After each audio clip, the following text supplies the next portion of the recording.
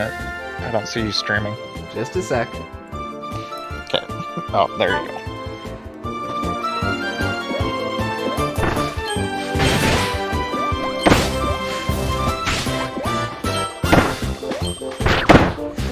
Alright, and everyone, welcome back to our Kirby and the Forgotten Land playthrough.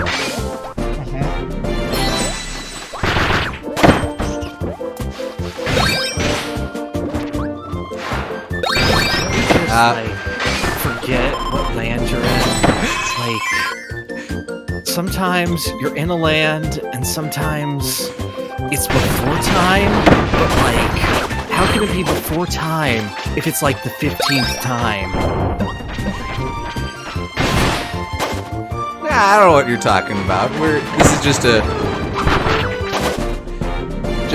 I mean, perfect they had like 20 different Land Before Time movies, so That's true. Yeah, but like 15 is like when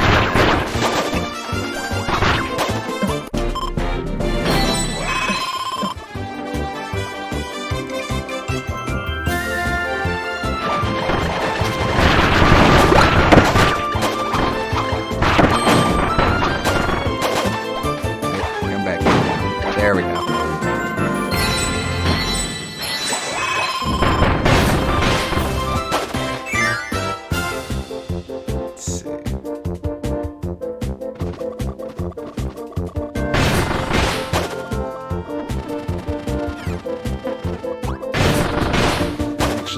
Adjust audio a little bit.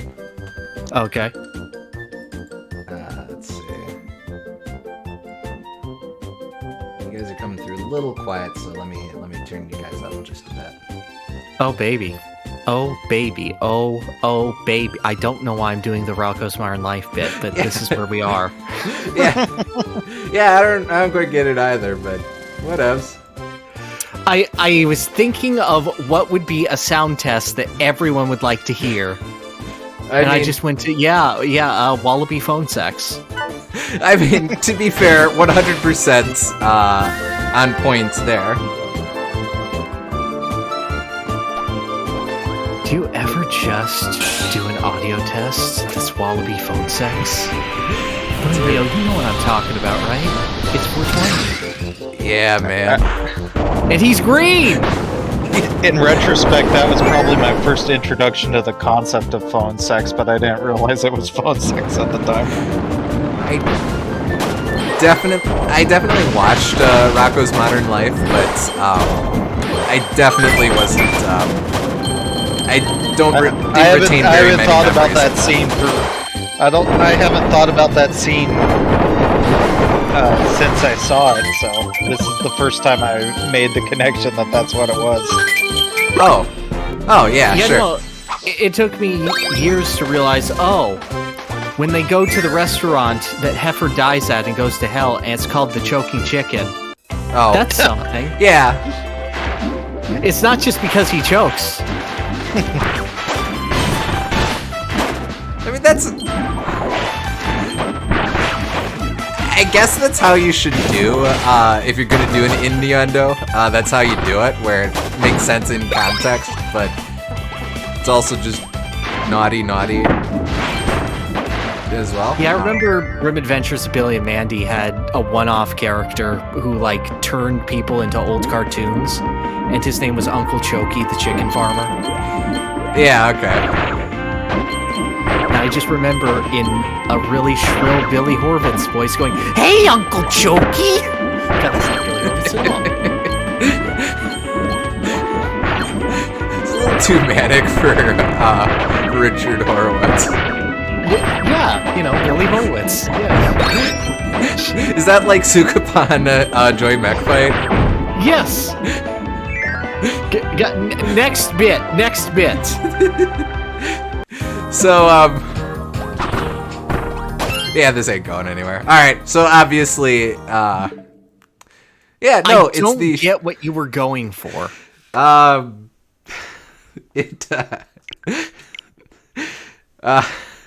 thought you had, like, this grand pun, and I was just going to go. No, it was just kind of a visual gag, I guess. If you could call it that? I don't know. So I guess to answer your original question, no, it isn't funny. Game audio is a bit loud. Yeah, I thought so too. That's I weird. had faith. It was very misguided. Well, I appreciate the faith regardless. Alright. Weirdly, I think that was specifically Star Allies that was really loud, because, I mean, this is fine. I don't know what's up with that. Yeah, I don't know why Star Allies is weirdly balanced, but... It doesn't matter. Alright.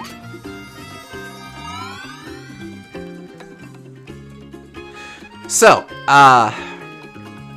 right at the top here, I'm gonna say, for the start of the stream, I'm going to just get through the levels as quick as I can. I'm gonna try enjoy the levels as much as you want. Well, but... sure. Yeah. But, like, if I miss Waddle Dees, I'll loop back around for them. I'm also not gonna worry about, the treasure roads for the start of the stream. I'll get back to all of that, later on. I just want to maximize, the amount of time we have here for. Oh, there's probably a better way I can put that. I want to use you as much as I can, Pierre. Please. Oh, yes, honey, please. No, trust me. We want to see the ending ending with Pierre. Yes. So.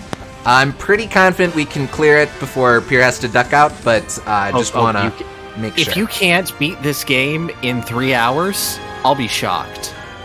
Oh boy, that sounds like another challenge that I'm going to lose. Dude, it'd be impressive. Alright, conquer the Inferno Road.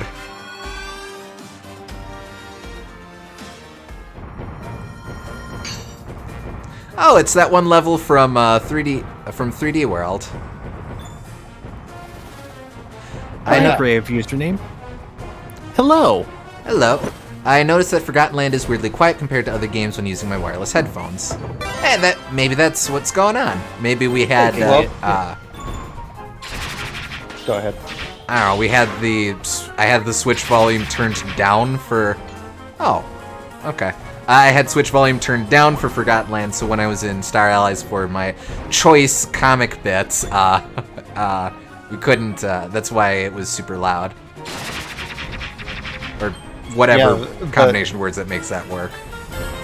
But, choice is not the top cut of meat, so... If that tells you anything about the quality of your joke, there you go. No, I accept this reality. I think I salvaged it pretty hard with that Land Before Time bit, but... Also, glad you could join us for the first time. Creative username. Absolutely. I hope you enjoy it. Alright, so of course we'll have to be... Oh, maybe down there? Looks like a homing bomb. Oh yeah, you've missed the last couple of these. The upgrades, yeah. These upgrades. Yeah. So we don't have all of the tier 3s yet, but we got a decent amount of them. Like, I think the only ones we don't have tier 3s for are Ranger, Crash. Well, speaking of.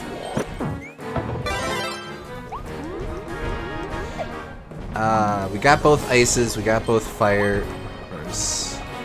Thinking of upgrades. I think we got most of them. We got hammer, we got sword, we got... Oh, you do have tier 3 hammer. Yeah. Yeah. Oh, that was a waste. Oh, nice. I don't think you have tornado yet. Oh, you're right. I don't think that's true. I don't think you have ranger yet. Oh, that's ladder down. Okay.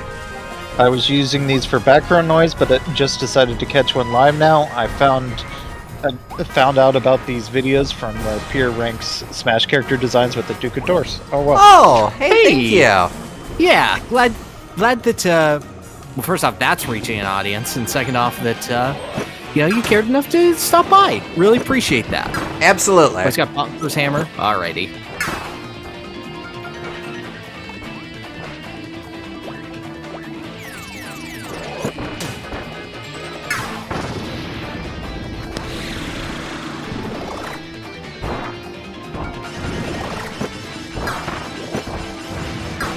So where do we rate Wild Frosty here? Is this like a good choice for him, or is this big midlife crisis energy? Well, that's interesting. I mean, I think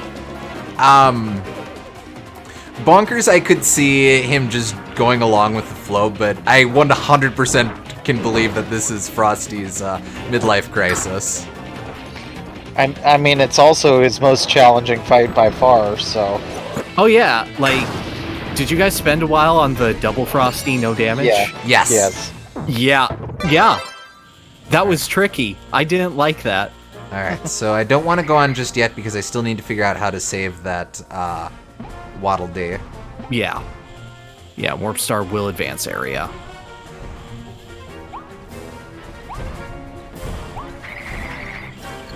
You could have used Time Crash here. He's right. Watch how you actually are supposed to use Time Crash to get to that ladder. Okay, so let's think this through. That's a ladder. That's death. Obviously, ladder doesn't go down there. Good pirouette, good pirouette. Oh, over here. Quintuple Sow Cow or whatever. I guess Boom Gardner's not on here yet to clear us up. I saw Yuri on Ice once. Oh, yeah? Yeah. I don't remember much of it. There's this guy named JJ. He was really into himself, and he had good reason to be. Was there a guy named Yuri, and was he on ice? You know, when you're right, you're right.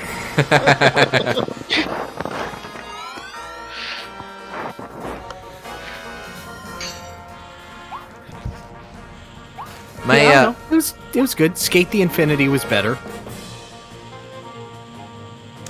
I have no real experience with any of that genre, but a couple of my college friends were mad into Free. So I just kind of think of a lot of the gay sports animes in the same genre. Oh. I haven't seen Free, but Skate the Infinity has the guy who voices Dio voicing an evil skateboarder called Adam, who challenges people to death races and has his super move, which is called the Love Hug, where he reverses his skateboard so that he can go backwards and hug you, and you're so freaked out that you fall and likely get hospitalized. Because it looks like he's skating uphill. I mean, they are all technically the same genre of boys' love, right? Yes, but like a lot of them have actual mechanic. They cross over with the sports thing where it's clear that they actually do love the sport. Oh, nice. Yeah. So it's BL plus EPO to use something that we all have an understanding of.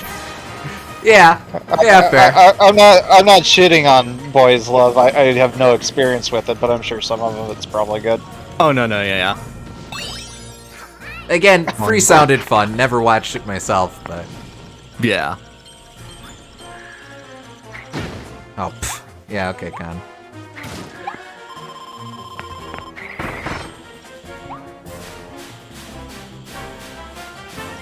Also, I do want to say, since the last stream, I finally found the time to 100% this game. Oh, nice. So now you're the expert who's solved everything? Yes. So you fucked up. Wait. Oh, I was supposed to bring that. You jumped over. off. Yeah, you Yeah, that's why they had that. It's okay. Like- We can make this work. We can make this work. You cannot make this work. That wasn't you even couldn't close to even making it work. Fail for the comedy bit. Oh my That god. almost worked. Oh wow. Oh. All right, it's okay. I'll die horribly, and it'll make up for everything. I'm surprised wait, they yeah, let I you can't take just. the cone out that far. We have a first-time viewer, dude.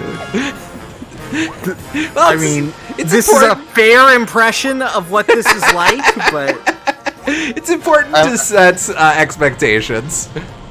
I mean, dying right now is fair. To be fair. Okay, let's see if I can make this Yeah. jump. See those cracks there. I see him now.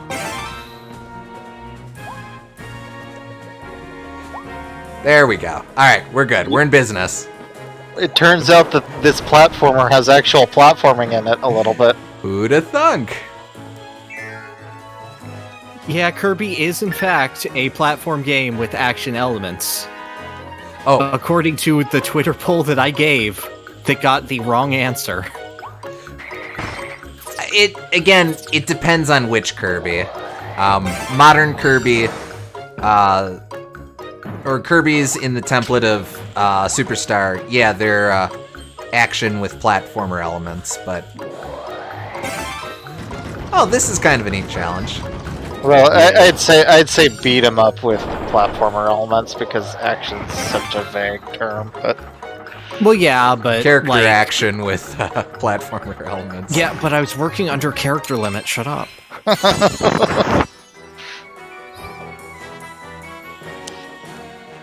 I think Robobot is more of a platformer with the armor. You know what? I feel like you're right. I can agree to that. I would say puzzle platformer. But yeah. Let's see. Alright, so... Oh, poop. Nope. Oh, I just killed a man. Wait, no I didn't. What?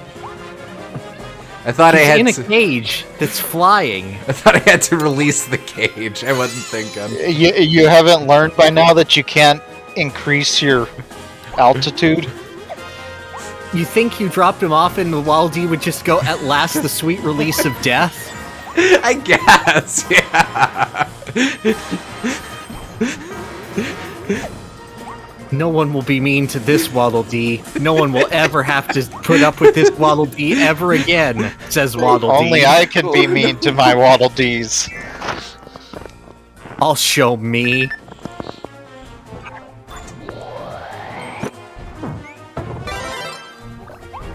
Oh wait, no! I want those eggs! Oh.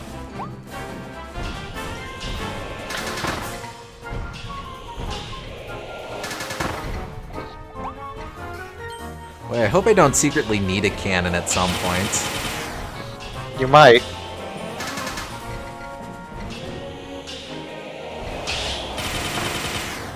Well, I'm just gonna thoughtlessly gun him down.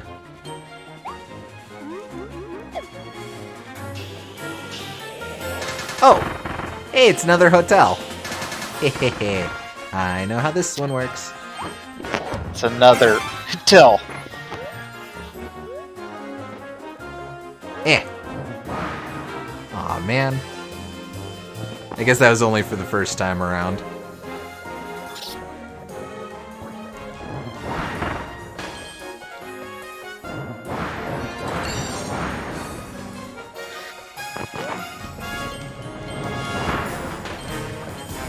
So what's your favorite mouthful mode?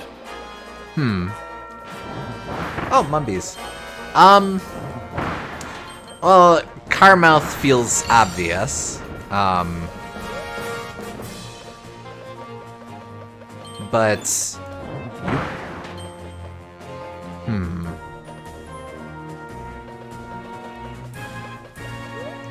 Pipe Mouth? Pipe Mouth is a good call. Pipe Mouth is fun. Oh, okay, so that's gonna be forward, so I want to be here. Yeah, I mean, the Pipe Mouth is just, It's basically just all the best, oh, nice. Donkey Kong Country minecart levels. I'd call them okay Donkey Kong Country minecart levels. Fair.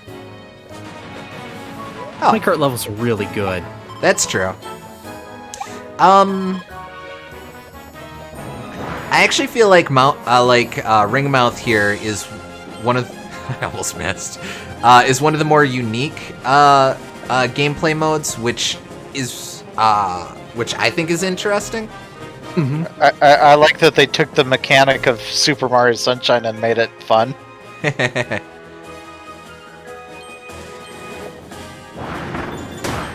Yeah, I really like Ring. I also really like Stairs.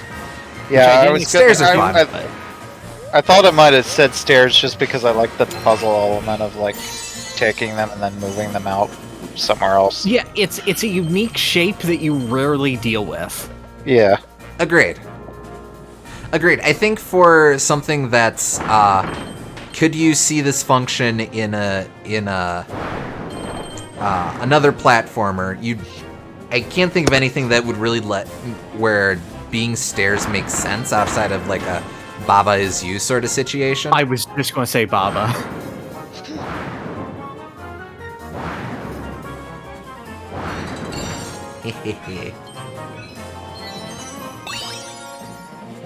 Now, unfortunately, I'm pretty sure I missed something. Oh no, I'm still on the hook.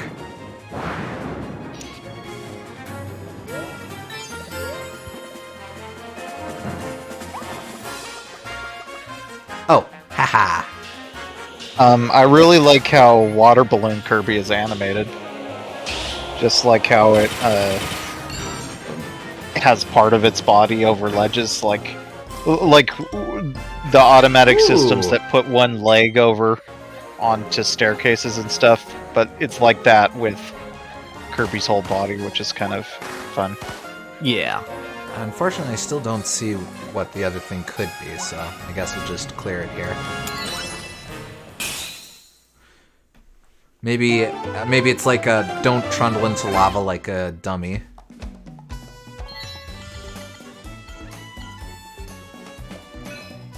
Oh. Aww. Oh well, that'll be an easy one to run through. Yep. This one we read already. Mookie! What a happy little ape. Smile and dance, Mookie. Watch him swing and throw his little hammer around. You can tell he's happy to see you. Just look at that smile. Huh? It's not a smile? He's trying to scare us?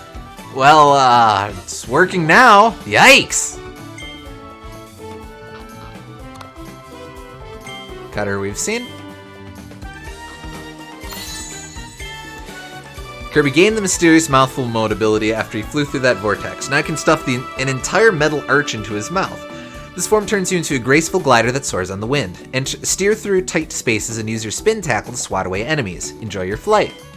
One thing I do like is that a lot of the mouthful modes are very creative applications. Like, if you had told me that Kirby gained an ability to absorb or to partially devour a inanimate object that gave him shmup abilities, I never would have guessed a vending machine would give him that ability. That's fair. Arch is also another neat one. Never would have guessed the metal arch on a fence would let you glide. Yeah. Did you want to upgrade your ability? I can do Since that. You got blueprint. Might as well. I can do that quick enough. Like, I appreciate you trying to mainline it, but like some things are just like seeing ability is fun. Fair enough.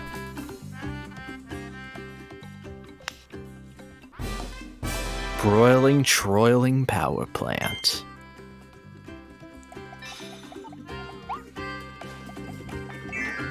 Yeah, shoutouts to every single endgame Kirby factory level. It's just a fun archetype. Yeah. Oh, really? There's a Hal room in this?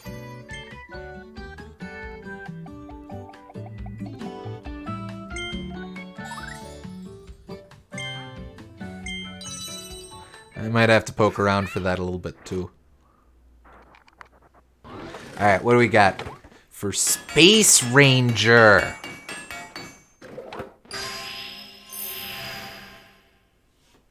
Buzz Lightyear. Oh, Yeah, you're correct.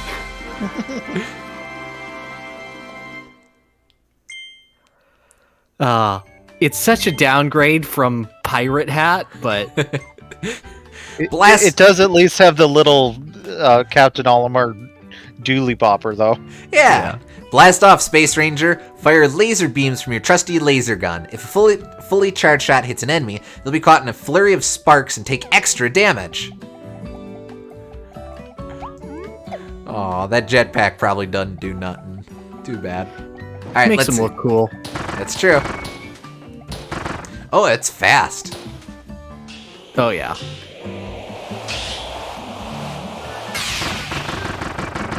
Oh, nice. All right, that has potential to wreck house. So Yeah, Kirby could just has make black hole holes. Yeah. Yeah. That's like 2 final smashes. Well, 3 now. If 3 different final smashes he has now, counting Meta Knights. So what? Palutena, Meta Knight, and Luigi? Oh, 4. I was thinking Mega Man. Mega Man. Oh yeah. He takes him to an alternate dimension where Capcom took care of him. Oh. Yo, Kirby's Yeah, cute. I was thinking of the negative zone in Brawl, which is basically black hole adjacent. Black hole adjacent. So purple hole? Yeah, it warps people to a dimension where Luigi is cool. Oh, Luigi. Luigi. I kind of wish it was part of Jet. Oh yeah, Jet with a blaster would be fun. Tricky to coordinate because you're doing a couple different things there, but Look, Luigi is awesome, but he's not cool. He went to heaven and God said, "No, dude, you're a little weird." Super Paper's so weird. No, that was Partners in Time. Oh. Wow, I do not remember most of that game. Hey, it's Cortex what power. What are you talking about? They have to go to like the Star Gate, and there's this giant gate that's a star, and it's like, I will now prove all of your worths. Mario, you're cool. You do sin a little because you eat a lot of pasta, but like, if you lay off the carbonara, you'll live a great life. These babies are babies and thus have not sinned yet. And then he looks at Luigi and he goes, "Oh, wow. Good luck out there." What, you want to know why? You want to know why you're not getting in? Well, okay, but I'd have to tell everyone about that. Do you really want that? And then that other thing. Are you sure? Actually, I kind of remember this now. It's the funniest shit in the entire game. I love it. Yeah. Luigi is too impure to reach heaven.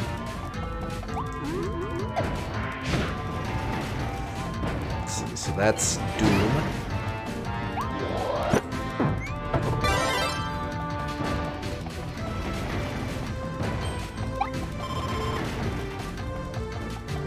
Rats. Rats. We're the rats.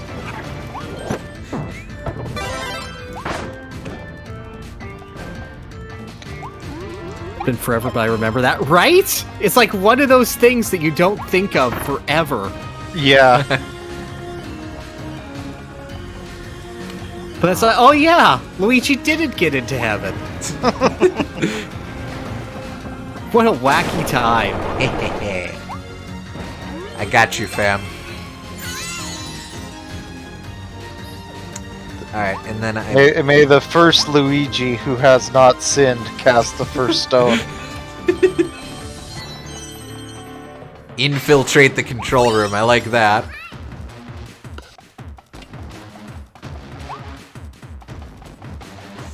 Alright, so now, of course, I have to double back through the entire level.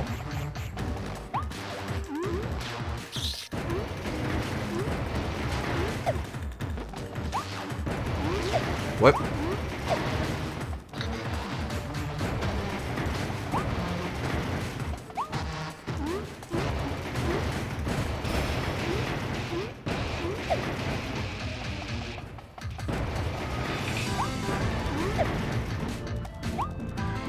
Ah, nothing? Thought for sure that'd be a super sneaky secret. Uh-oh. That would have been clever, but yeah. It could be. I've searched this level pretty thoroughly and haven't found the Howl Room, but...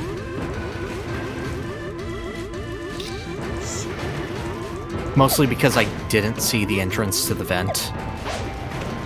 And I was like, where in this screen is it? It's not the obvious place, is it? It was the obvious place? Shit. You're just gonna give up on the glitch? Well, I didn't want to take too much time doing it.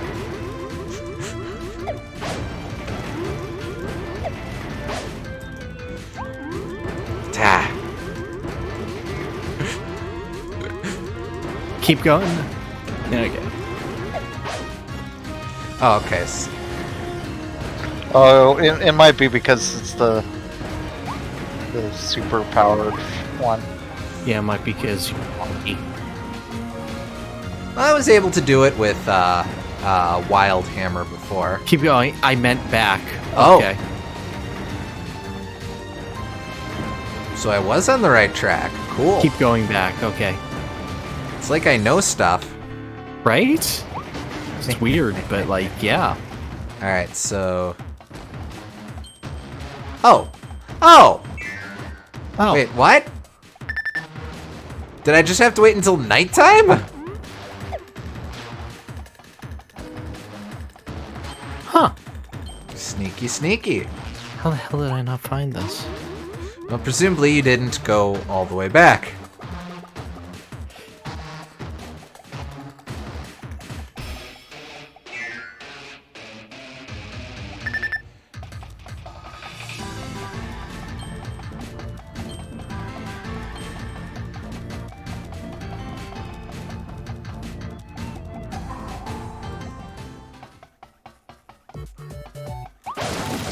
Da-da-da-da.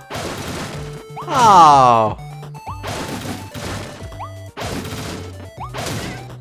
Man, this is a lot of effort just for a Howl Room, I gotta say. I really appreciate it, though. Dun, dun, dun, Yeah. dun, dun. Oh.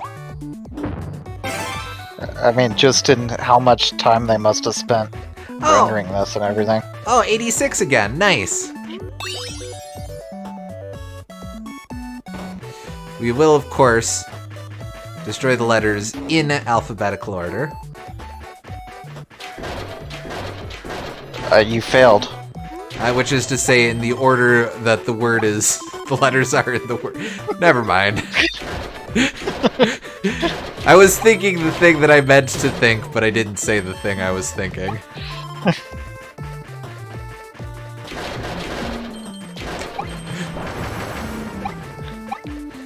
Oh.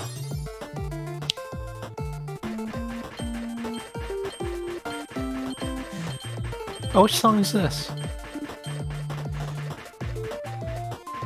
Well, it was the, I know it was the title theme for a bit there, but... For Star, yeah.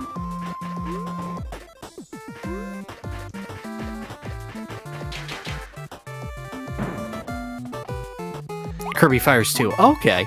Oh! Oh, okay. I don't think there's anything else for me to do here, so we'll move back into the factory. Yeah, I'm okay. Go ahead and inspect the factory some more. Oh! Oh, hey, nice!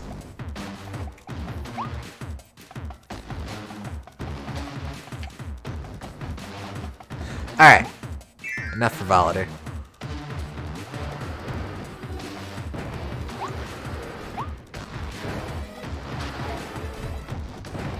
Yeah, but it sounds cool. Kaboo. You have now found every hell room and secret room except for the hell room in the first world. Oh, nice. Well, we'll have to double back on our free time sometime for... Aw, cruel fate. Oh no, we're okay. We'll have to double back at some points for that.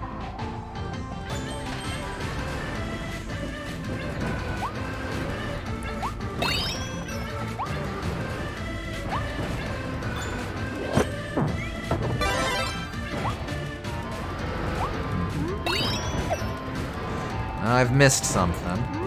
Oh, there you are.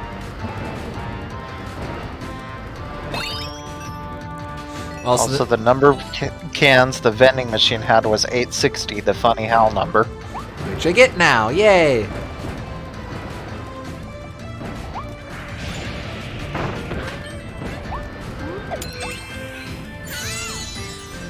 Alright, so far so good.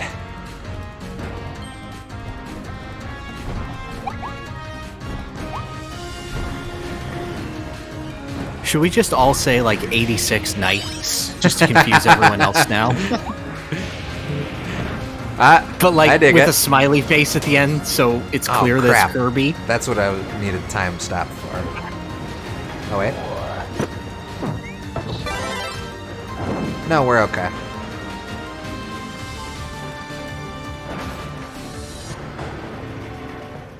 Actually, that would have been kind of funny if I'd just cheesed that with time stop. Maybe it would have given me extra monies. That unlocks How Room 2. Even Hallier Room. Wait, I see you. Good eye. I mean, it's an orange, I think, door, so it's sort of moot, but still. Good eye, mate.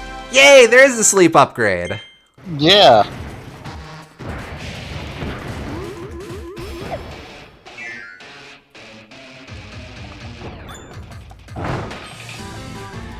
Alright, what is the play here? So, when I set that off, I'm going to need to... It ultimately needs to end up there. Okay, I see. Let's put that out for a sec.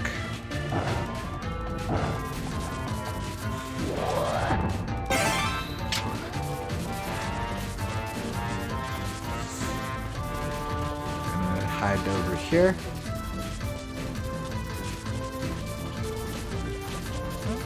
Uh-oh. No, you're good. Right? Yeah. There we go. Nice! Yeah, stairs is great. Yeah. Lots of cool puzzles with that. Agreed. Hi, Kirby.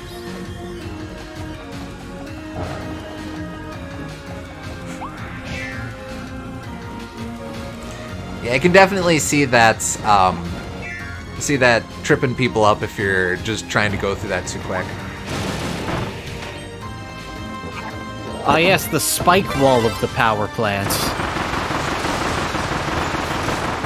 Well, when you can't afford a heavy lobster, a spike wall will have to do.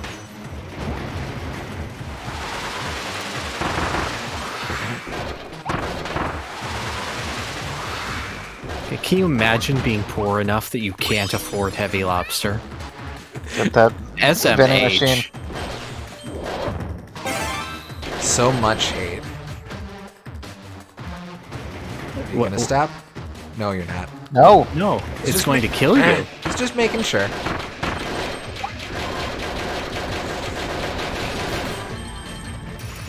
Alright, so that'll be the way forward.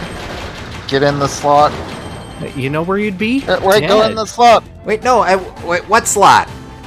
That slot back there. You No. totally missed it. Yeah, I missed it because that's the way you escape if you don't have a cool vending machine. Oh. Yeah. Well,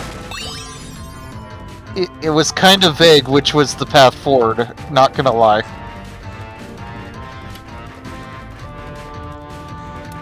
Have we seen Heavy Lobsters in Superstar Outside cameos and small references? I mean, he was in Right Back at Ya.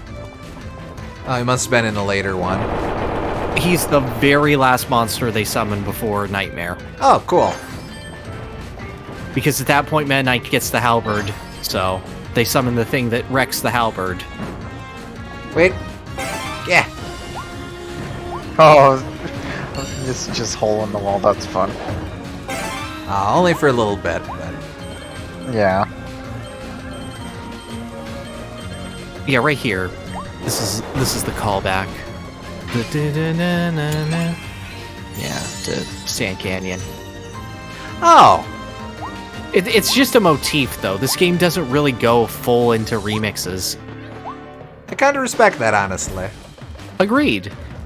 Alright, I think I missed something, but... Meh!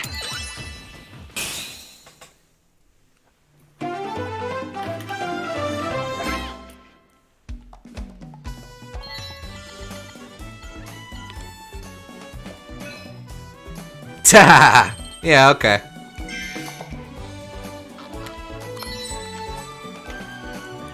Pacto.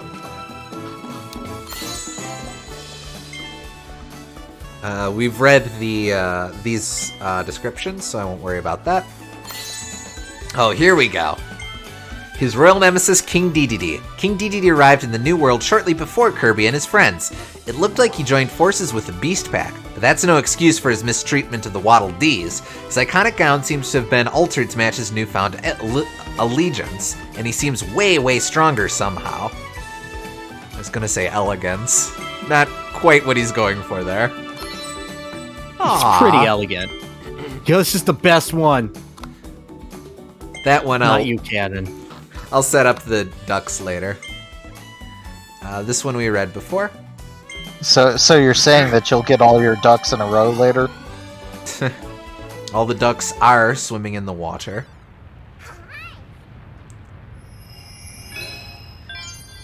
Gathering of the Beast Council. Ooh.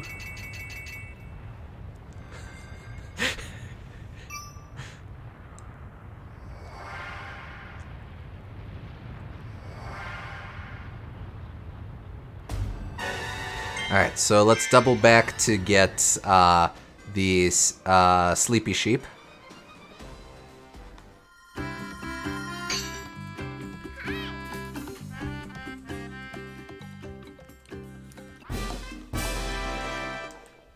Sleeping, sleep, and sleep a sleepy sleep.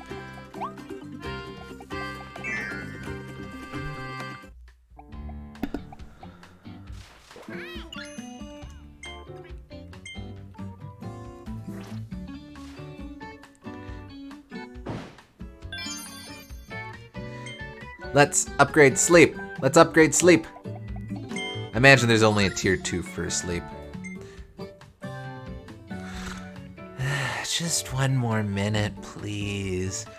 Oh, come on. I'm too sleepy. Just let me recover some health with a bit of rest. Oh, mamma mia. Ravioli. Ah, spaghetti.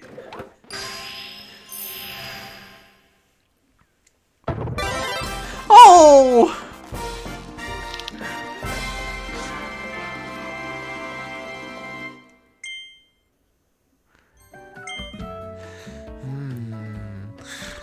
Walk to bed and get all cuddly cozy. You'll show everyone your full potential after you wake up. Oh, so is this just a... Guess you can use sleep anywhere with that? Oh, he gets a little bad!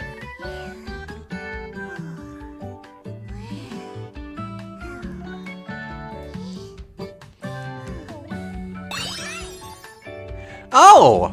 It gives him pep. It gives him a random stat boost. Oh, of the that's cool! Yeah. Fun fact, the bed does damage. Huh. I'll have to remember that. Now we'll go ahead and pick up what we get. Imagine if Sleep upgraded to Sleepwalking, which is just the same, except Kirby blithely sleepwalks into the enemies now. Well, he could also get his Battle Royale abilities, too. That'd be fun. Oh yeah, in that game he has a full moveset with like beating people up with a pillow and stuff. Just test it on Sandbag. Next time I'm back in the fight room, remind me. I'll test Bed Sheep Brawl, I guess. I don't know. Let's see. I have a theory that Haltman Works Company was one of the companies that formed when Lightron split because of the name, as well as all the fields mentioned having a connection to Star Dream. Interesting. Oh, I only have limited time. True, but I'm going for the gag where upgrading Sleep makes it even more detrimental. Oh, what? So you just can't control it at all? That's fun.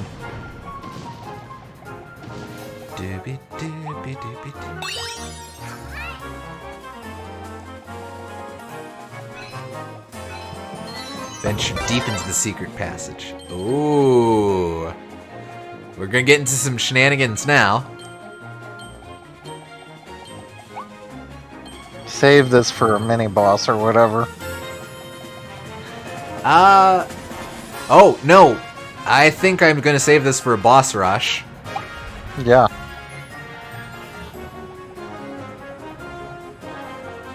Oh, he's pissed. Mondo pissed.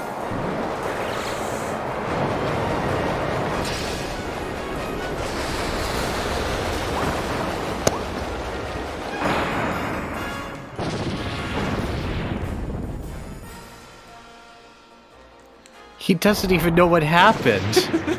He was just spinning, and then he was dead.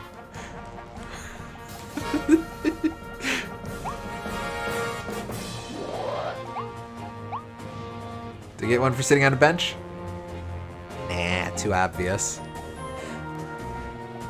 This is neat, though, just having the boss rush baked into the level.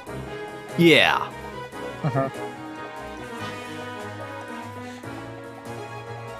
Alright, I actually shouldn't waddle because I'm on a timer.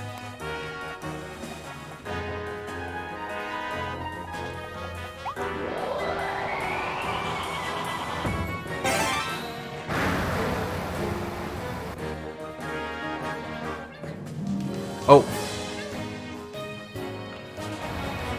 And we're back again! Kirby, the heartbroken soldier, wages war upon the Beast Pack. Oh, what a calamity this will be! As he rears through the turns, he kills innocent Cappies as usual! Caboose are no match for him, the holy relics are dead, deader than his love life. He knocks down the wall. Bim bam! Thank you, ma'am, that Waddle Dee is safe. That was... oh, no.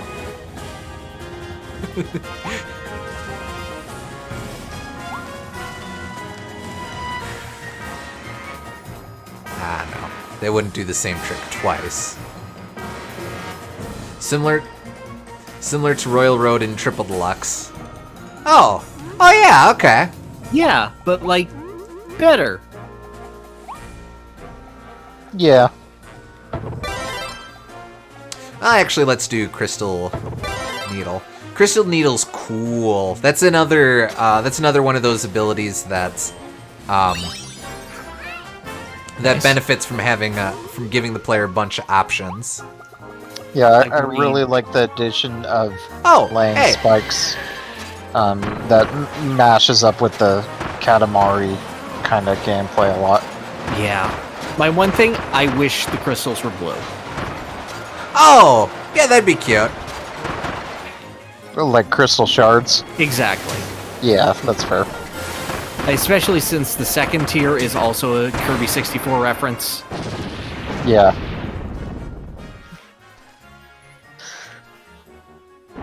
Indeed. So these definitely have less health, but... Oh. Rockin'. Well, you also have an attack boost. I think they probably still have less health even with that, but... I'm pretty sure, but it's like... The attack boost is pretty substantial. Fair. Oh, he even has some of his nerd stuff here. Which is a weird way to say it's part of his collection. Exactly.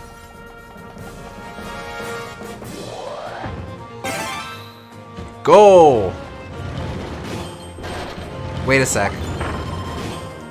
Nope, I failed. I could die. Yeah, you should die.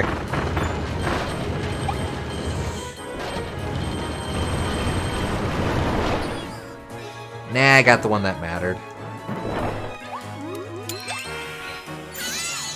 I was so waiting for that to be the 4th D.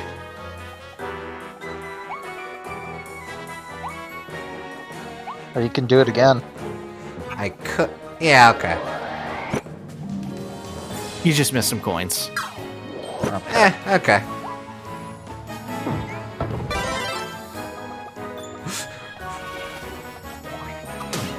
Oh. Oh, wait, I lose it permanently. Ah, too bad.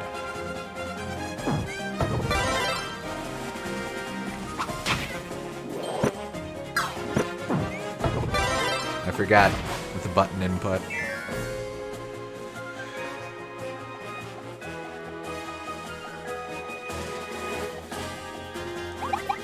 Alright, this will be Clara Line.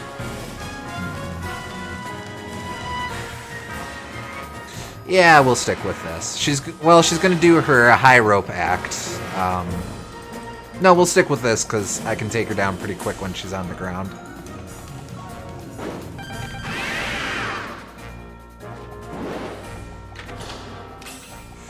Immediately.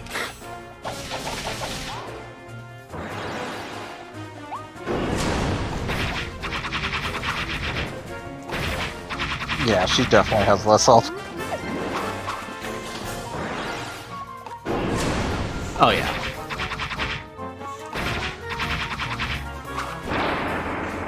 Easy. Meow. Meow, meow. Meow, meow. Meow, meow. Oh, we get to do the roller coaster. Nice. I got you, bro. I'm gonna never let you go. I don't think any of these others... Nah, it's just the one.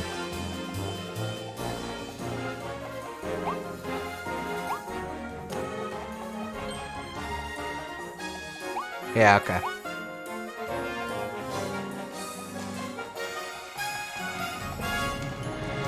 Alright, here we go.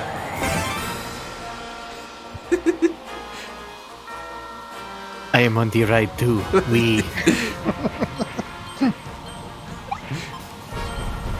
Is this what Kirby refers to as fun? Ow.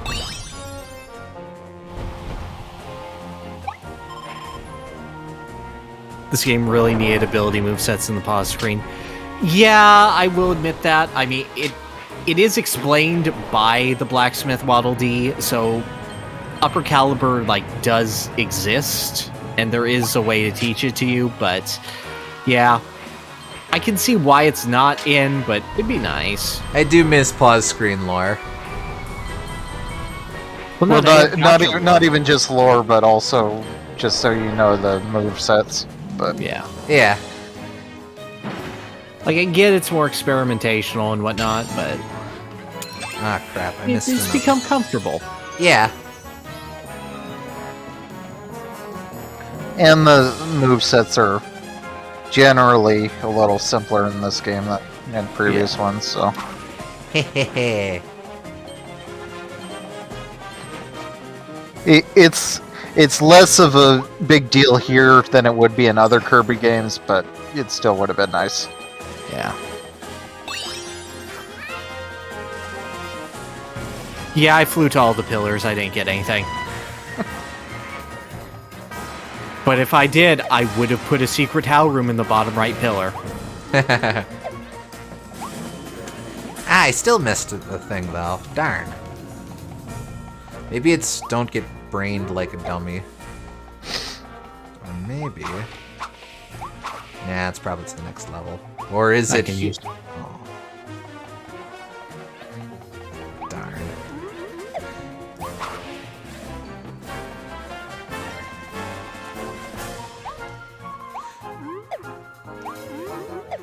Is it maybe in one of the shipping crates here? No.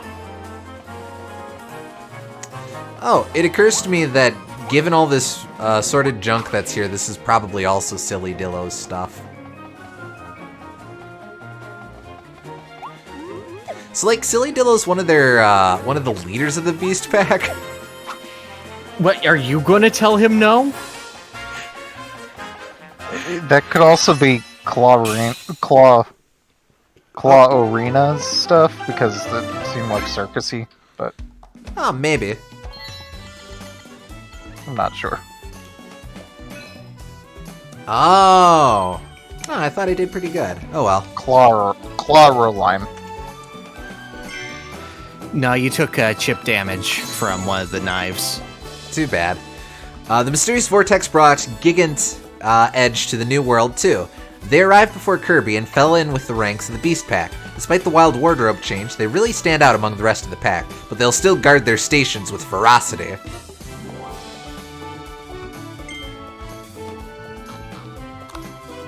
And we've seen this guy. We've seen bolted to the wall before. Snacker! This ravenous reptile can swallow its enemies whole. Once it spots prey, it'll slither after it as swift as it can. Some of the things it tries to swallow seem unreasonably large, but its stretchy body allows it to gulp them down. Wait, why does that sound familiar? That's just 2 Banjo enemies in one. Yes. It has such innocent eyes. Yeah, it does. Also, notably no Tropic Woods rematch, supporting the theory that he isn't a member of the Beast Pack, he's just some jerk-ass tree. I want the Waddle Doo mini boss. What, they moved him? They're like airdrop Tropic Woods in. And then he realizes he's in a volcano and he just screams. Oh!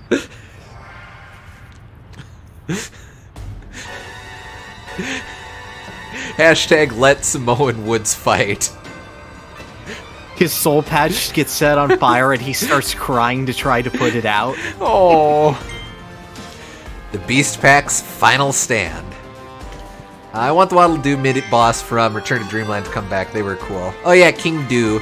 I like King Doo. I like his doofy cowlick or whatever. I didn't think of it. It's weird that Beam isn't in this game.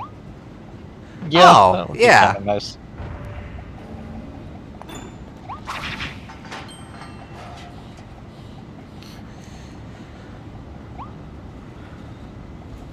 Huh? Wait. Oh. Like, it's not strictly necessary. Like, it wasn't in Kirby 64, but, like, it's Beam. Beam would have been neat to see explored in the third dimension. Yeah, I think you could do, like, interesting angles with how it's, like, whip-like. You could have it go in big arcs and stuff. Yeah.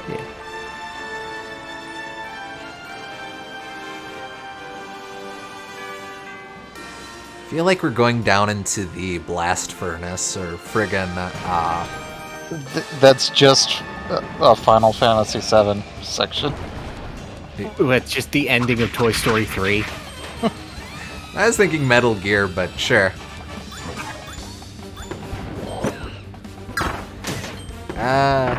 We haven't given Bomb its due.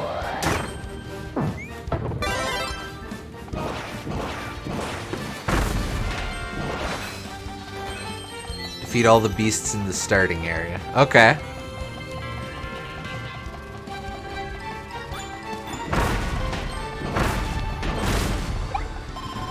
But yeah, I definitely think that there will probably be another Kirby game with this engine, and then it'll just have like twice as many copy abilities, and that'll be sweet.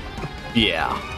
Move 5 Beast Base wanted posters. Alright. Give it the Robobot treatment. Oh. That probably costs a D. One of the Waldies is just like, what, he got hit? Twice?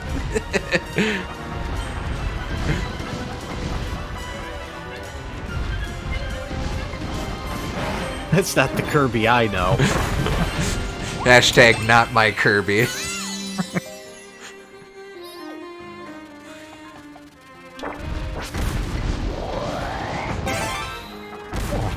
Theme of sad lands.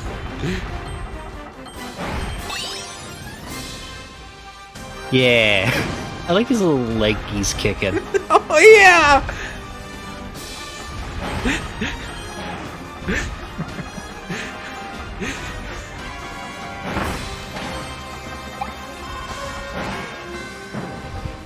Kirby, you've changed, man.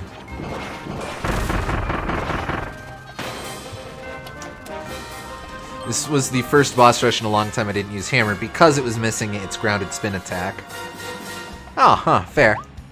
Yeah, but like, I think it's not there for a reason because hammer with iframes in this game would be ridiculous. I feel like I'm missing something. Oh well.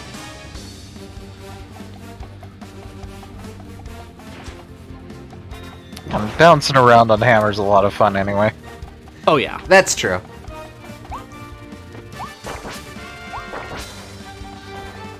I'm gonna need water balloon to take this guy out.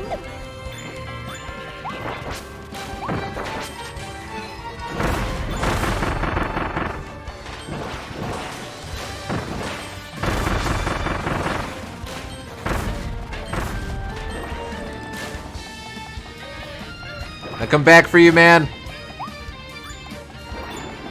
Don't despair. Anything's possible under the Southern Cross. That was a pole. Eh. I mean, I'm not against it. Yeah.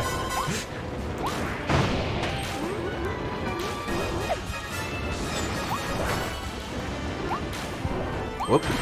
Ah, dastardly. That's probably a D. And he's poisoned? And he's fat?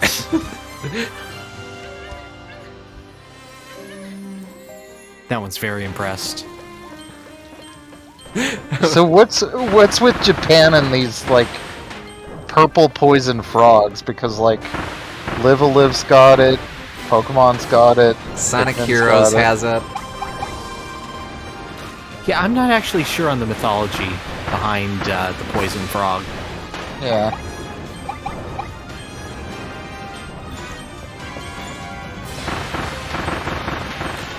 I don't know if that's like a Jiraiya thing or what.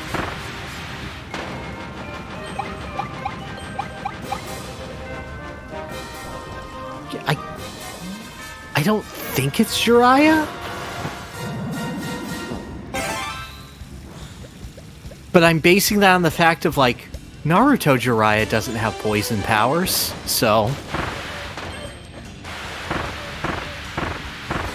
And neither does Yosuke, I suppose. Well, no, he does get poison skewer. But Yeah.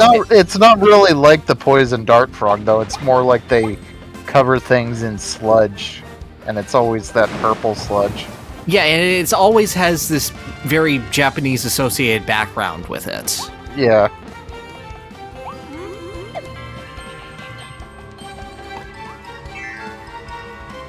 So, like, that could be the inspiration for some, but it's weird how often it happens. Yeah.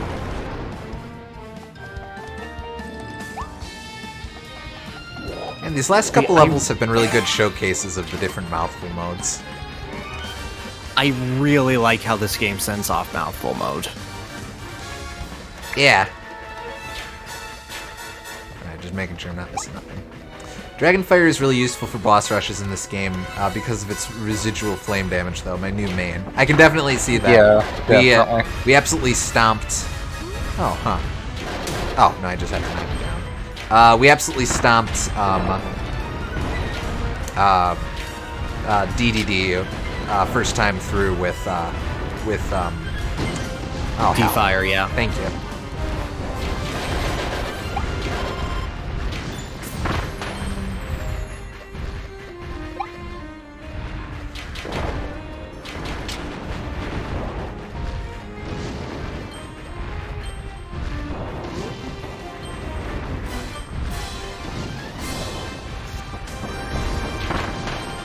Thought I forgot about you, didn't you? Well, you'd be right. He got hit when he had a barrier up?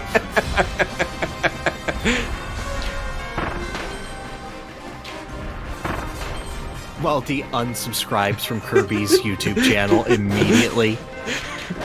He's been like, I've been a fan for years. This is unacceptable. Any apology he gives now will just be fake. I can't believe Barrier Gate is what broke the Kirby fandom.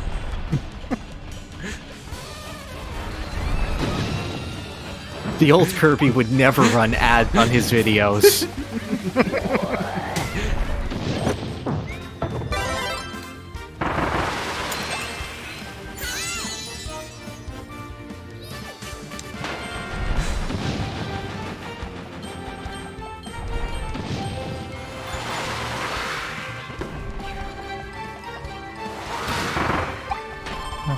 Fun fact, if you've ever thought that, that's because no one would give them space for an ad. They would have if they had the opportunity. Oh, absolutely.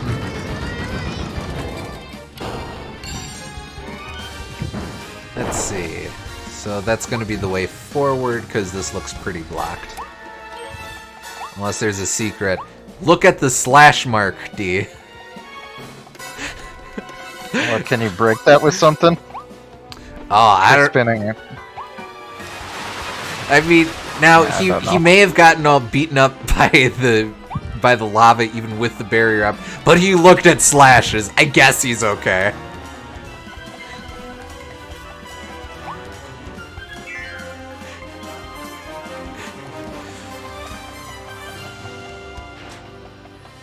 Let's see.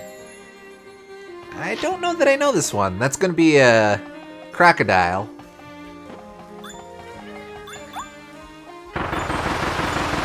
Oh, cone.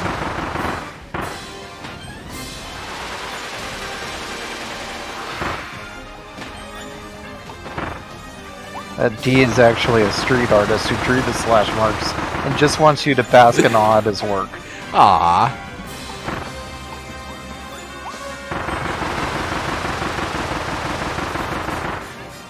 Jeez.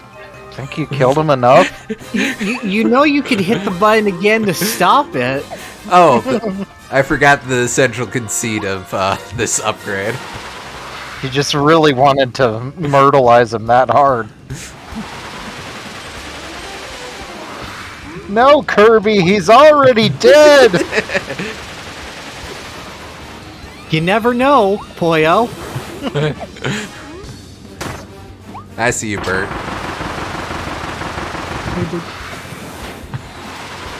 Hey everyone, we're chin.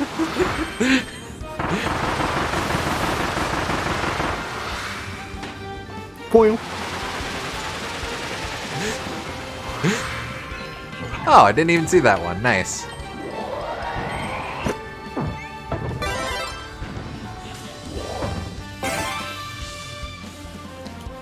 Rolling Stone. Oh, not cone. I just ram it with a boat.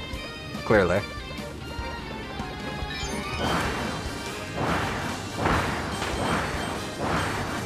I'm gonna get you.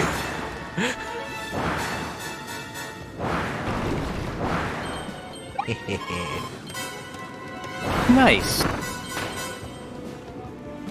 A boss fight. That's finally. I know, but you said it in the same tone.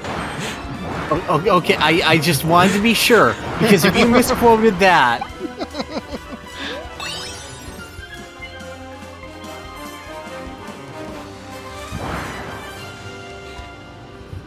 Actually, I do wonder what caused those slashes, because I don't think any of the dudes we've seen really do big ol' slashes like that. I think it's just Clawrelane. Well, even then, that's pretty big for Clawrelane. Well, she has like the X cutter. I mean, Silly Dillo has claws. Doesn't really use them, but... You've never seen Silly Dillo pissed until now.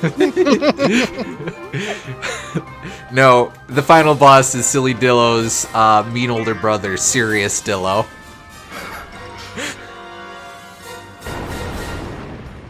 I wouldn't even It's be not mad even if his the older brother, he's just wearing a hat. I wouldn't even be mad if the final boss of this game was just a recolor of Silly Dillo EX. God, now I just want like Silly Dillo holding his wife, smirking at the camera, and it just has the subtitle, "No bitches."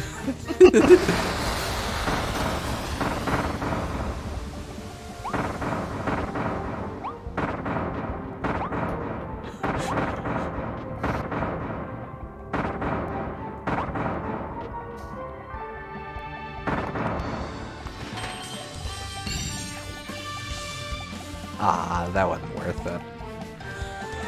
Well.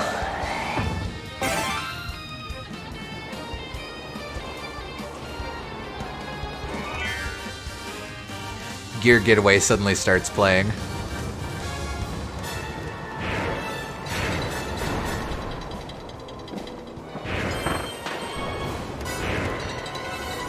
I have to be keeping an eye out for that last poster.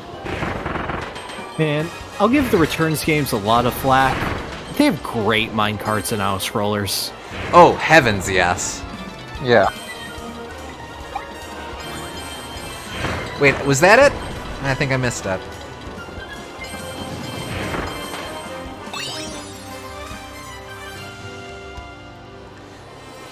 Gear Getaway is one of the best songs in all of DKC. Yeah, absolutely. Let's not get crazy. It's at least top 20, but... There's a lot of good DKC songs.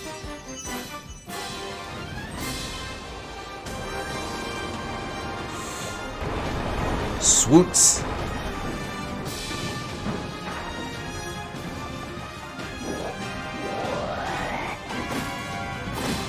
Burger. Burger, burger. Popcorn.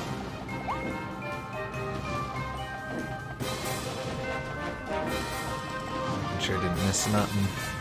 Oh! Oh, cool! We get to end with Cone again. It's always been Cone.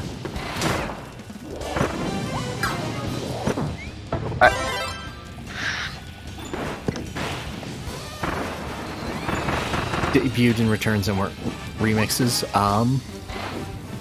Oh yeah, for Returns itself. Oh, do you just mean Returns? Well, they're asking what's wrong with Tropical Freeze. Oh, it's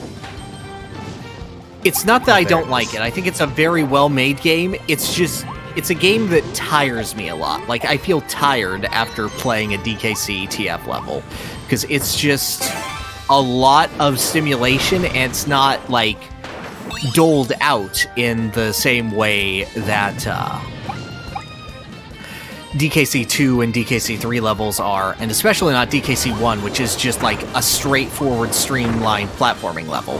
Tropical Freeze is a lot of small individual challenges that all build on each other to create one big challenge at the end. And it does it really, really well. It's just a lot for individual levels, and like, I could plow through other DKC games I can't for Tropical Freeze. And like, that's not to its detriment. It's a great game. I just don't enjoy it as much as the other style. It feels like getting the small rewards in Tropical Freeze is less rewarding than in the classic series. Yeah. Like, the mini games aren't as good, and there's too many puzzle pieces and all that. But it's not bad either. Definitely. And I think like the secret levels are really, really good in Tropical Freeze. Yeah, you did it. You got all of it. I'm cool. You did it.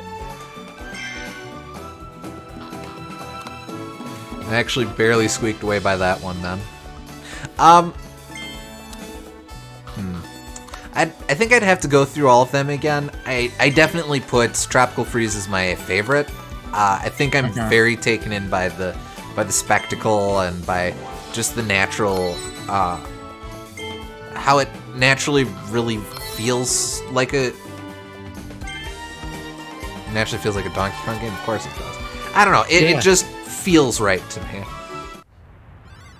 I played it twice and I don't have anything more sophisticated than that, but Yeah, it's fair.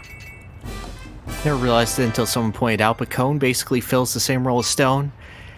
Yeah, but I like Cone more. yeah. Granted, there's no Cone uppercut, but And you can't use Cone to slide down hills, but in the presence of the king. Alright, so I will say, once you go into this level, that is endgame. Okay. So, theoretically, I would want to sweep back through and get other stuff, just to be sure. I still don't trust you here, Butterfly. car is... I guess it's wheel, not really, though. It controls quite a bit differently. Agreed. I kind of just want to go right into the end game, to be honest. Yeah, I think I will. We're doing all right on time, but still, I want to make sure I hit this. I don't want to influence you at all. I just want to say, and yeah, I'm looking forward to this. All right. Before you go in, though, what is your thinking on what the name of the worlds is? Oh, well, let's see. For the full statement. What is stage list? What do we have? Redgar Forbidden Lands, Original Wasteland, Winter Horns, Wundaria Remains, Everbay Coast, Natural Plains.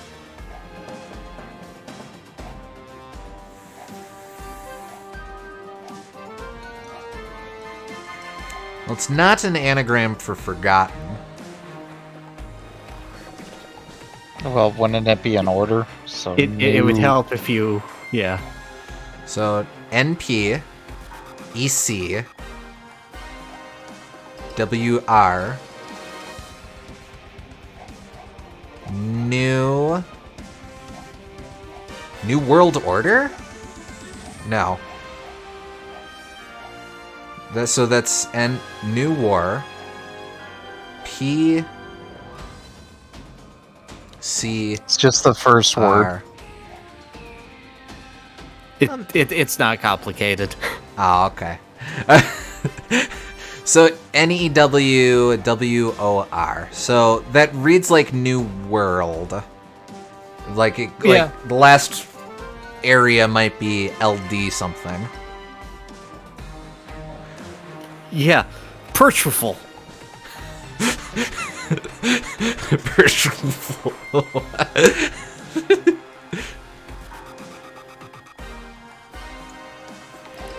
Don't you know the Perch Waffle, the final boss of Kirby? You say that, and then the Purge Waffle is like secretly,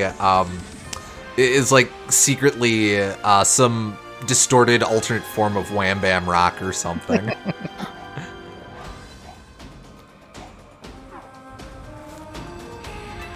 I'll flatten you like a waffle. Wait, shit, that doesn't make sense. Alright. Oh, surprisingly few Ds. No, that's normal for a boss stage. Yeah, it's boss stage.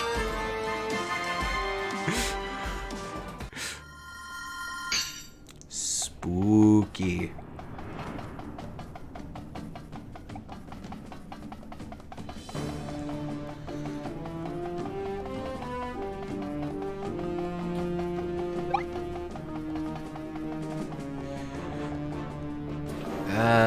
Oh. I want a gun. Or is this gonna bring me to... Oh no, this is what I'm working with. Okay. I do probably want to eat his hammer if he throws it again. He's fighting with his face. Is this gonna be masked, DDD? He wants to take his face off. That is a different mask. His primal nemesis, Forgo DDD.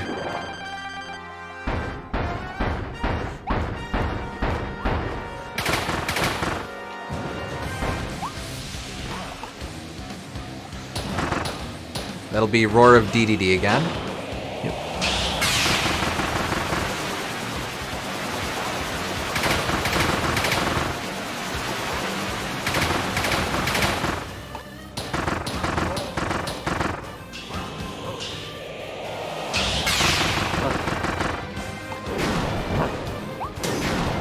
Almost didn't clear.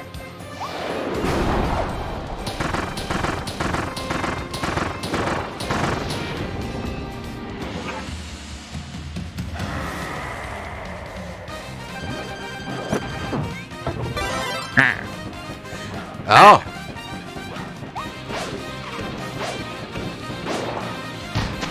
Yeah, I don't like this.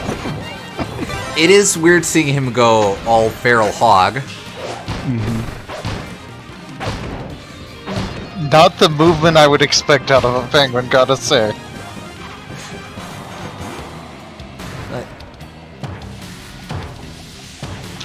Just punch the ground. I don't care.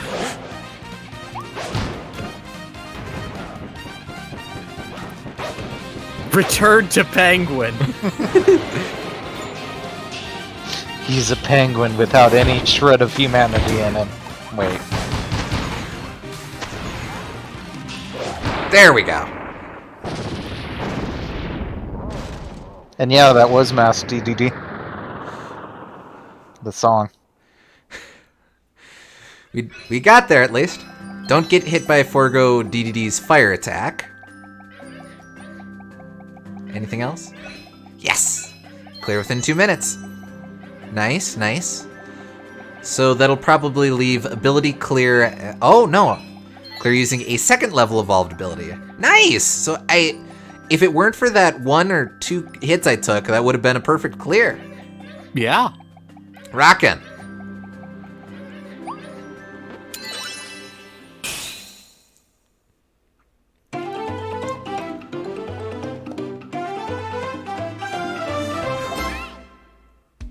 I got my eye on you, DDD. You're not gonna fool me this time.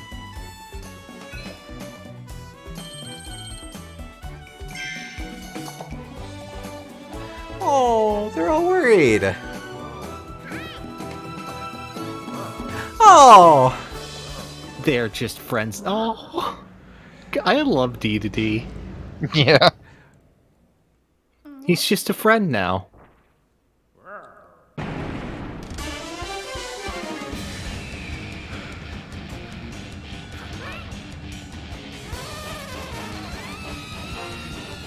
Oh no, save that man! Save him! Do it, DDD, do it! Oh no! Oh! DDD sacrifices himself for the good of others. Waddle Dee toss! Go, DDD! A third hammer! Oh yeah! Brave soul, that DDD. Lab Discoverer. Yes, indeed, New World. Automatic language detection activated. Oh, voice acting. Authentication system activated. Authenticating. Authenticating. Yeah, this took me out. Entry code approved. Initiating facility navigation protocol. So, wait, they...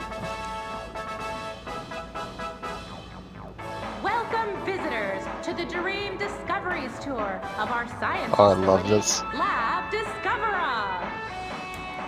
Bioshock now? Tour, you'll be introduced to the ultimate life form, specimen ID F86. Oh, hell.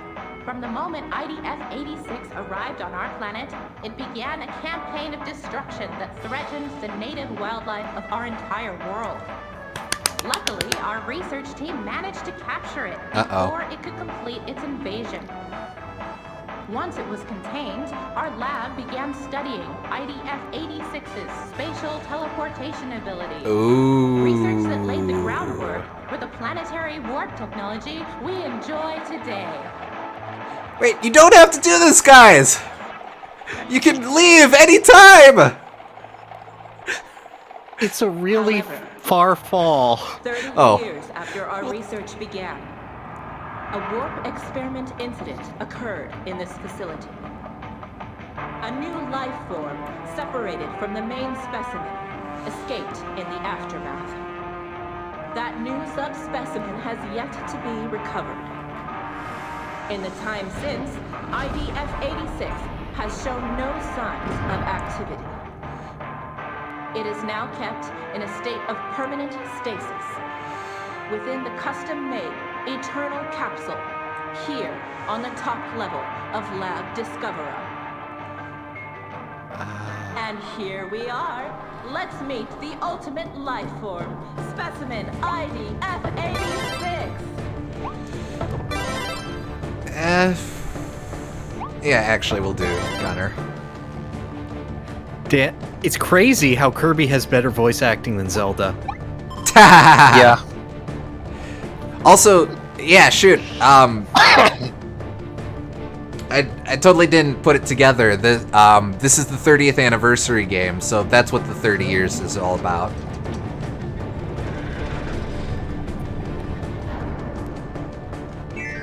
So, Are you ready to fight the ultimate life form?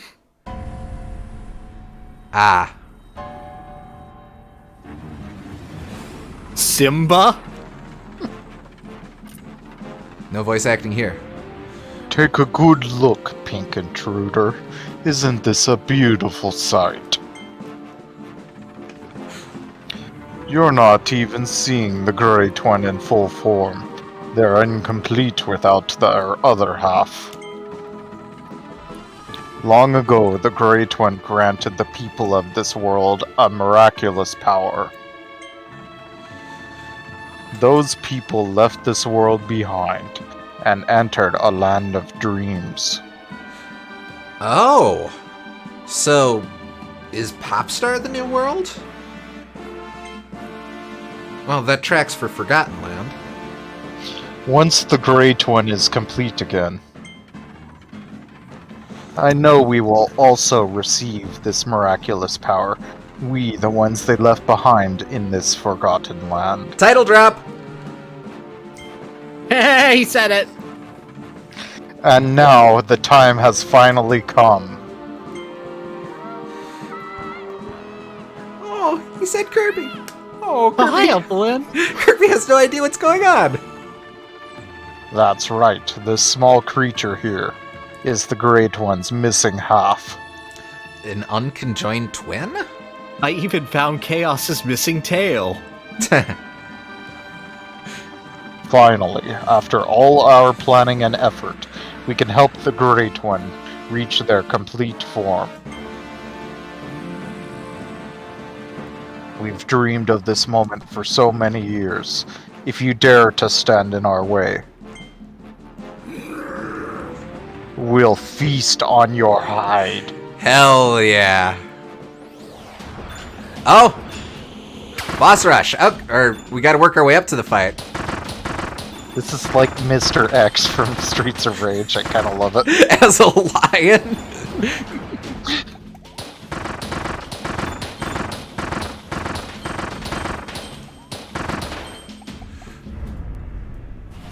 So you can actually skip that if you just shoot him. Oh! Oh, that's He'll funny. just get pissed off, yeah. King of the Beasts, Leongar. Oh, no. Leongar! No plot. He is the plot. He just explained it to you.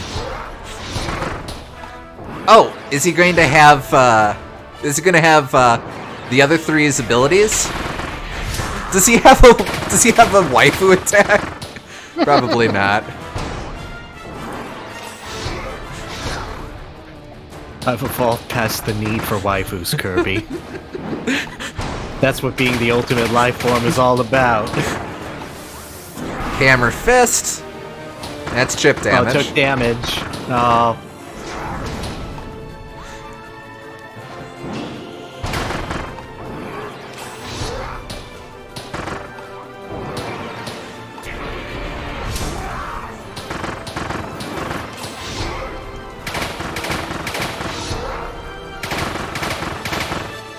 Hey, Fun fact, Leongar is voiced by Kenta Miyake, the same Japanese voice actor as All Might. Huh. Oh, cool. And, Oh, that's great. Hi, and Ultrix. I'm glad I made it for the finale, Will. Glad you can make it, Eltrix. Yeah, really happy. Smash. Halfway.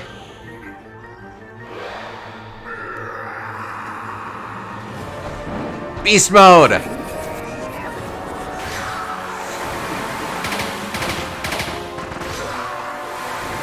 Oh, he's got those are we've seen those attacks. Those are the same shockwaves we've seen from Void Termina.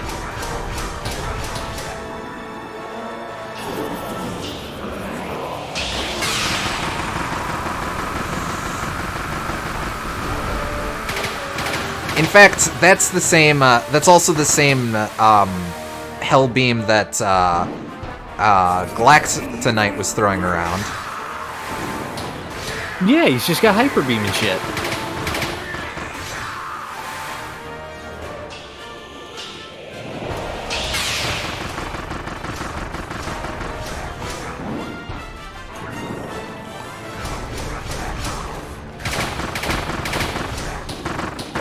There we go. Ah, that would have been a perfect run if I hadn't taken that chip damage. Wait, I don't think there's D's behind this, so it doesn't matter. Yeah, you're good.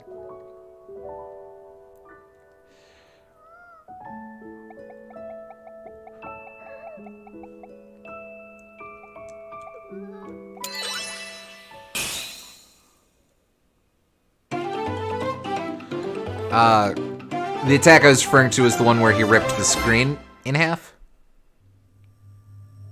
Rip space in. You dare. You dare. Okay, you can read that, I guess. No. I Let's think do it at the same time. It's a twofer. All right. Okay. 3, 2, 1. Plan Ruined. Important plan. Needed labor. Open vortex. Found workforce. Force. Brought here. And yet error made. Stop slowing down. That just makes it worse. You're making it difficult. I'm trying to match you. I was slowing down because you kept going so slow. I was doing it because fine. Irksome. Pink contaminant.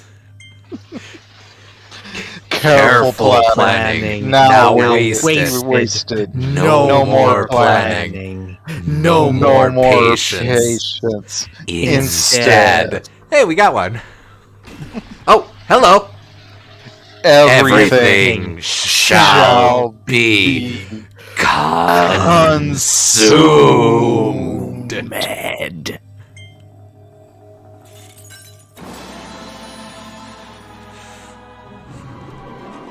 Eat 10 plus for creepy eyeball. Oh. Hi. Hey, let's think so cute.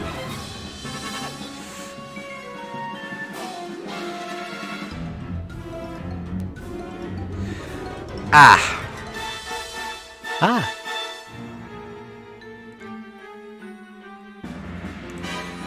Oh, hell yeah.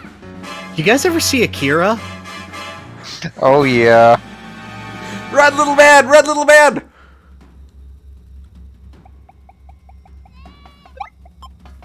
Hey, what's this icky paint like goop? It's moving. Ugh. I can't believe this ripped off Parasite Eve. We did it!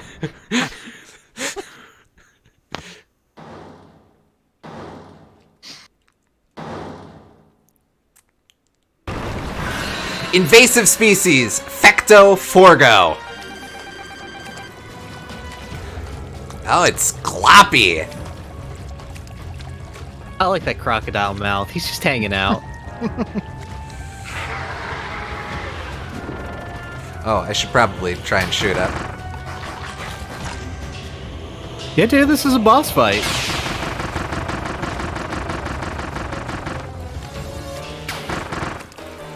Now, boys, don't touch that stuff. Boys, where'd you go?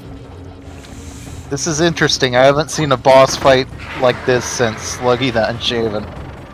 Haha.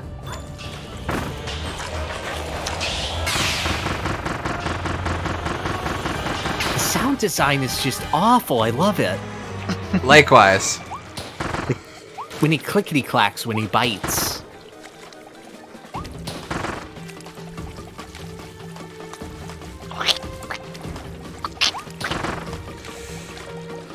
Yeah, but with like chomp chomps. Yeah.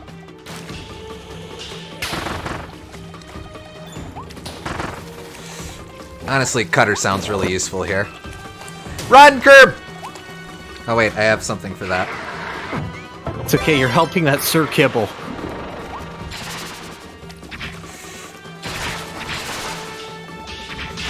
Ah! Don't like that.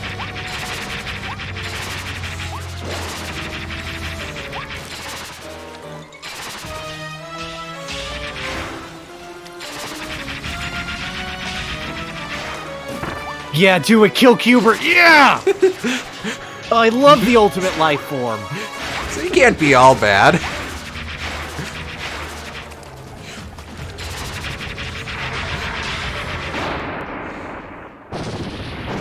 Gotcha!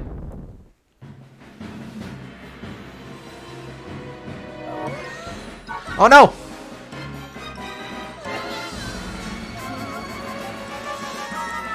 And that would be precisely what we didn't want it to do. That looks like 0. Which would track if it is able to warp through space-time.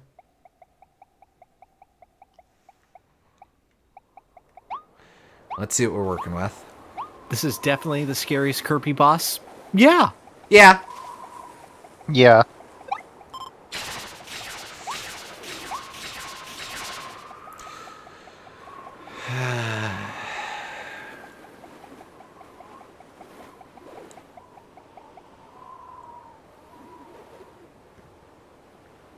What ability do I want? I don't really want to cheese this.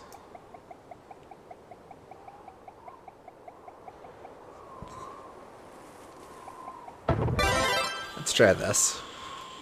I wouldn't. No? Just because that doesn't have a dodge. Oh, you're right. Like, not to backseat, but... No, that's fair. I guess I'll stick with Blaster.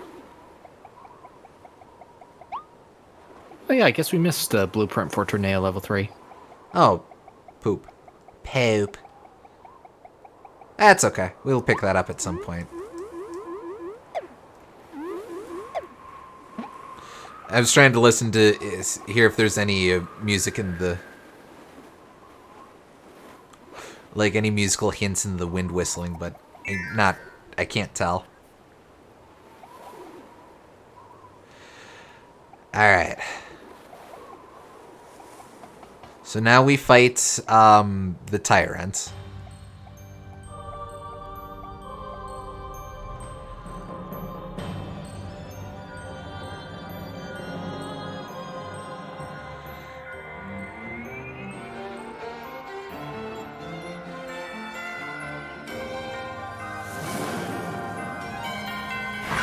Ultimate life form, Facto Elphalus.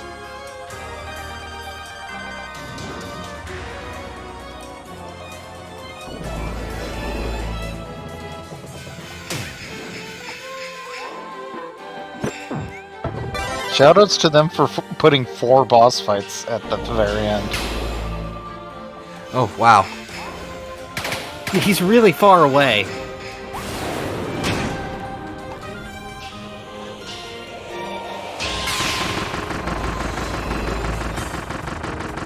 He seems to have the friggin' what is the Caduceus staff going there?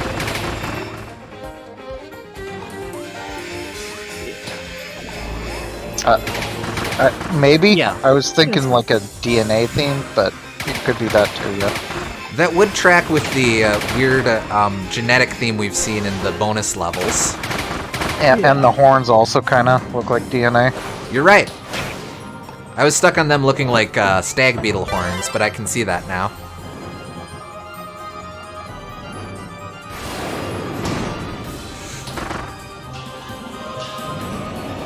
The lighting in this part.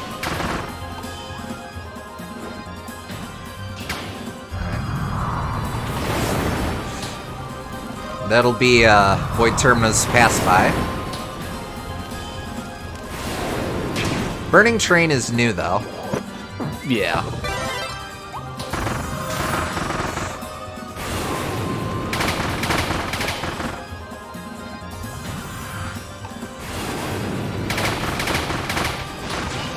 Oh, okay. Yeah, no, it's not technically part of the finale, but it's still cool that they have 4 bosses all in a row like that.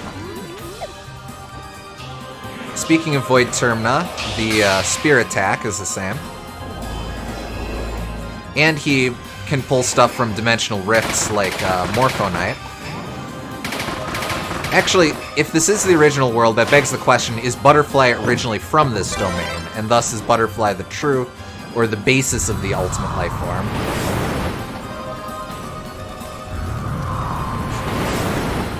Butterfly's a friend. I mean, explicitly not, but you know. Half next phase. I still believe in Butterfly. Oh, hello. Oh! He can pull stuff from, he's got friggin' Stardream's meteor attack. And that star looks very much like Dark Nebula. Oh boy.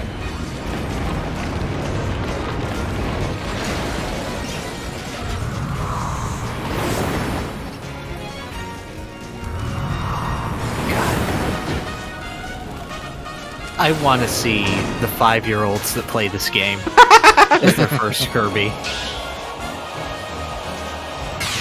Oh!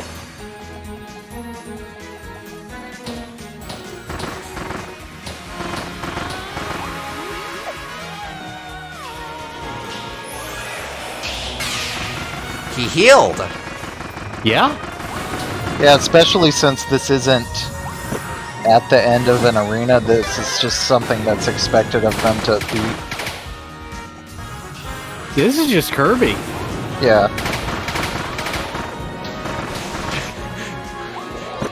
This game would be as a so kid, hard I wouldn't to be explain. doing dodge rolls.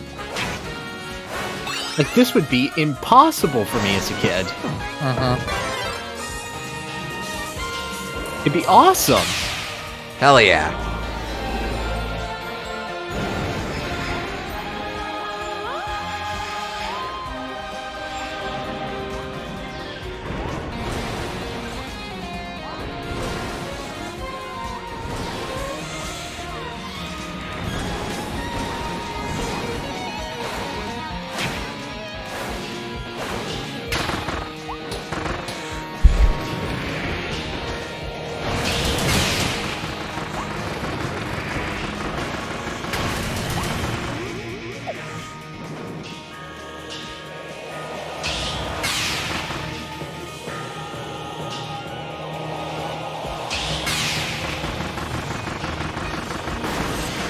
Nice.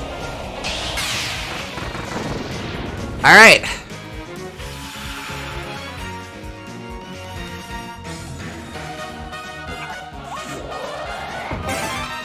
Mouthful, my friend.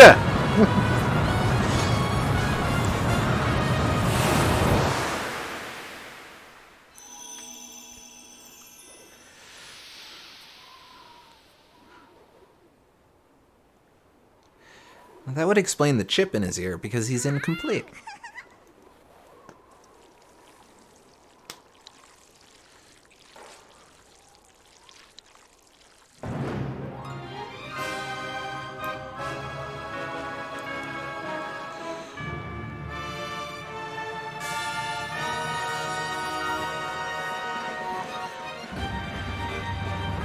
Probably shouldn't have discarded my ability. Such incredible power! Whatever it's trying to do, it's going to be pretty bad. What is it, Kirby? Whoa! Is that... Are we gonna do what I think we're gonna do? Is that your home? That's Planet Popstar? Oh no! It's pulling Popstar through that huge vortex! It wants your world to collide with this one! We have to stop it! But how? Oh. Okay. So now you get to be the gun truck? Da da da da da da da. Yeah, you guys ever seen the Transformers movie? Not quite, no, but You got the touch! You got the power! I can't believe this game ripped off Wait. Big Rigs Over the Road Racing. it's the invincibility music. Yeah, it's true invincibility. Also, those are absolutely the NZs. Oh, bother. Those are absolutely the Those are kind of the NZs from 64. They do look pretty similar.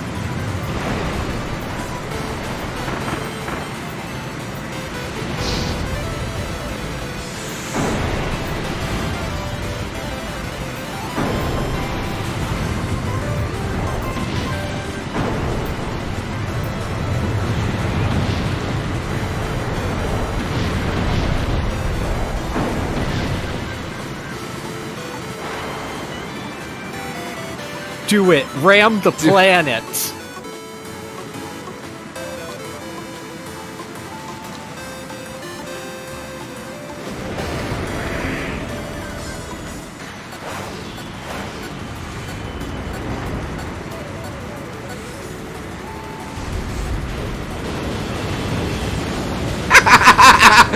Awesome! Alright. Now, gotta time this right. Oh, not quite.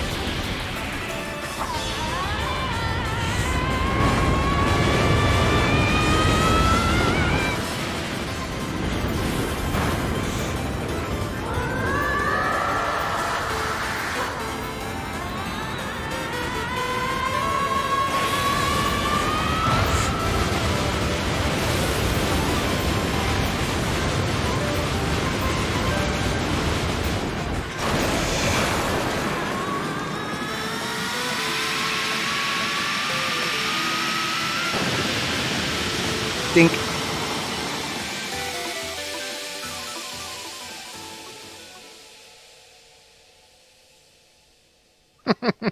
Someone who's never played a Kirby game explain this. Truckin'.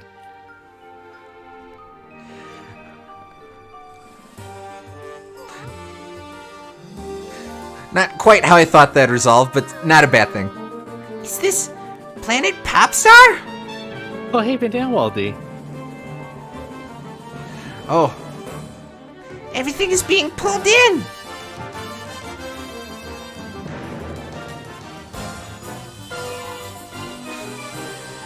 I need to close the connection between worlds. Even if it takes all the power I've got.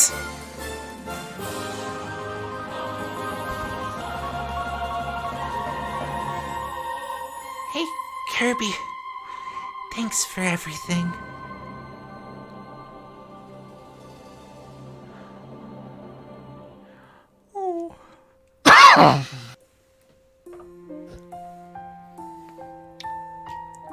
Man. I'm gonna miss Dedede. Oh.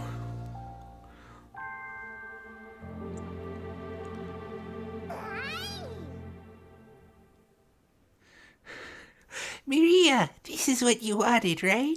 This is the promise I made to you. Well, everyone, let's go back to the planet as cool and blue as me.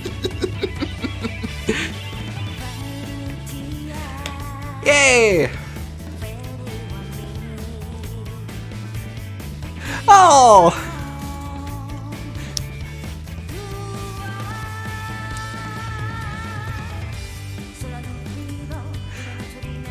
And everyone was accepted as friends. We made friends with Silly Dillo, you guys. Goromondo's thumbs up! Yeah, buddy! Goromondo approves.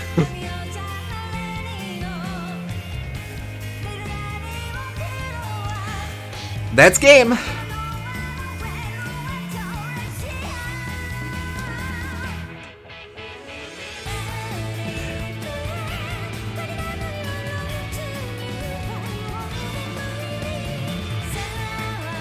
Oh!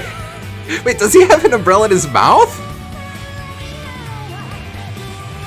So, there's no shmup minigame that I'm missing out on at the moment, is there? No. Okay, you're good. Good. It's just credits. Okay.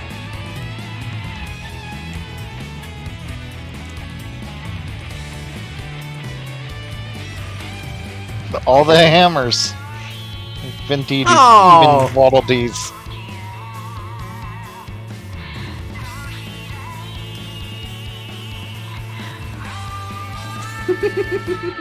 So graceful. True love.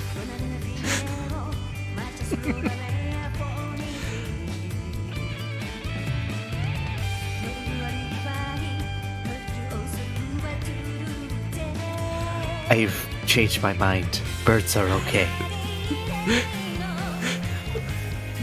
That's character It's development. character growth. Just here, though. Dynablade? No chance.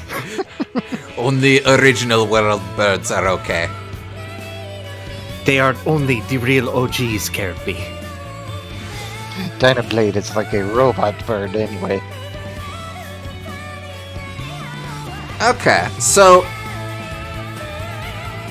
I think my original theory about it being a time warp thingy isn't accurate. But it definitely seems like it definitely seems like the Forgotten Land was the original world that the native species of Popstar hail from. That's my read on the plot stuff. Okay, and it's not over yet, the snake.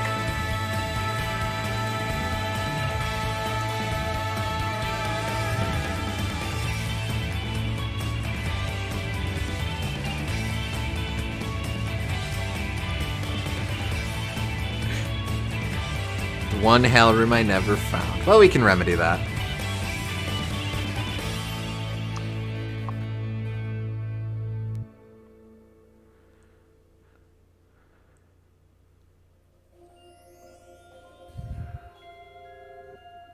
Oh. To be continued. Continue. It's very fetal. I suppose Leon Gar was not part of that, or was not with the in any pictures there. Yeah. Also, I'm seeing Claw Rolene on the ominous building, and I'm seeing bandana or a band. A banda. Banana D.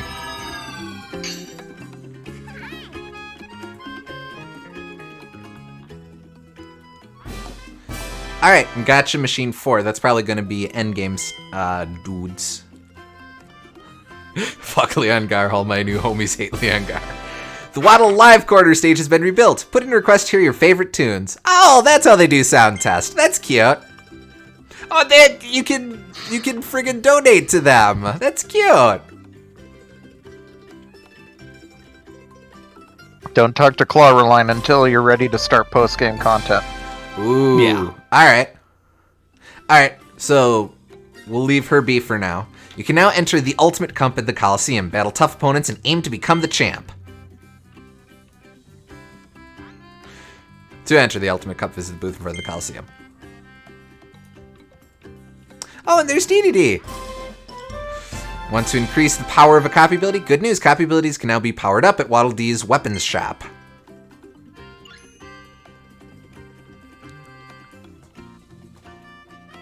Meow. Meow. Meow meow. Hey, look! Claraline is visiting our town. She looks a bit upset. Ah, are you thinking what I'm thinking, Kirby? When things finally calmed down and the animals came to celebrate with us, Leongar was missing. I bet Claraline has been looking for him. She might have found something. We should ask her what's going on. Let's catch up on passive. When I severed the connection between our two worlds, I used up all of my power. I blacked out. But Claraline found me. She kept me alive. That's how I was able to see you again, Kirby. So, if she needs help, then I volunteer. As tribute. So glad to be safe with you again, Kirby. I wanted to stay this close forever.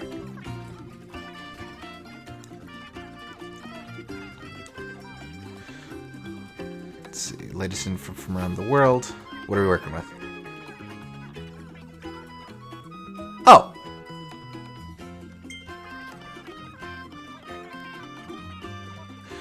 When I say caramel cake, do you get a bit hungry? That item has been eaten 1,478,722 times so far.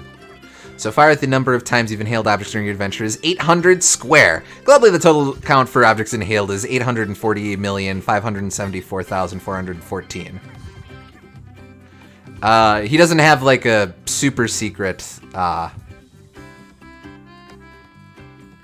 He doesn't have like another figurine, does he? No, he just has the one. Okay. Oh, but he does have more stuff to talk about.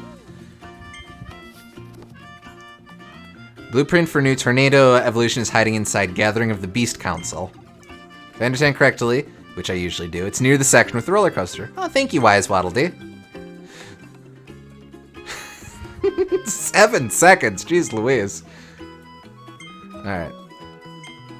You gonna let him shit talk you like that? Yeah, probably. It's fair. Alright, so I'm gonna talk to the king. I love him. Oh! I love him so much. He's still got friends waiting on him. Alright. Hi, Kirby. Been a while, hasn't it? I didn't get to say it before, so thanks for saving King Dedede. No problem, Minion Waddle Dee. Speaking of, he seems to really like this town. He's not gonna talk to you. He's not gonna deign to speak himself, but He's been resting to help himself heal. Actually, we have something to give you. It's a blueprint from King Dedede. A gift from the king. What an honor. Masked hammer, nice. They do have a DDD, Kirby. I was waiting for that. Also, that looks very uncomfortable, DDD. Should be on the Oh.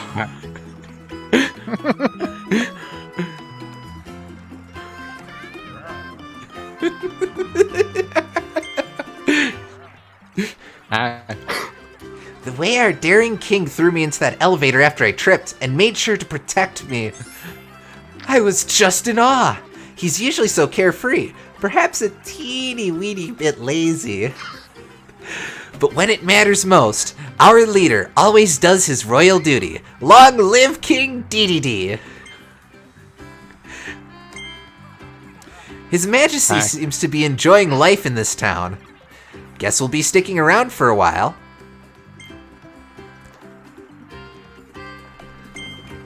Alright. Hey. Hey. Hey. How's it going? His Majesty is acting cool and aloof like he always does, but he's actually pretty upset that you were saving us while he was being controlled like a puppet. You should probably give him some space for a while. Sorry. Oh, poor DDD. I love D2D so much.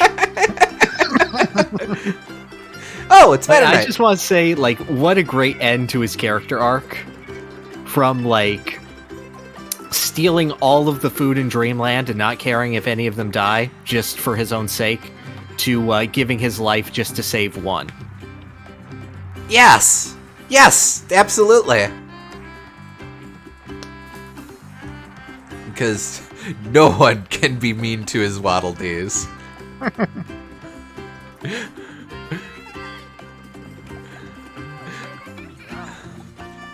And I just love that the one that's his biggest fan is the one he personally saved. Yeah. Hey, man, Have you wondered why the Beast Pack stopped attacking and left this town alone? You certainly helped when you arrived, Kirby, but the Waddle Dees told me that Meta Knight has been fighting to protect the town all on his own.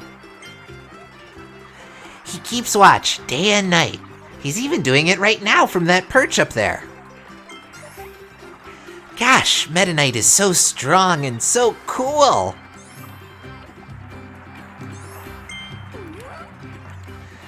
Something is written on this wall. Thank you, Meta Knight. Is this a hidden present code? Aww. If you left at the Waddle Dees, they'll get excited with you. Hashtag thank you, Meta Knight.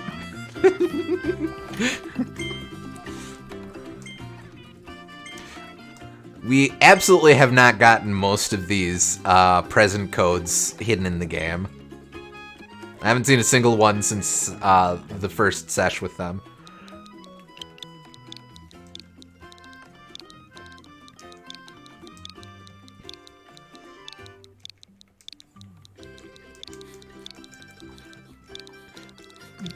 Whoop. Not Meta Light. That's a beer brand. Aha! That code checks out. Your delivery present is already on its way. Look for it in front of your house. As seen here. The low carb. Low Meta carb Knight. Meta Knight. Hold on a sec, Kirby. I have one other present to deliver to you. Directly this time. I want to thank you for using Waddle Dee livery so often. So here's a special figure just for you. Ah, cheers. God, thank you, Meta Knight. Delivery Waddle Dee. This dutiful delivery D works for Waddle Dee liveries in town. He gets helpful items to your doorstep with blinding speed. Kirby's handwriting makes it hard to read the present code sometimes, but this kind soul approves the orders anyway. Oh. So for all we know, Kirby's just kind of scribbling on there, and Delivery D is like, no, he probably meant this. He's trying. He's really trying. Is this a new thing, or? No, it's fishing. Okay, it's not filled in. Okay. Aw, thank you, Meta Knight.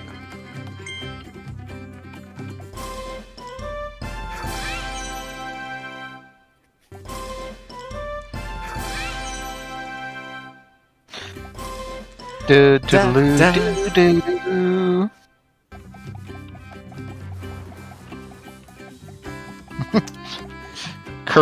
Kirby actually wrote "fuck you, Meta Knight."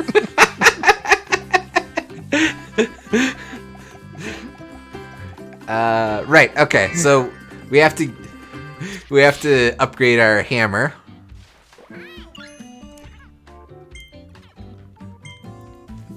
All right. So what order should I do things?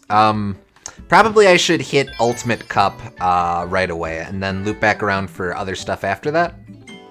Yeah, whichever you'd like. Though if you'd like to give your thoughts on the main game, I know we're at a weird place for it, but... Here, hold on. Let me just get through this. Yeah.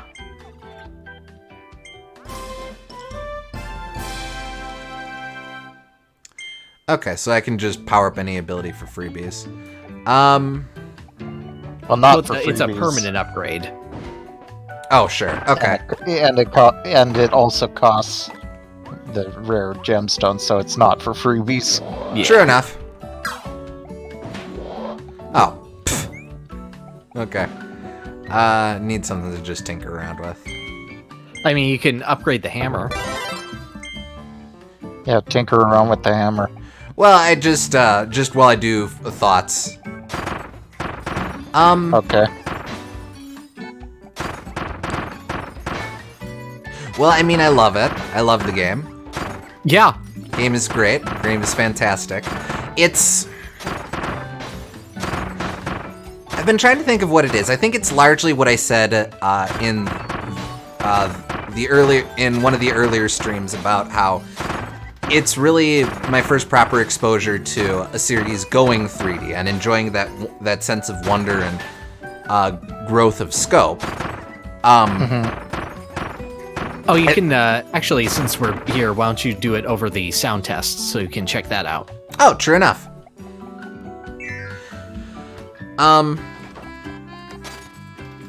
Oh, sorry, man.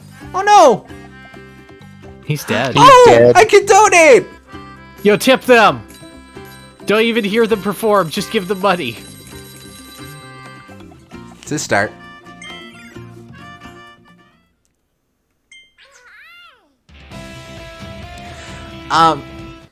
Oh, and it gives titles too. Nice. God, this is a wonderful main theme. I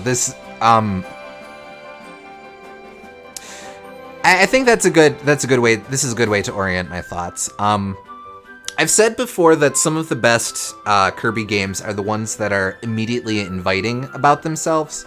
Like, Kirby's a deceptively complex series, but when it comes to the games that that matter most or are most significant for why they're good, I guess most significant to the series,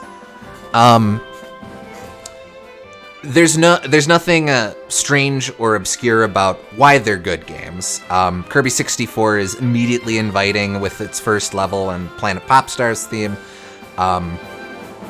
Superstar has its opening. Planet Robobot is immediately fun with... well, really, both of the main 3DS games are immediately inviting with their opening sequences. A lot of what makes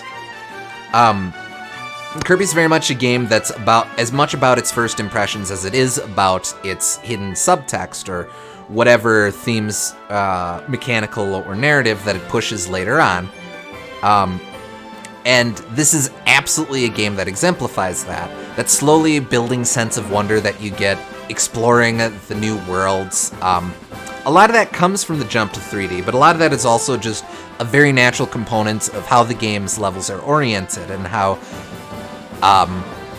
the world before you is very carefully set to just keep opening in ways and places that that constantly surprise the player. I love its use of the mundane, of the urban cityscape, of common everyday items, and recontextualizing them into something new and wondrous. It kind of makes it kind of adds a sense of wonder to our world, I think, because whereas if you were to take any city, how to put this? Any of these levels reads as a place that you'd explore in the normal world, and maybe that you've explored in the normal world often enough that it's banal or you just don't think about it. But because it's given a new perspective through Kirby's lens, by this being the first time that Kirby is engaging all of this, and because it's then recontextualized into these platforming levels that mean something completely different than what they were ostensibly intended for, it retains that sense of wonder. It regains that sense of wonder. And I may even go so far as to say it makes our world all the more wondrous by proxy. And I think that's a really meaningful, really wonderful thing to experience. It's in so many words, it's a game that just really makes me appreciate not itself, but living in a world where I can enjoy it. And I think that's one of the marks of a really fantastic game, period. Obviously, in the context of the Kirby series, that's also a really, really cool thing, but man, this is something. This really is something. I agree. Kirby does improve reality. but no, Kirby was the first augmented reality game. Not to belittle that or anything. No, that really is a beautiful sentiment. There's just a level of wonder to Kirby and just simple things, and just even mouthful mode being an extension of that. Like, how much are we popping off over the idea of stairs? Stairs or traffic cone. Or it's a circle. Yo, circle is so cool. Circle is so cool.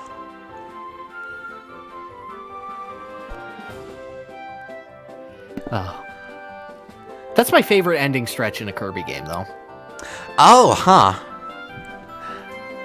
I think I'd agree, just because of how dramatic it gets and how much effort they put into having so many different boss fights like that. I'd have to... Oh, no, go ahead. Well, like maybe if you're stretching definitions, you could like extend all of Milky Way wishes into an end sequence, and that might compete. But like, well, yeah, but that's cruel. That's you taking my childhood and turning it into a gun and saying you can have it, but you have to admit that you want nothing else more. Yeah. Oh, kind of shades of if you say Captain Falcon is the best Smash Bros. Character, there can be no better Smash Bros. Character. Yeah. Fair. I have to think about it. It's definitely up there. Planet Robobot still has me in its grip. I love Robobots, but like when English happened, that was so good. Sent me. And just how viscerally terrifying the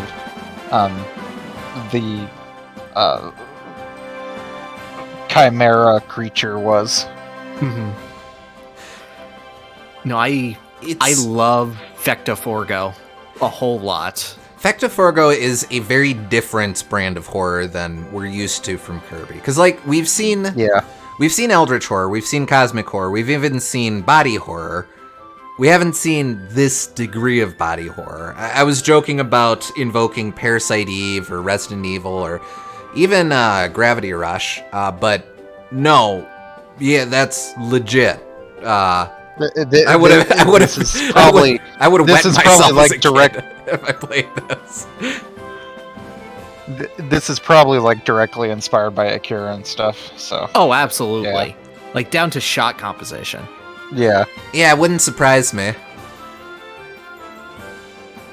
But I love that about Kirby, because he can take something that's inherently horrifying and uncomfortable, and I didn't think Kirby had it in him to make me feel uncomfortable anymore. Like, admittedly, Suicide Death Cult made me a little uncomfortable, but it made me, like, intellectually uncomfortable.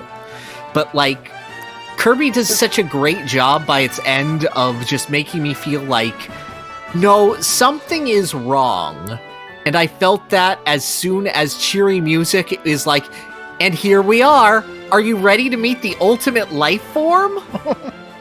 It's pretty rare that, like, Kirby always has something makes you go, huh, that is pretty dark, actually, now that I think about it. But, like, this is something that a 5-year-old would be creeped out by, so they don't have to think about it. By Zero bleeding hyper-realistic blood, but...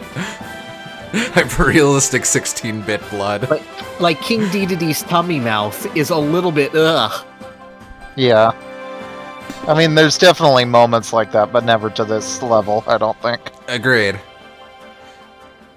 I think one of the strengths of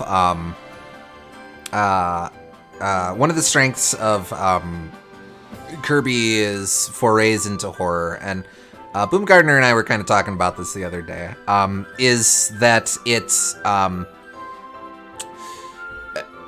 always very dynamic about its horror, or like it knows how to pace itself. It's very sincere while also very sincere about its horror while also being sincere about what makes it cute and charming. But it also really explores different facets of I think the human experience, or from whence the horror comes from. Like, traditionally Kirby was always about the more cosmic horrors, but ever since the series rebrand, you've had horror derived from vanity, horror derived from greed, horror derived from pride, horror derived from basically losing oneself in pursuit of something. You've had commentary on consumerism, on capitalism, on ideals, and even brushes with philosophy, stuff that the protagonist doesn't understand, but themes that ostensibly matter to the rest of the characters in the world.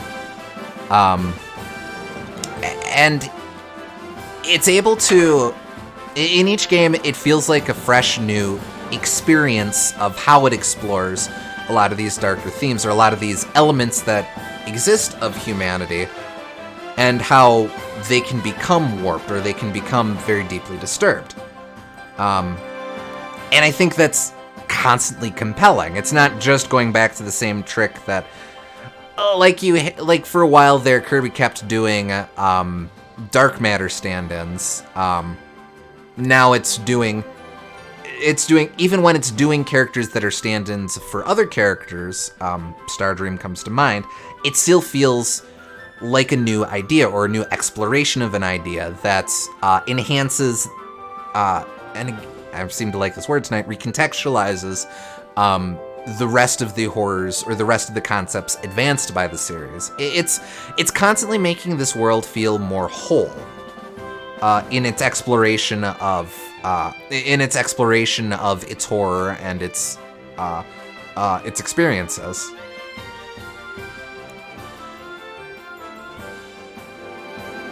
Yes. Sorry, just didn't want to interrupt or anything. No, that's fair. That's fair. Yeah, I think it ultimately comes down to the philosophy that I've always held with Kirby, in that the world is complicated and terrifying and has things that you won't understand. But the important thing is that Kirby doesn't really ever let it get to him.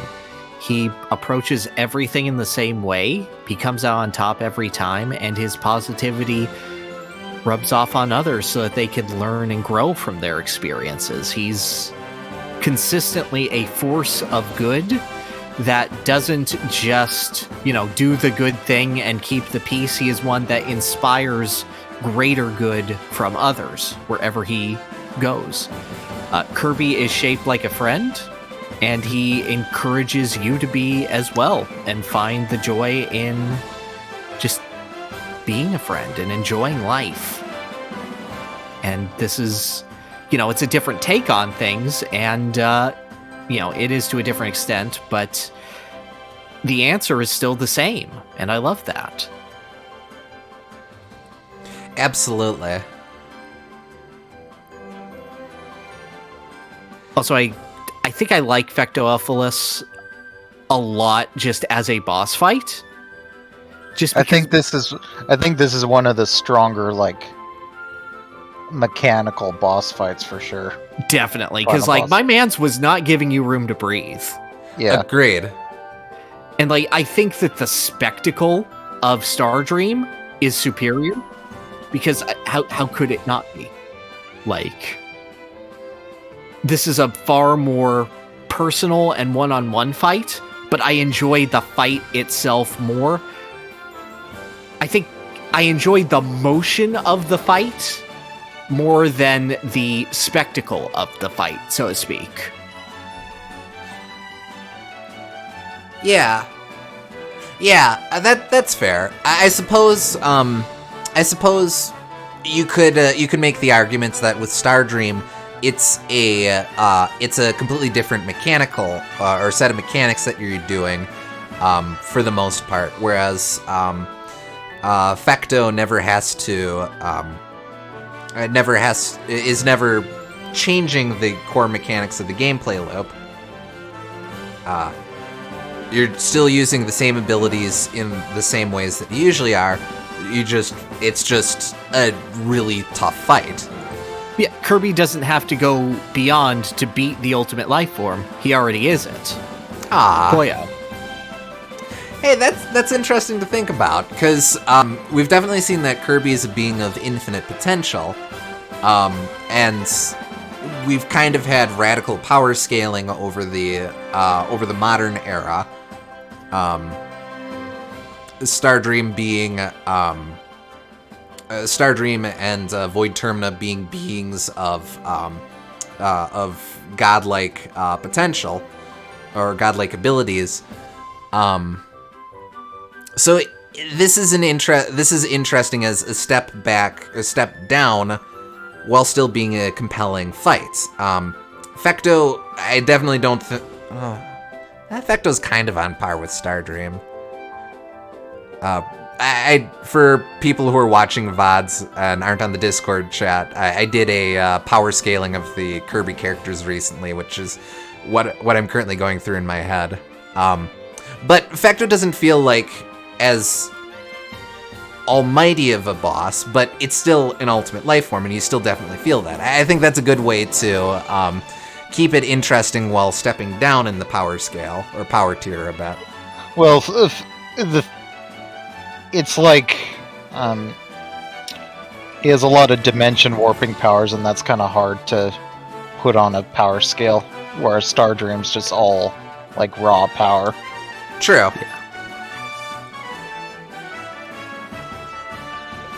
Also, this game is my favorite appearance of DDD. I love him so much. Yeah, DDD is so good in this game.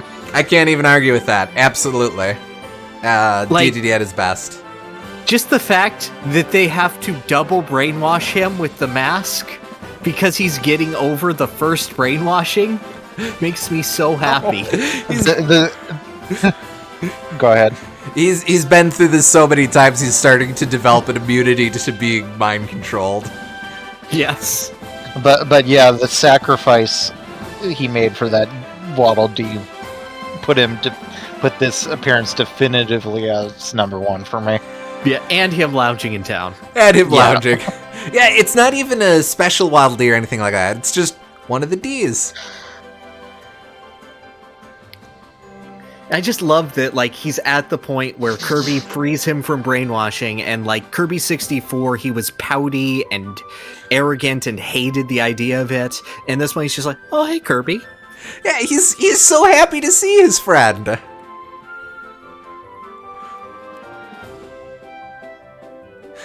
I think that's maybe the crux of it. Like, we've seen DDD helping out Kirby before, and they've ostensibly been friends since Return to Dreamland.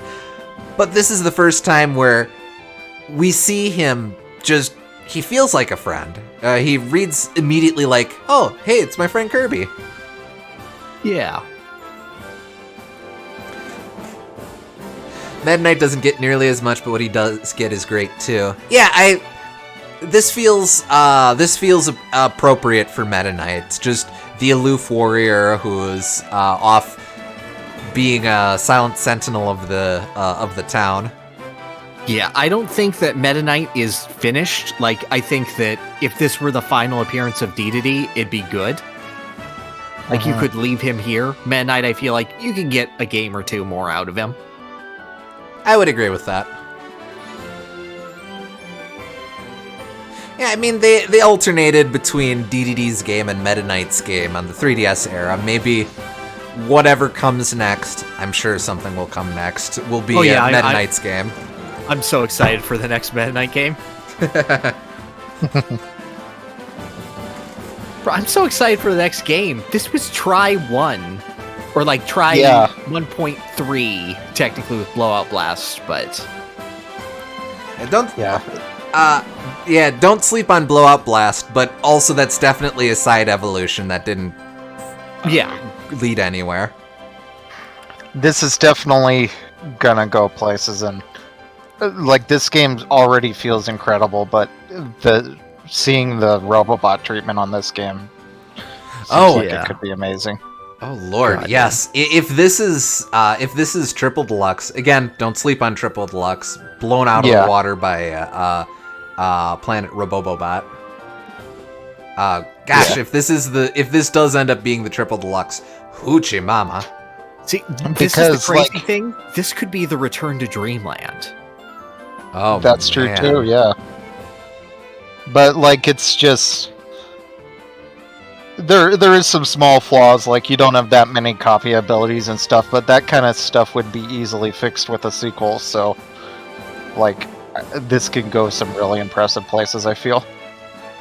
Yes, like use this engine. I don't know if we're anywhere near the next Nintendo console. But whatever it ends up being, use this engine, build onto it. Use this template, just add new abilities if sure, add new enemies, whatever. But just this is a rock solid foundation to work with. One thing is just we're on the sound test. Can you go to Roar of Dedede? It should be the last track numerically you have access to, so Here we or go. close to it. Yeah. I just want to note the Waddle Dees do not start playing their instruments until it kicks in. Oh, That's okay. That's awesome.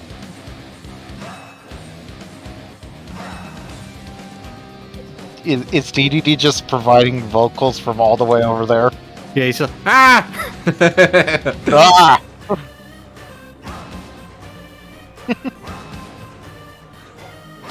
So this is the theme that everyone's going nutso over now?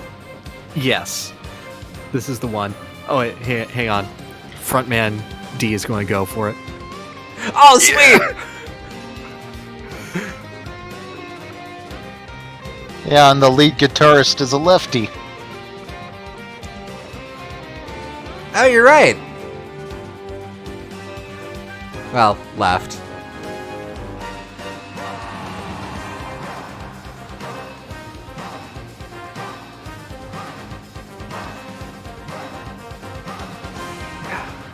Rah, rah, rah, rah. This is like DDD if he was in like a wrestling match. I mean, DDD's been nothing but wrestling matches, but yeah, no, this Pierre, you're the pro wrestling guy. This is totally DDD's hype music, This right? is his entrance music, yeah. Yeah, okay. Yeah. Like, he'll have a cheerier version, but this is the one that he pulls out at a pay-per-view. And Yeah. he gets himself performing live vocals. It just has major rock hawk vibes.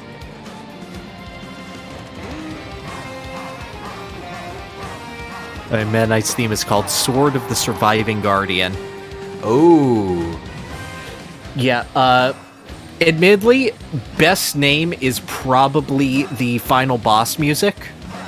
Which I don't have unlocked yet, and I'm guessing I'll unlock after post-game stuff. I mean, I could tell it to you now, or you can just pay them to learn the song. Oh, that's how that works. Yeah.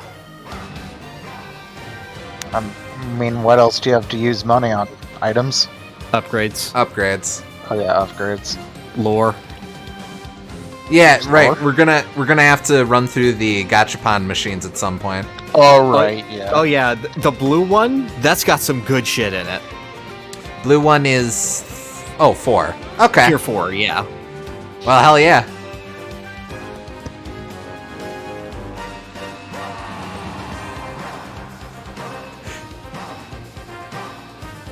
Yeah, okay, this rocks. Will it keep playing if I walk away? Only one way to find out. Yeah, okay.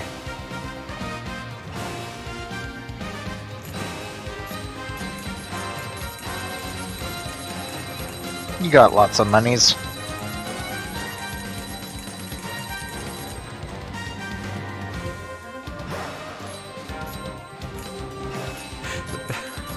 Oh, you're just teasing them.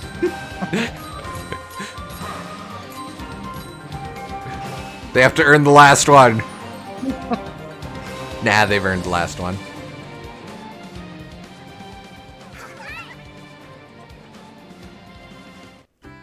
Oh.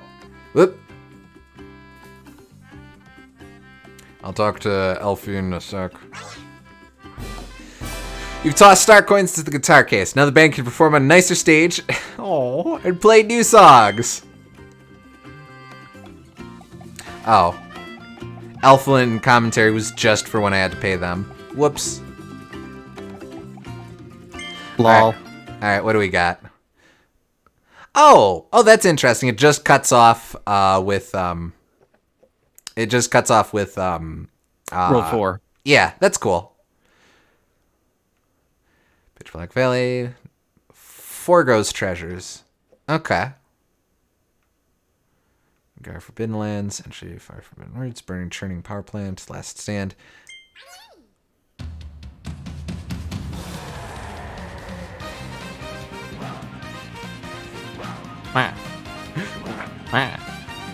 So you were mentioning a cheerier version.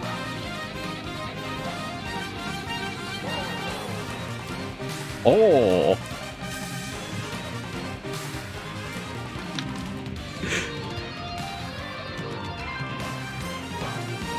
Okay, not only is the drummer D hitting it to the beat, he's styling to the beat. Look for him to twirl that drumstick. Yeah.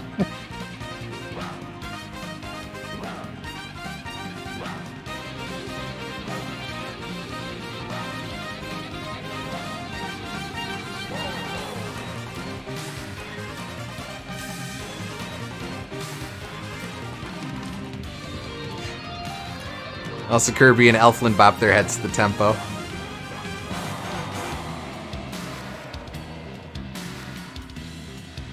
Oh, a new bridge. Oh no, okay. Alright, so King's Turn to Shine, Dream Discoveries Tour, The One Who Controls the World, The Beast's Prey, The Raging Lion Roars, Elflin, Sudden Metamorphosis, Hunted by the Beast. Nice. Gemini Reunion. Oh, okay, because they're two halves to a single whole. Two planets approach the Roach limit. Yeah, that. That's gotta be something in, is that an astrology thing? The Roche limit in astronomy, Astronomy. the minimum distance to which a large satellite can approach its primary body without tidal forces overcoming the inertial gravity holding the satellite together. Okay. Which absolutely tracks for what, I've forgotten his name already. What, Fecto Elphalus. thank you, Fecto was doing.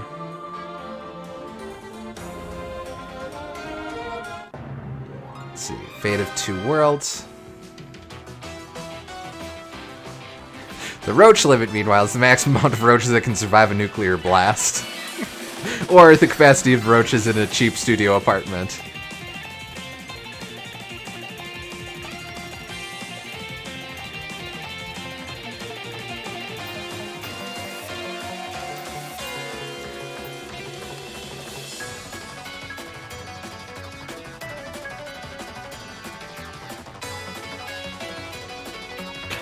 This game is so good. Yes, it is!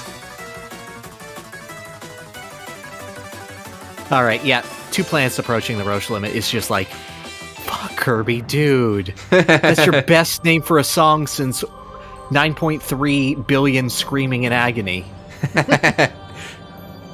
Yeah.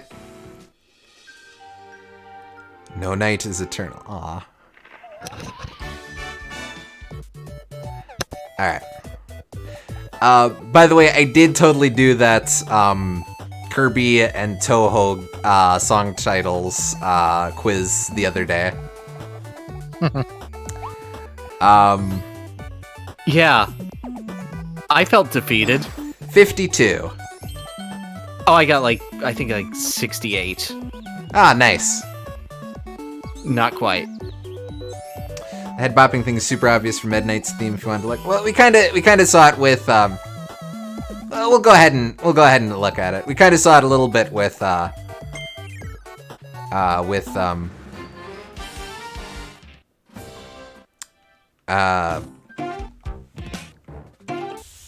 of the other themes, but let's take a look. See.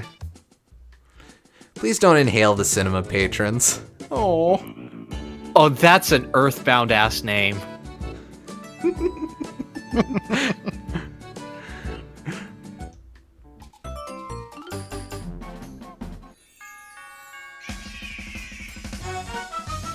A wave of waddles. Here we go.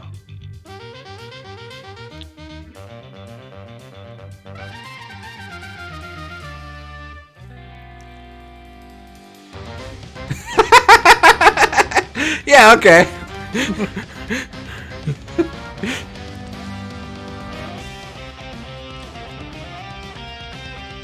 Also, shouts to Elflin not being evil. Yes! Contrary to both the Western and Eastern expectations. Because I heard, like, the US expected Elflin to be evil, and the West, Japan expected Elflin to be a commentary on nihilism or something like that. Yeah. But, no, he's just a little dude. Just a little King Kai buddy. I mean, evil was closer, to be fair, but it wasn't him being evil, it was his evil twin. It was the part of him from which he was removed. Mew and Mewtwo. So Mewtwo is a clone of Mew. Oh, so he is kind of Mew, isn't he? Yeah. Alright. Whoop. Yeah, I didn't think he was secretly evil either. I mean, I said that, but I thought it'd be a little too obvious because Kirby has done that so often with every other major character, so... Yeah, I was hoping this wasn't a Guiam evil sort of case. I'm so glad we're all able to see Elflin again. He really had us worried for a minute. Elflin's power seems to have opened a stable connection between this world and planet Popstar. This just became our home away from home. Now we can keep adventuring here without any worries. But damn well, D, no, that's gentrification.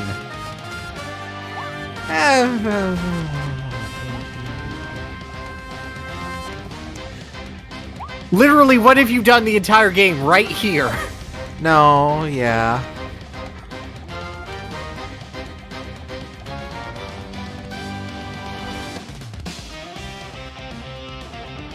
God, this music's so good. Yes, it is. Oh, they're still bopping! Oh, they going. Oh, those Waldy's knees are fucked. They don't have knees! Exactly. Oh, he's watering. Oh. Such a good boy. I've never seen him do that animation before. What a good boy. Oh. But, SG is more talking about, like... Oh, Mask Hammer, yeah, okay. There's... Yeah. I was speaking more in general about, like, the villain is someone you don't expect kind of deal. I mean, technically... Oh, that is very rapid fire. Technically, the villain was someone we weren't expecting. Yeah. Yeah, Simba. Simba.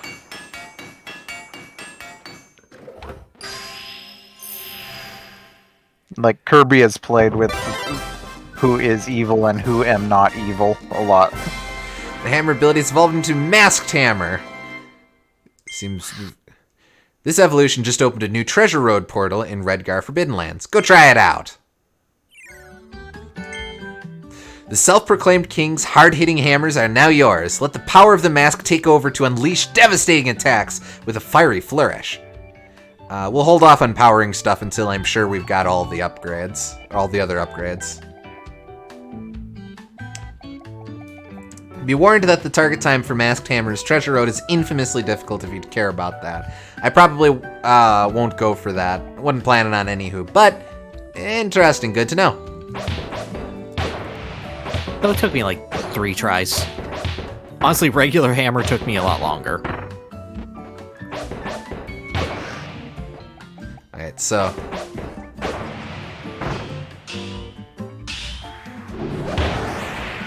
Ah, neat. Also, that sort of explains why Elflin is not at all phased with Kirby attacking it. Because it's kind of got ultimate god powers. Ultimate life form. Okay, it makes tornadoes when you bounce too. Yeah.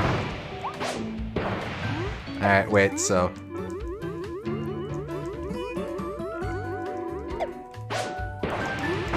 Oh no, I whiffed the timing there.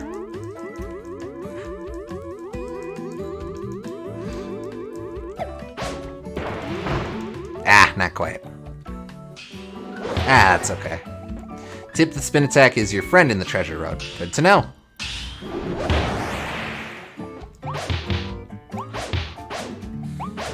Yeah, keep in mind that you're only hitting Mr. Sandbag once with this, and that's a multi-hit fire swing. Oh.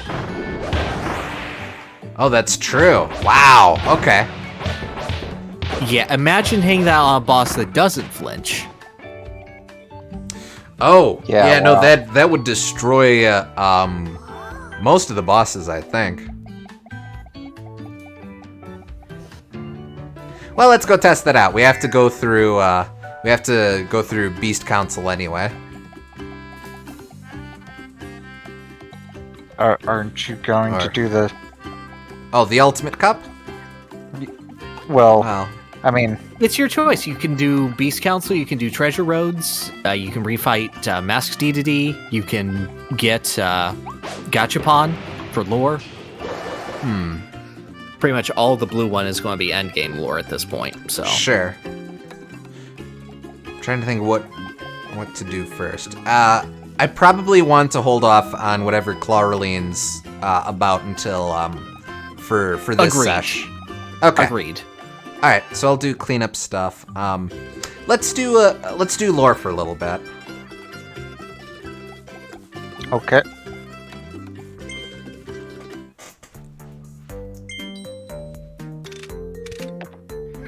This won't spoil anything in the future. Okay.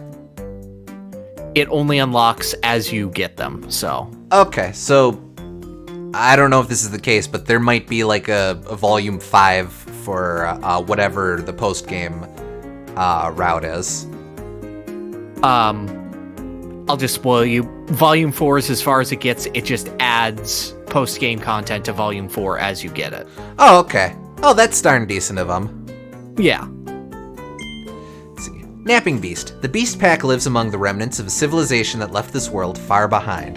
They may not know how to use everything they find, but they always enjoy the simple pleasures, like the scent of pine that lingers on this Awoofi's favorite napping spot. It's a beast. Ferocious.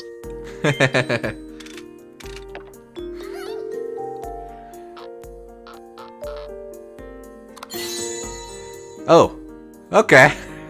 You got it! Invasive species, Yeah. Fecto Forgo. The invading species, alone and incomplete without Elflin, was trapped in the internal capsule. Their only refuge was the realm of their dreams. Those dreams spread powerful waves of psychic energy all over the world, slowly taking control of the animals they reached. Escape would require more energy.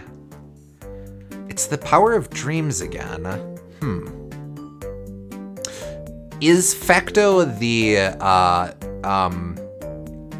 oh, I'm forgetting his name. The Bubble Dreamer. Plocula? Polocus? Polocus. Polocus. No, that's Rayman. Well, right, but You're is thinking it? of the Daydreamer from The Adventures of Shark Boy and Lava Girl in 3D. Oh, excuse me. But you're saying that his thoughts are responsible for creating the universe, basically. Well, that's what I'm wondering. Yeah. Could be, because that would fit in with all of those alternate realms with the DNA and all that.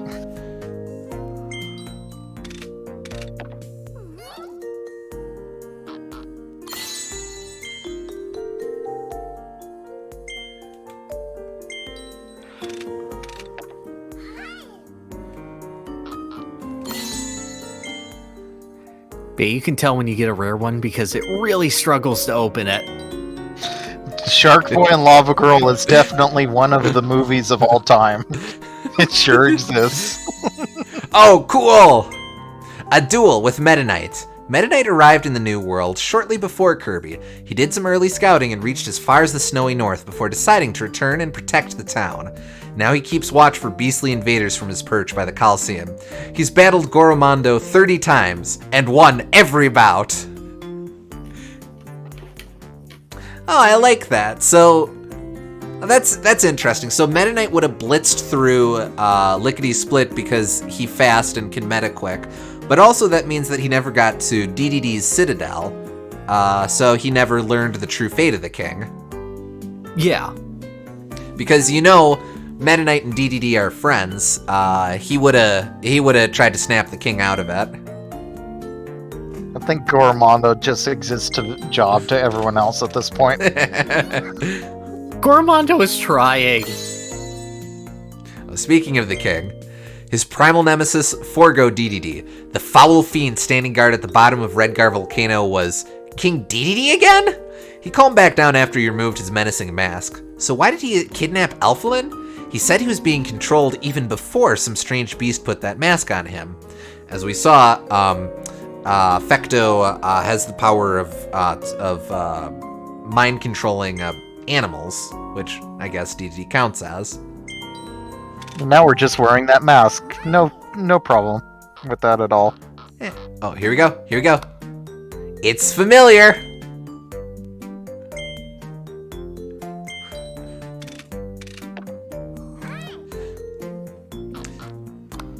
Actually, there was a major piece of lore missing from the English version of Star Allies about four matters: Dark, Dream, Soul, and Heart. Yeah. Oh, hey. Oh, he's got a little stand. Adventure together. Bandana Waddle Dee and Elflin have joined Kirby's victory dance. Kirby's dancing is cute and carefree, but his singing voice is super powerful. Let's all sing along with him next time. Woohoo! Great job, Kirby! We'll do a couple. Well, let's see what we until you're satisfied. There's one really cute 5-star one, but we'll go for that one then. yeah. Big Rig Mouth Kirby. To save 2 worlds, Kirby's final mouthful must be his biggest. It looks like a lot to handle, but he seems totally fine somehow. Go, Kirby! Carry your and Elflin's combined hope for the future. Race through the sky and deliver the final blow.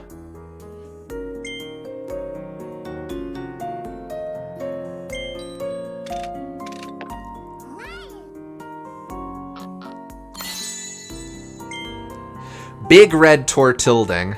The aggressive boss of all Tortildings dwells within the forbidden zone of Redgar.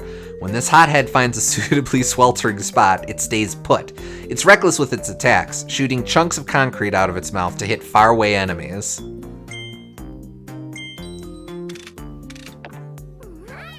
You can see what figures you can't get in the collection. I'll check that in a bit.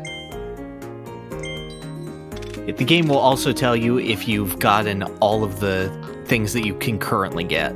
Oh, nice. You'll go, you've got everything. Are you sure you want to keep pulling?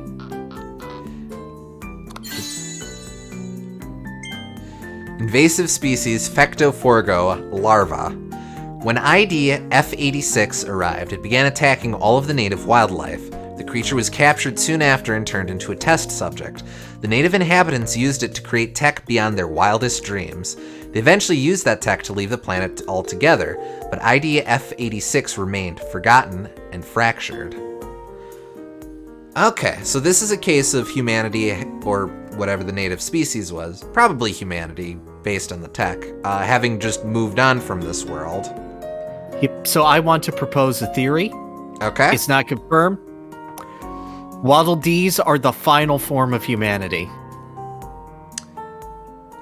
Huh. What, because they are, by definition, the native species of this planet, and that they moved on? I don't want to think that my final form is a Cappy. I mean, if you're going by the anime, Cappies are definitely the... I mean, you're correct, and then you have the middle bit with Tiff and Tuff and whatnot. Like, And that's also, a human like- evolutionary line. But I want to be a Waddle Dee! And Cappies also remind me of, like, Wall-E at the end, where they're very large. They're kind of similarly shaped.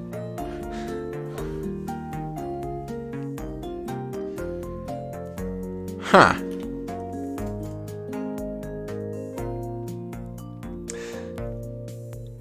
So, I mean, they don't have hands, though.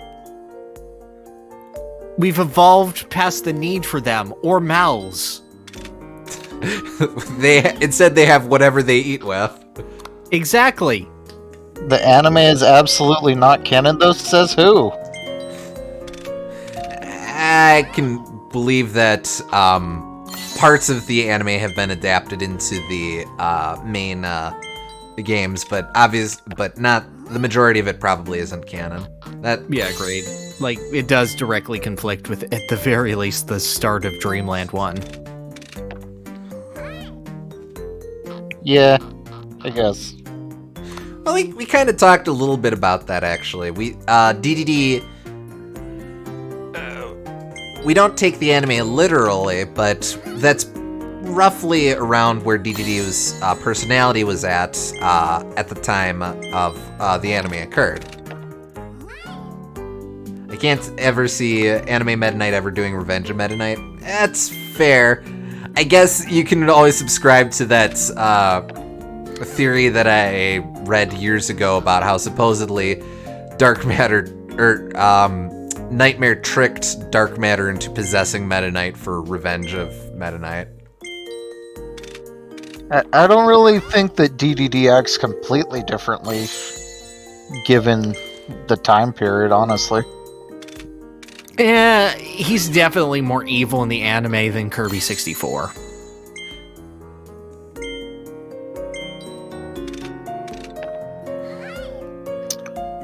I don't know if I would use the word evil so much as maybe more stupid and gullible.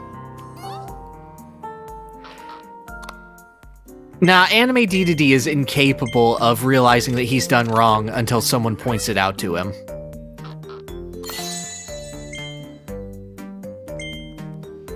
Couple more.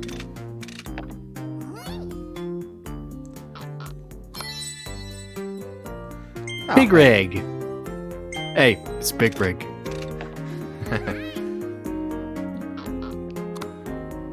And here's Hey. another. It is Big Rig. Come on, give me something good. Well, that is something good.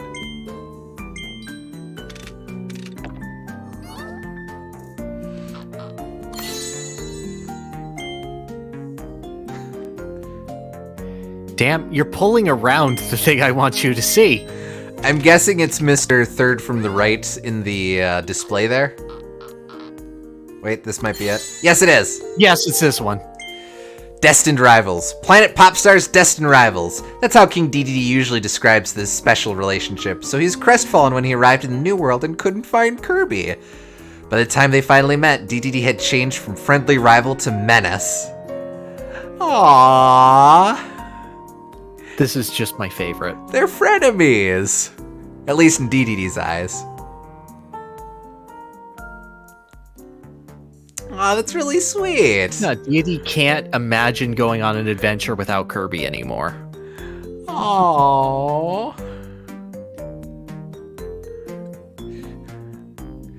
Oh, that's really cute.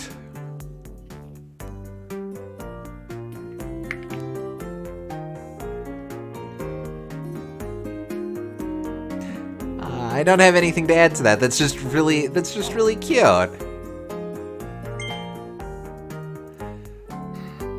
Yeah, okay, you're good. Yeah, okay. I'm sure there's still a couple more from the looks of it, and from the looks of this. Oh yeah, still plenty more to go. Oh, yeah. Discover where you can earn this figure by speaking to Clawroline and continuing your adventure. You can earn this figure by beating all of the Ultimate Cup in the Colosseum. I actually did get most of them. I'm guessing these fadey ones are the only ones. Wait, no. This figure will be added to the Gacha Machine lineup after you evolve the sword ability. Suspicious. Well, we won't worry about that one for now, though. Two I can get that I don't have. I'm not going to worry about those for now. We'll come back to this. I want to save some of my monies. There's eventually a little better way of doing it, so. Yeah, okay.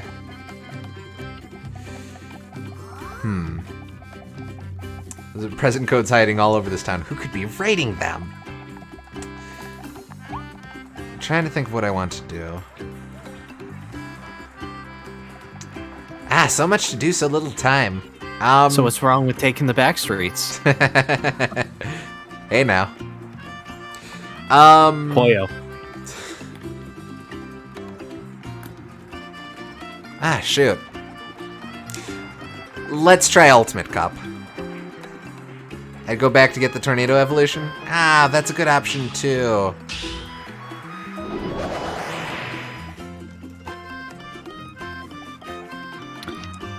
Well, chat says that, so let's go do that, I suppose. Okay. Alright. Elflin says Colosseum. I trust Elflin over chat.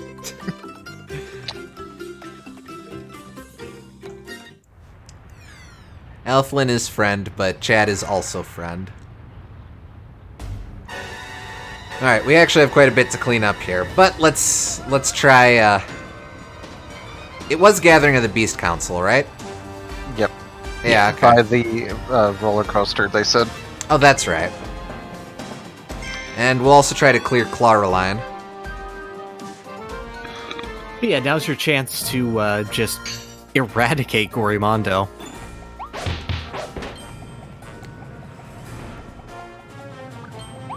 Let's just blitz right through this.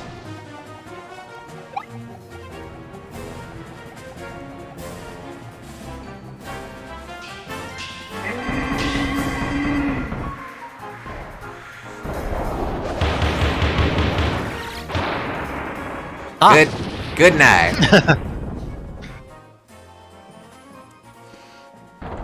You know, Man Knight beating you 30 times gets less and less impressive. So I assume that the sword upgrade might be in the Ultimate Cup because that's where the last one was. That's what I'm thinking, yeah. Maybe it's like a Galactonite sword or Morphonite sword. Maybe. Or Dark Meta Knight sword. Just bring it all around. Do you ever just, like, have a sword that's you? I do. So, his name is Charlie. So wait, the final upgrade isn't Dark Meta Knight sword, it is Dark Meta Knight himself as a sword? Yeah, it's my sword Sona, dude. Sword Sona.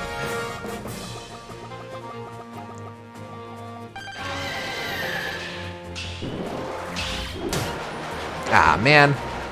Oh, Silly Dillo got you. He got there. I like Silo Dilly. Okay, I still call him Silly Doo. You're getting bopped by Silly Dillo. What if you die, silly Dillo? Like, your fake wife will never speak to you again. Because he'll take her. He died.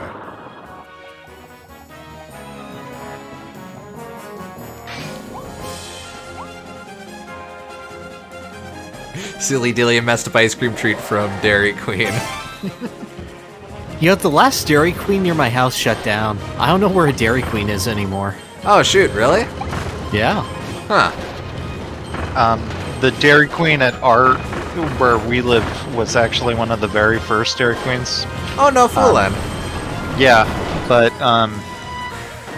they didn't like the management of the Dairy Queen corporate, so now they're rebranded as a different restaurant called Tommy's, but they still sell the same kind of things. Oh, huh. Alright, now...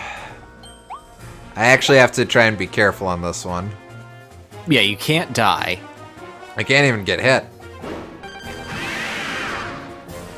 Well, yeah, you're on Kirby Must Die mode. And a chip damage does count as a hit. Right.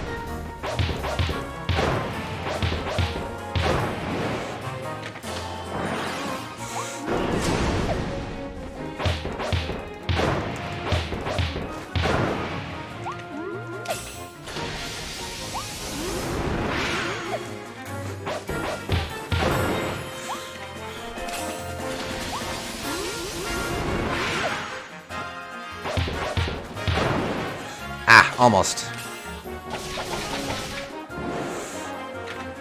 Man. I hope Silly Dillo gets into Kirby Fighters 3. Yes, please. Playable. Yeah. I want him as a trap character who just sets up wives. He could be the long-awaited trapper / grappler archetype. Exactly, the Trappler.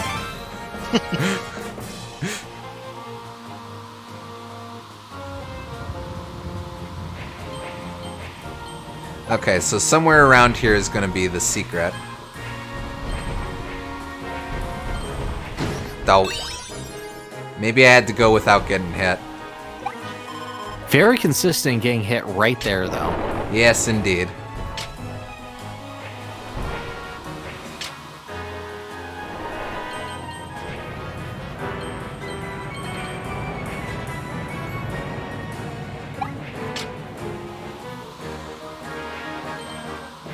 Damn, definitely avoiding that jelly-filled donut. Oh, I didn't even see it.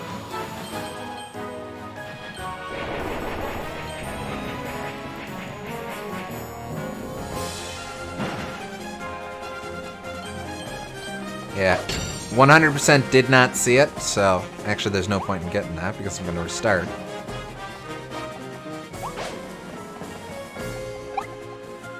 This is all Unrelated to the game, but what do you think of the Sonic Origins news that released today?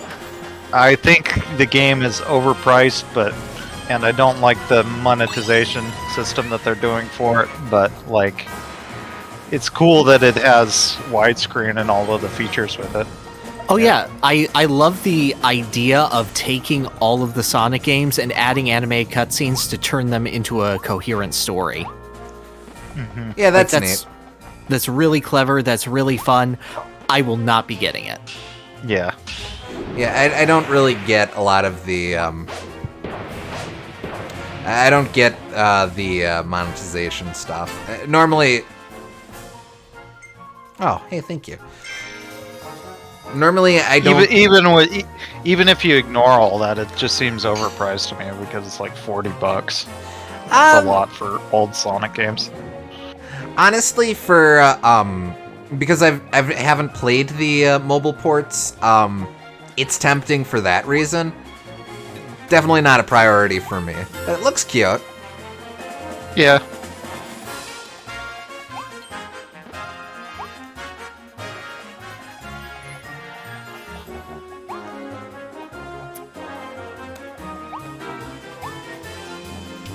not seeing it here. Oh, I need to go back up and get the cage. I do think that being in widescreen does fix one of classic Sonic's biggest issues, so that's nice. Oh, that's right.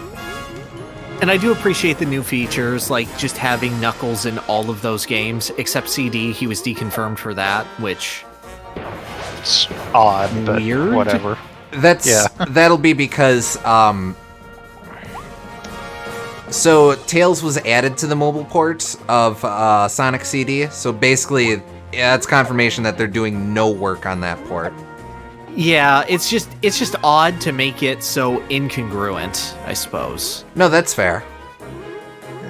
It doesn't seem like it would take that much effort just to add him in there too. I mean, I get that there are considerations, but Wait.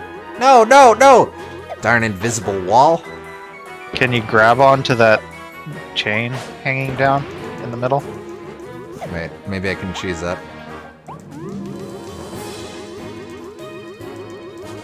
Because you've been doing so well with that this episode. yeah, I still don't know what this looks like. Not that. It is, in fact, before the roller coaster. Okay, so... I keep whiffing the timing on that. To be fair, it took me a while, last sesh to get this. Come on. Yeah, I will not lie. I honestly forget where it is.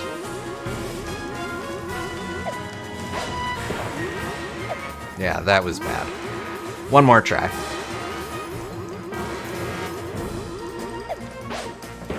There we go. Oh, not very high. You can do it better than that, but you get the basic idea. Yeah, okay, yeah. Yeah. Whoop, and he goes, whoop. Yeah, Yep. it's a... You can go, like, obscenely high. Last sesh we got stuck. We had to restart the game twice because I flew out of bounds.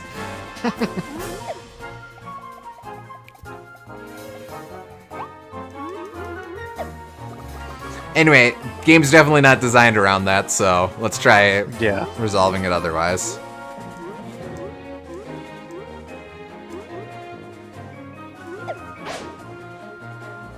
Nope, that's nothing.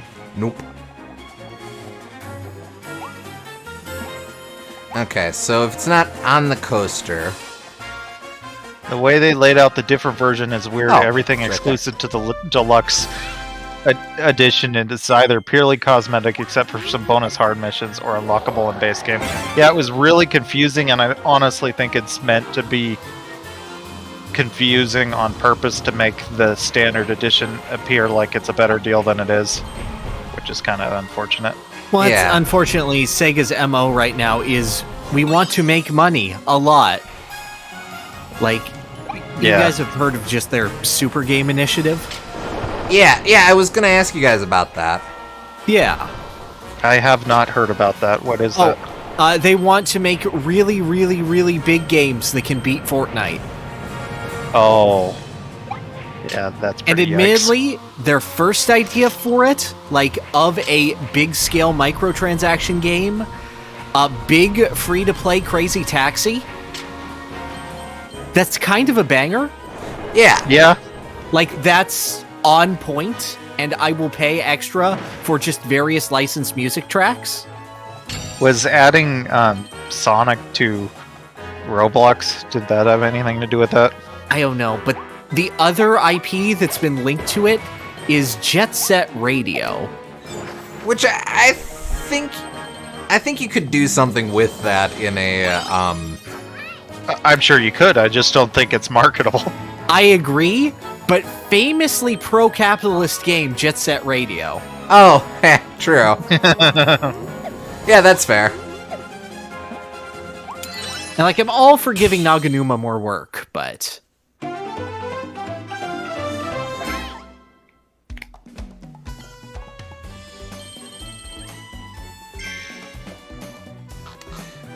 And then there was also that,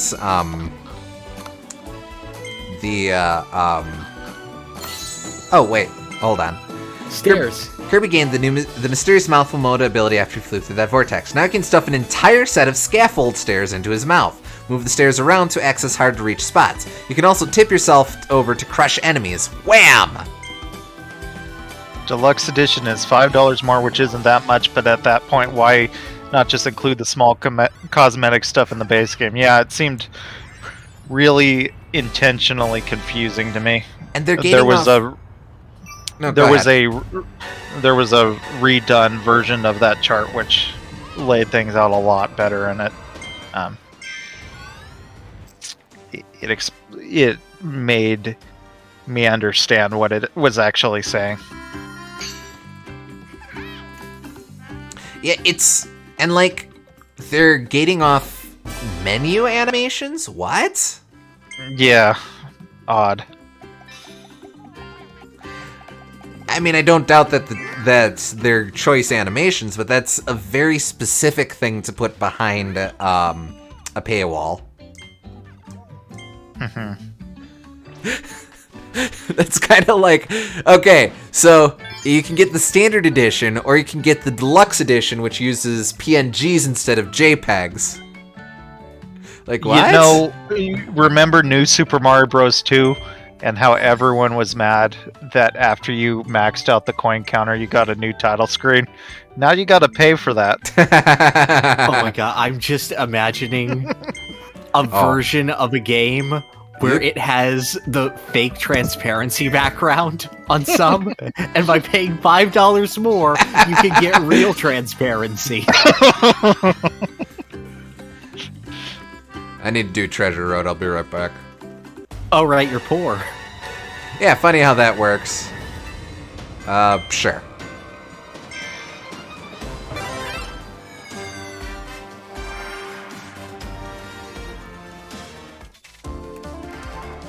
Definitely seems worth it if it's on sale for like $20. Yeah, I could see that.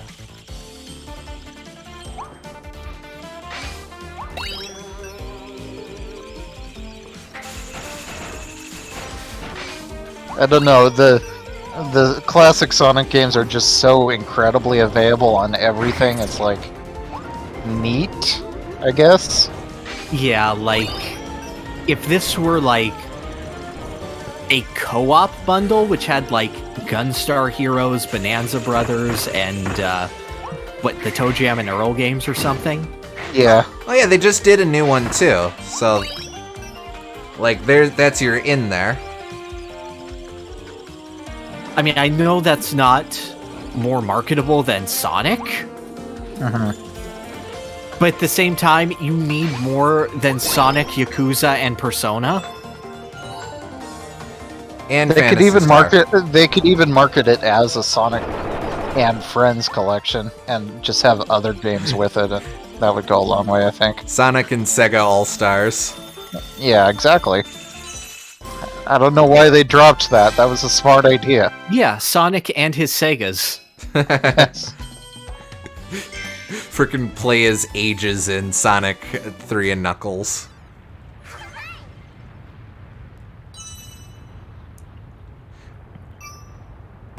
Alright. I want to see this Storm Tornado. You unlock an alternate version of Sonic 1, where instead at the final zone, Sega to Sanshiro comes and kills Eggman, and you have to fight him instead. What, like frickin' Akuma? Exactly!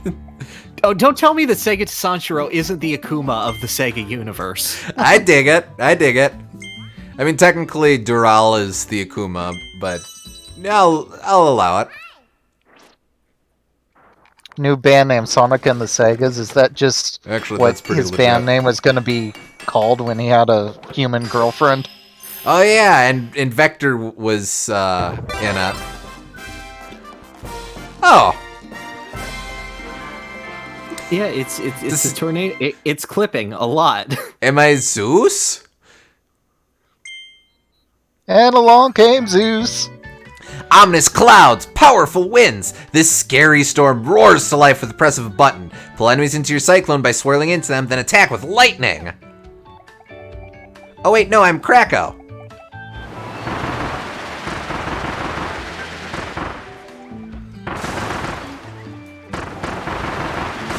He's tornado, but big. All right, guys. On that note, I do have to get going for the night. Alrighty. All right. Well, hey, thanks for hanging out. Yeah. No problem. Thank you, guys. Absolutely. Yep, I will see Yeah. ya. See ya. See ya. Storm Tornado is tornado, but it can actually kill bosses. Alright. Nice. Makes sense. I think that's tier 3 for everything except Crash and Sleep, and I wouldn't be surprised if both of those are just 2 tiers. Yeah. I'm pretty sure they are based off of the pause screen you looked at. Yeah. Yeah, he doesn't have any secrets for us, so that's probably all the abilities. Alright, I think what we'll do is I'll sweep through Redgar and get all the levels that I skipped, and then we'll come back and do Ultimate Cup. Okay. I have all but one evolution, which we're pretty sure is going to be tied to Ultimate Cup. I guess This is just the Skyward Sword HD problem where it's a good port of a game, but the price point before a sale turns people off. Well, a little different because Skyward Sword isn't a good game, but I probably... Sonic 3 is a good game.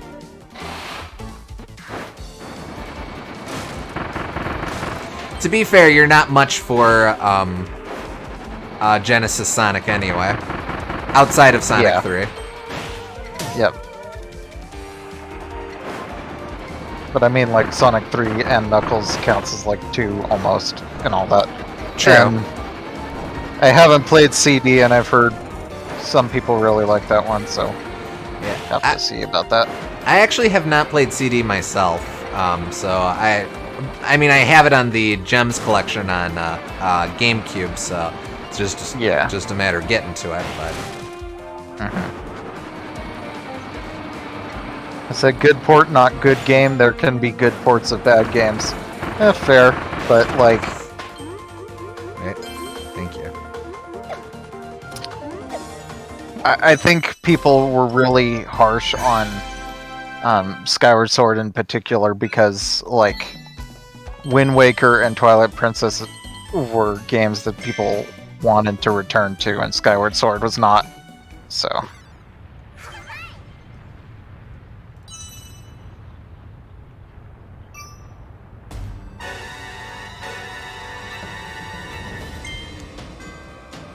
Pierce the floor, up and down tower.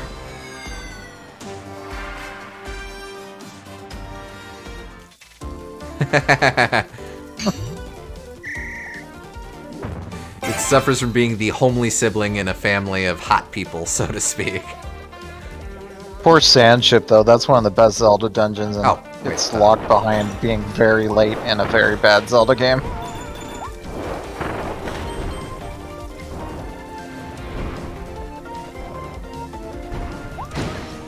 Would you... If I remember correctly, you're not a big Zelda guy, so what would you say is your least favorite Zelda? Is it Skyward Sword?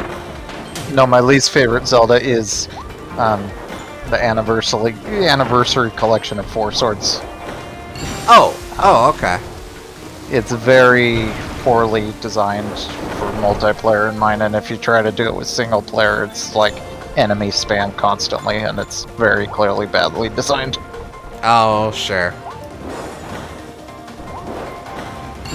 And then, I don't think Skyward Sword is my least favorite because, like, Phantom Hourglass is just slower effort than it, so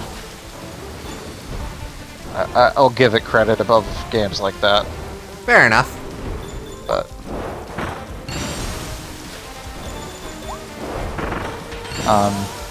then it's like Zelda 2, but I need to actually finish Zelda 2 to judge that one fairly, but it's not that high.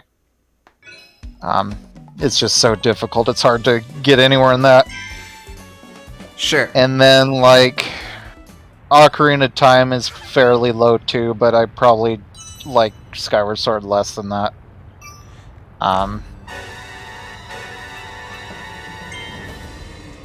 And yeah, that's about all of the ones that are around that area, I think, for me. Okay. Weirdly, I don't think I've played Zelda's one of those series where I really like the games I have played, but I also constantly feel like there's a ton of games that I haven't played. Yeah. I have not played Four Swords Adventure, so I can't speak on that one. It always seemed like it was so complicated to set up that actually working, and I don't know. Even if I did buy that game, it's like, would I ever really be able to say I had the correct experience without getting 4 link cables and 4 GBAs and everything?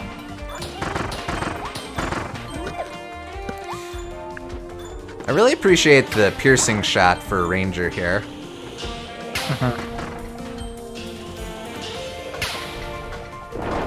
Oh. Oops. Oh, there we go. Gah! Thought I had puffed up.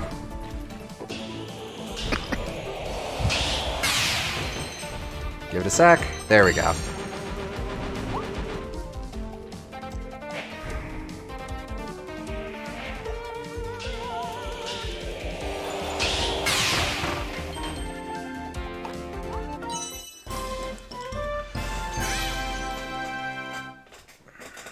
I guess I'm not super big on Link Between Worlds, but that's just more like average, and I definitely like Skyward Sword less than that also.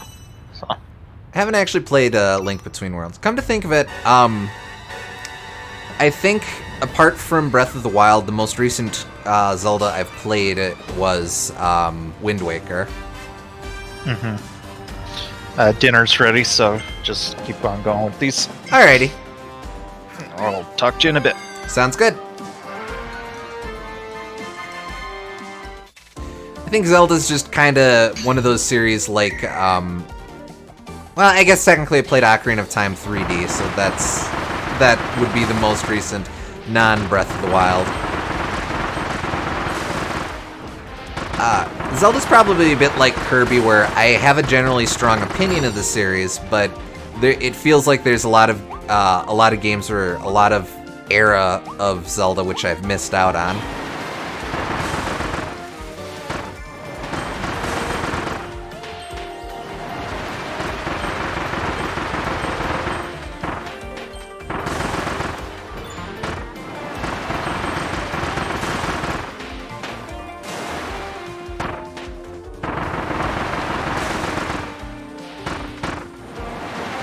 Oh, nice.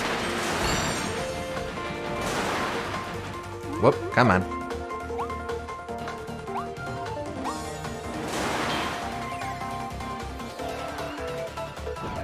Oh, we're gonna out-ballerina these penguins. Also, it belatedly occurs to me, probably the reason why they were able to get away with Bonkers being Tier 3, whereas all the other mini-bosses are Tier 4, is that DDD then goes on to be... No, Bonkers is the Tier 3 hat, whereas the other mini-bosses are Tier 2, because Mask DDD is Tier 4, so Bonkers is not the ultimate hammer.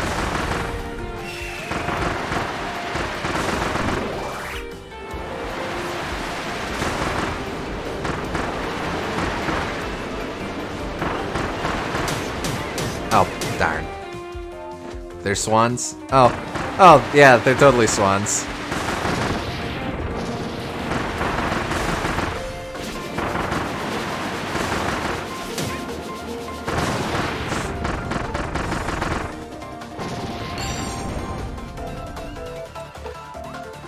Let's see. A Link Between Worlds is actually my favorite one. To be honest, to be frank, it's one of the two I've actually beaten. Link Between Worlds, Link is honestly my favorite Link in the series, simply because of the cutscene before the final boss. Interesting. I do have a very high opinion of Link to the Past. To wit, I think these days it'd be my 4th favorite Zelda. So I think I would really like A Link Between Worlds. Just, again, one of those where I never ended up playing it.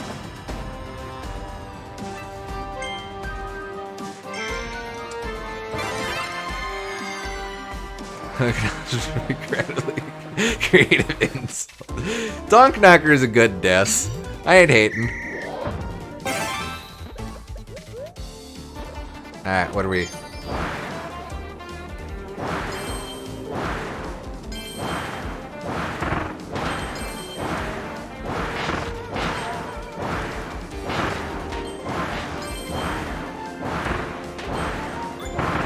Oh, no, this is a fun one. Oh. Wait, yeah, okay.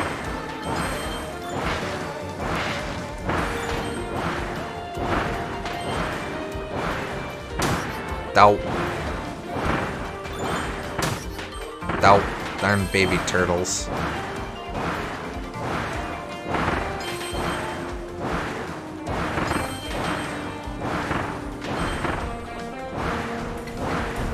Wait. Very important. Don't tell Gooms that I sacrificed time for money in a speed run.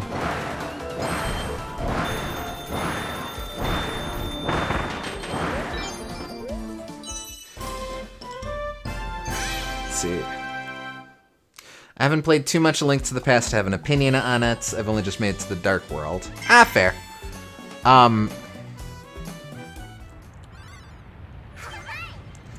Let's see. Just making sure I don't miss stuff in chat. SG says that other Zeldas have major Oracle stan as those who know already know.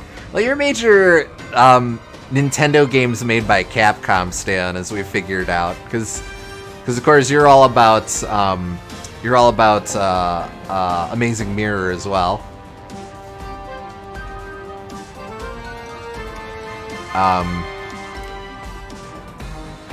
Let's see. SG is also kind of middling on Link to the Past. Definitely like it and had a good time revisiting it last year, but I have trouble getting over how barren the overworld is. I suppose to be fair... Oh, now that's interesting. Oh, that's cool. Kirby, the master of mouthfuls. I suppose to be fair, a lot of my fondness for Link's Awakening, or Link to the Past rather, comes from it being my first Zelda.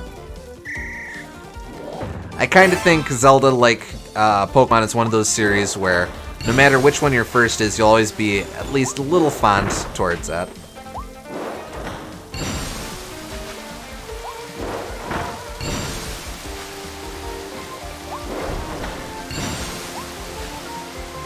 Whoop, there we go.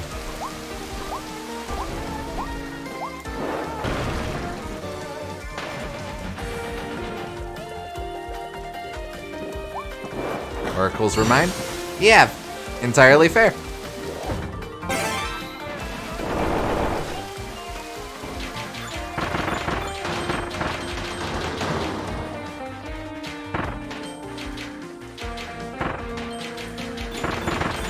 Hell, I can just ignore these mumbies.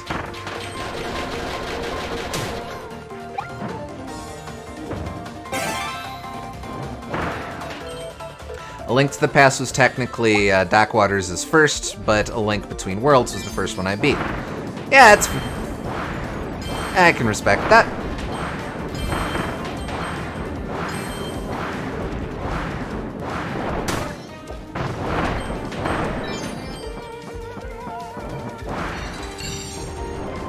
Whoops. Oh, I'm surprised that worked.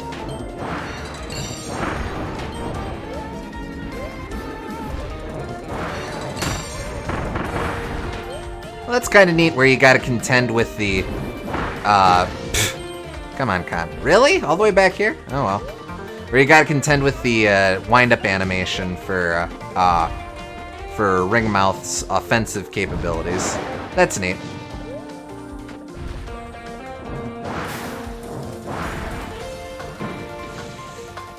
Oh, see, I kind of like that, where you either go straight for time, or if you're a little wuss like me, you go for the healing item.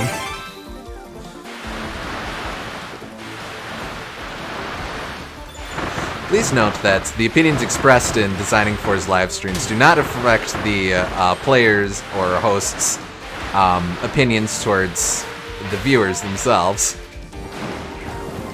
Unless otherwise stated. I don't know.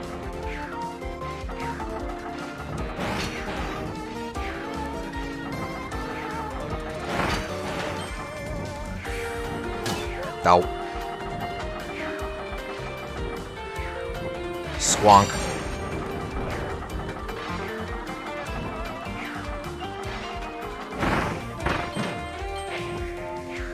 You know, if I was thinking, I totally would have left this one for Gooms, because he would have gotten a kick out of this level.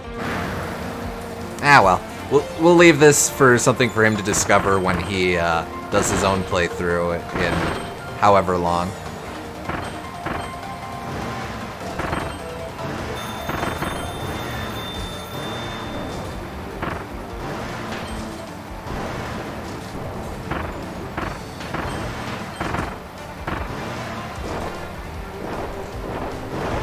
Boy, timing is really tight on that one. Oh, money!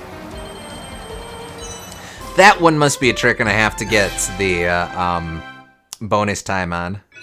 Target time, yeah.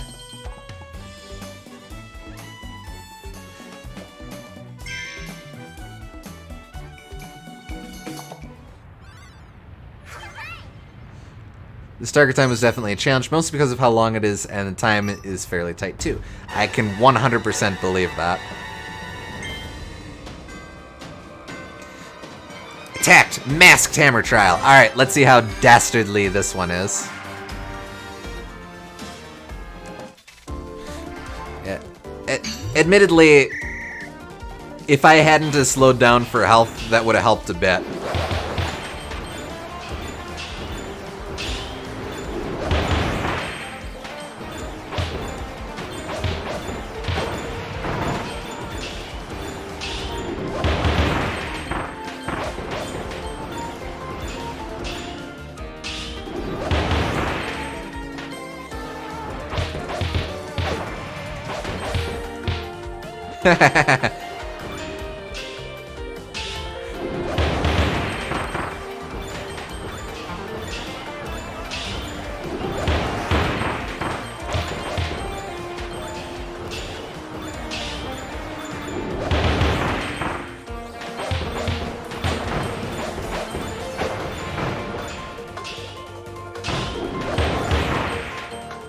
Alright, who's next?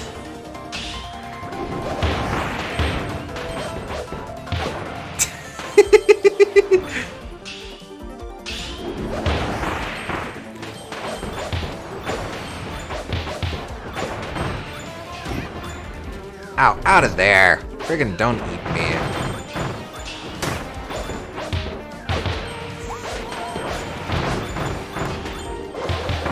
I'm back. Welcome back! Any interesting conversations? Mostly discussion on Zeldas. I opined that Zelda, like Pokemon, is a series where a lot of your tastes for the series overall will be influenced by which game is your first. Like how I'm really fond of A Link to the Past, mostly because that was the first one I played. That's fair.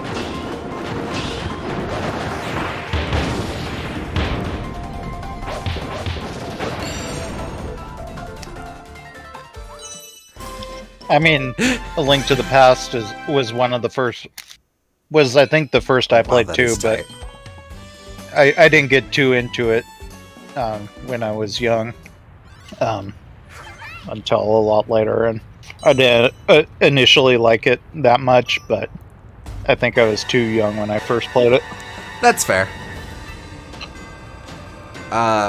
Like I said, I definitely think it's a game I owe a revisit, just because it's really been a while since I've played. A Link to the Past is a game that I feel it's messy, but it has some pretty interesting things in it, especially for the time. Sure. It doesn't really have that strong of an identity yet, because it's like debating whether it wants to be combat focused or puzzle focused, but like that being said, it does still have some legitimately good combat and some legitimately good puzzles in it. Sure. It just doesn't feel like it really focuses on it, and it doesn't have any of the dungeons that are really like huge puzzle boxes in the way that I think the first real one I would consider that would be Eagle's Tower in Link's Awakening. Oh, sure. You can check. Like you can kind of say that the ice dungeon in A Link to the Past is sort of like that, but not really. And maybe the water dungeon a little bit too, but it feels like a lot of the dungeons, like they have a gimmick, but they don't actually play into each other. Like Skull Woods, for example, it's a cool idea that you go in and out of the dungeon, but that doesn't actually affect much mechanically. Rats. Because it's still linear. What about Oh, I keep forgetting the name of it. Thieves Town, thank you. Yeah. That one has it, but that is just one idea. Like you rescue the boss, and then you have to find the boss. You have to realize that the person you're rescuing is actually the boss, and that's a cool idea, but it's just that one puzzle, and I wouldn't consider the whole dungeon to be a puzzle box, because they only have that one trump card to pull. You know what? That's fair. That's fair. I can definitely see that. And thinking about it, I really agree with you. Whereas I'm really fond of the vibe of Link to the Past, I think it would be accurate to say that. Well, how to put it? Like Ocarina of Time, love it or leave it, Ocarina of Time has a very clear identity with each of its dungeons. That is to say, each of its dungeons has its own very clear identity. Whereas, I don't know that you could say that about Link to the Past. Yeah.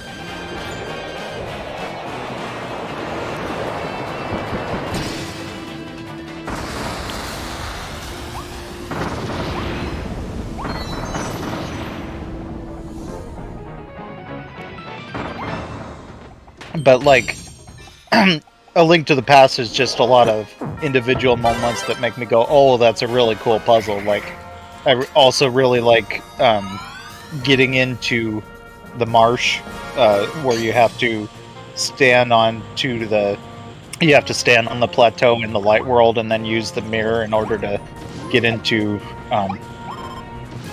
the murky marsh or whatever it's called, the dark world equivalent of the sand dungeon. Oh, sure. And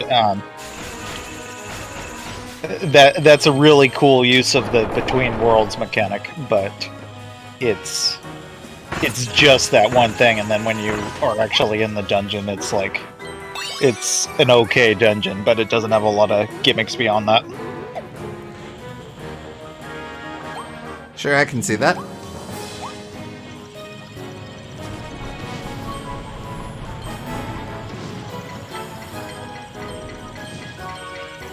Run! Oh, I don't think I can actually take damage from the Gordo bar.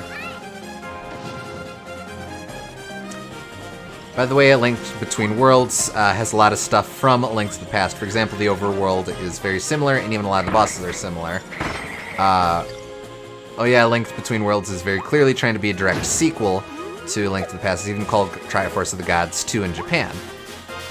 Isn't it, like, notably one of the few actual factual sequels that Zelda's done? Yeah, it's definitely the same world. It's, like, almost identical, but... I remember that being a big sticking point. It's like a half retelling, honestly. Oh, okay. It has one new dungeon in the light world, and then the dark worlds are rearranged a little bit, but that's one of the issues I kind of have with it, is that it's like I like what how they reinterpreted the new Thieves Town because they do something with that, but it's like a lot of the dungeons don't feel like they needed to be done twice, I guess, because they don't really make that strong of a case the second time around. Might as well go for all. Yeah, Misery Mire, that's the one I was thinking of, yeah. I knew it was something like that with the M's. Misery Mire I always thought was a really cool name. Yeah.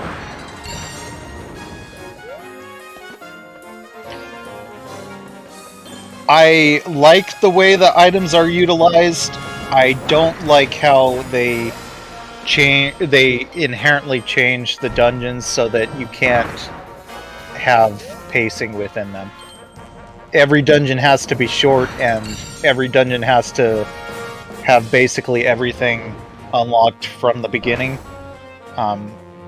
because you have to enter it with a specific item in mind. So, like, you can't have a lot of things that other Zelda dungeons do where you go, oh, I remember this element of this dungeon. I bet I can use this item in order to solve that puzzle, because you already have all the items you need before you enter it. I suppose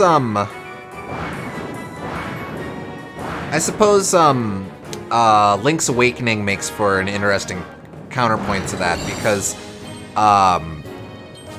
that's absolutely the case of a lot of those dungeons, is the midpoints and how that changes your understanding of the puzzles as laid out in the dungeons. Right. And it is good for some things. I like, obviously, that you can do the dungeons in any order, and it's good for, like, exploration. Like, it has a lot of secrets that you can find by utilizing all of the different dungeon items one at a time. So it's good for that. But I do think, unfortunately, the dungeon design suffers a little bit for it. Yeah, that's fair.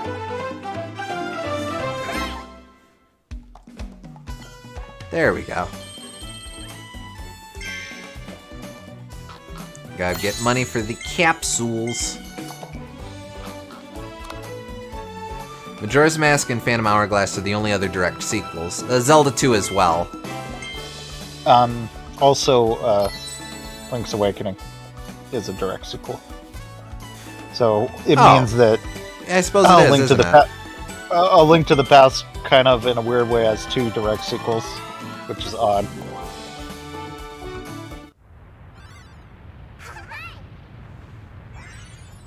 Yeah, when talking about sequels, you can't forget the only Zelda actually named 2.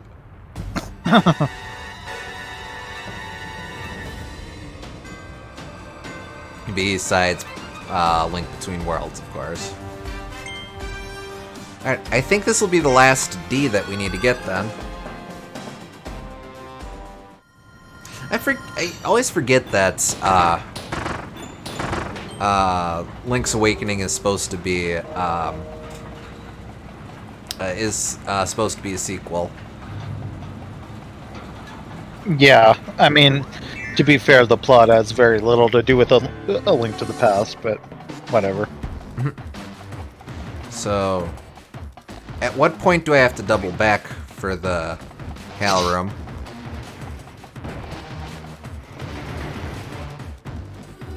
I guess if you have a loose definition of sequel, you could kind of consider Oracle of Ages and Oracle of Seasons to be sequels to each other. It's a duology. Well, it's just like, because they both give you a code that can be used in the other one to unlock the Ganon fight, it's like either one can be the sequel. It's odd. It's a companion piece. And jokes only the two of us will get.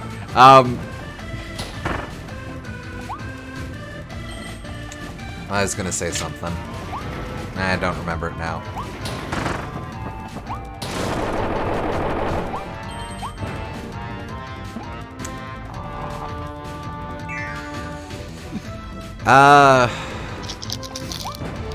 What was I on about? Nope, I lost it. Oh well.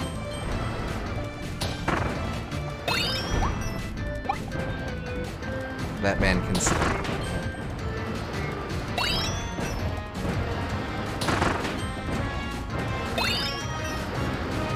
Alright, so different thought, but one thing that's always interesting to me as someone who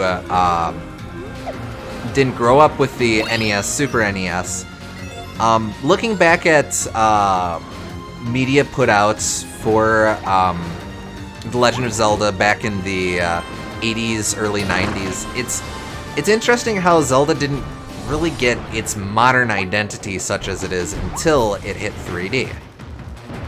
You could say until Link's Awakening, but like you look at a lot of the spin-off or side material for Zelda 1, Zelda 2, Zelda 3, and a lot of that really feels like generic fantasy, I suppose. I can see that, but I really feel like it's less that Ocarina of Time invented that, and more that it combined the roots that A Link to the Past and Link's Awakening already had. Because it had so many of the characters reused from Link's Awakening, like Kaepora Gaebora, and it had the fishing minigame from there, and the central town from like Lon Lon. I mean, not Lon Lon, but Kakariko Village. Yeah. I could see that. It's like I wouldn't say Zelda 1 and 2 are portrayed as token-esque in like the Super Show or the Nintendo comic system or stuff like that, but it definitely feels less like what we'd recognize today as Zelda, and more like, oh, well, this is the Fantasy series, or the Fantasy Nintendo series. Right. Versus, oh, this is the Legend of Zelda series. But again, that's talking from a modern perspective. Easy for me to say that without the due context or having been around for the original vibe of it. It's weird because Zelda 2 has such a heavy emphasis on towns, but the towns have such a different vibe than in later Zelda games. It always feels like kind of a knockoff Dragon Quest. Kind of. Maybe or like maybe Dragon Warrior 2. Or like the town from Simon's Quest. Oh, sure. Which, by the way, Rondo of Blood is great because it starts off with that town getting burned to the ground. Oh, I am still missing a D. Oh, is this like the... Oh, no, of course I gotta do no damage, Claire. I haven't played the Link's Awakening remake. It looks good. I think the art style is a good choice for it, but I think if I did play it, I would probably still lean towards the Game Boy one just because the price point for the Switch game's too high, and I just really like the subtle charm that comes from being a Game Boy game where they put their all into this little tiny cartridge that they didn't need to. I can respect that. Just especially it being the cooldown project that they worked on in secret. Yeah. But, like, if they were going to do a Link's Awakening remake, from what I've seen, they did it about as well as they could have. I can respect that. I sort of go back and forth between, or I don't really go back and forth. I kind of like both of them about the same amount, I think. Like, they're both good, well, Link's Awakening is my favorite Zelda.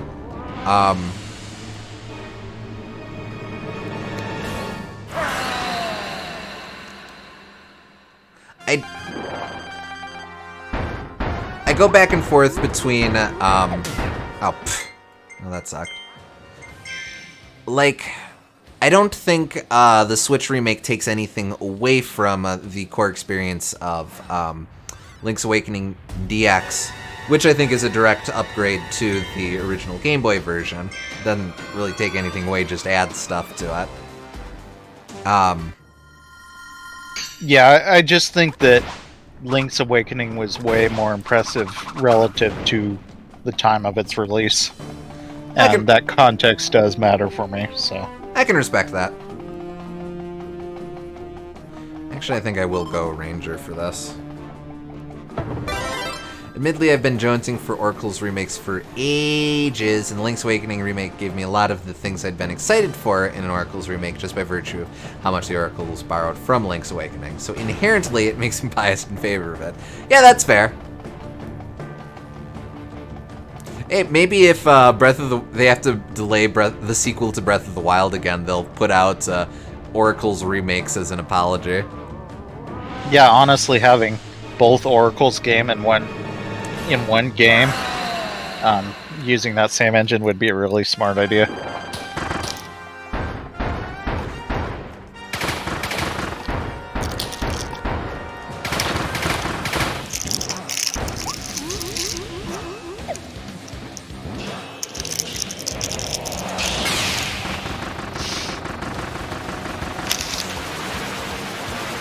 Up, that's chip damage.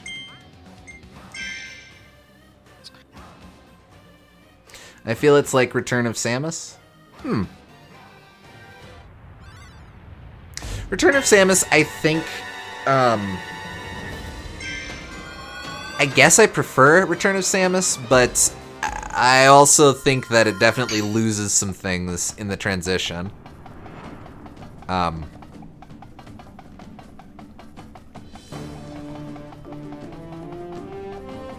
Like the expanded upon ending is it's fun, loses sight of what made the original ending so impactful. I also have not played another Metroid 2 remake, so I can't compare to that. Oh, I meant the original is like the original Link's Awakening. Oh! Yeah, I could see that. Where a lot of it is, wow, they managed to cram this console experience onto a handheld? Oh, for God's sakes, come on. Really wish there was a fast reset. I suppose I could just job to DDD and that would count, but yeah.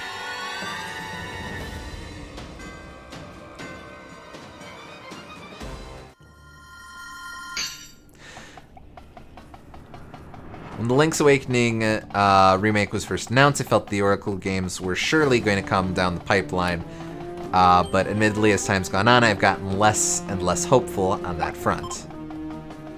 Though someone pointed out to me not too long ago that it's been about as much time passed between Ocarina of Time 3D and Majora's Mask 3D since the Link's Awakening remake, so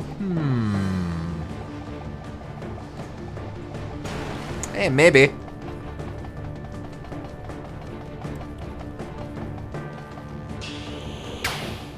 Oh, that's not gonna do nothing.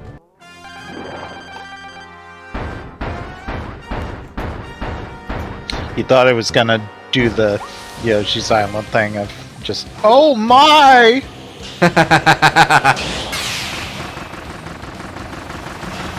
Oh.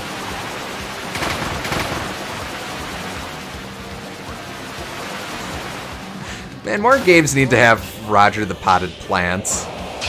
Oh, wait, no, that was Naval Piranha, wasn't it? Yeah, you shoot the unbudded version of Naval Proma. I mean, more games should have Roger the Potted Plant as well, but... Roger the Potted Ghost. Oh, excuse me, you're right. And technically, in the original Yoshi's Island before Super Mario Advance 3, he was just the Potted Ghost. Aww. Super Mario Advance 3 gave him the name Roger.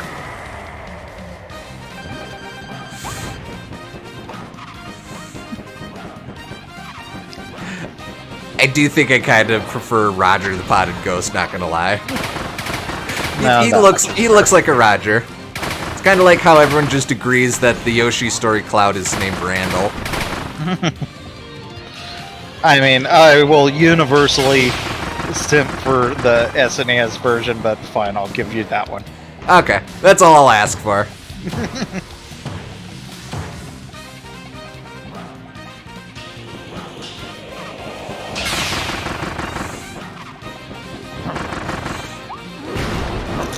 Whoop. Uh-oh.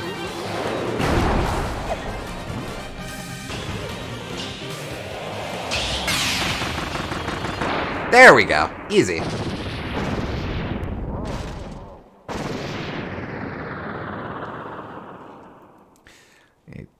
Don't call me a numpty. I only played Yoshi's Island once.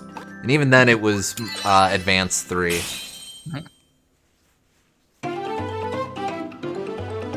Sound quality's so bad.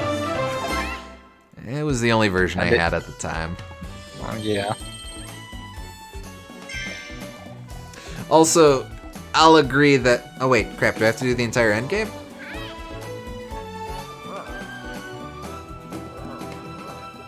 You'll agree what? I'll agree that the Yoshi story, Baby Yoshi sounds are weird. Yeah. They're very unfitting, in my opinion. It works better for Yoshi's Story and Yoshi's Woolly World, which also uses them and stuff, because they have a softer art style that fits with it, but like... Yeah, retroactively adding that to Yoshi's Island doesn't feel right. Yeah.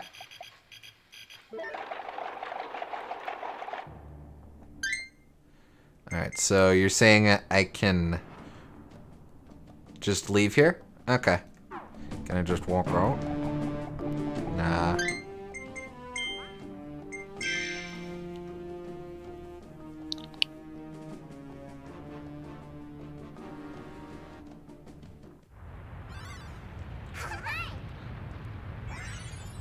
Oh yeah, okay. All Waddle Dees saved. I saved You've saved all the Waddle Dees in Redgar Forbidden Lands.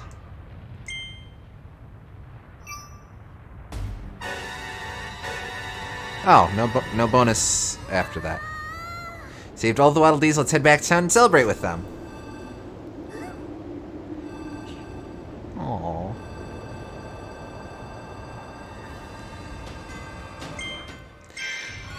Alright.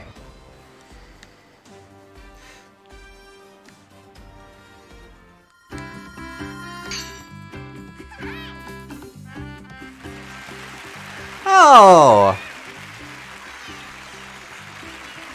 Oh!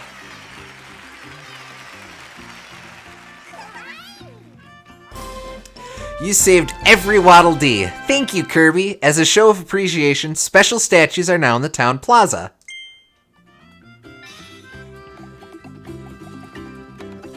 Oh, I'm going to... Statues of us? Right in the middle of town? Oh, I think I'm blushing.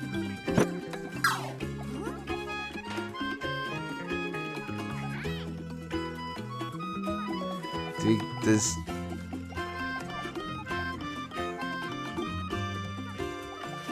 Maybe behind... Oh! Yeah, here we go. Hey, Kirby. I think there's a present code back here. Thank you, Kirby. Maybe it's a thank you gift from the Waddle Dees? Alright, so thank you, Kirby. And is there anything for Elflin? Aw, nah, don't look like him. Fuck you, Elflin. I'm just doing my best.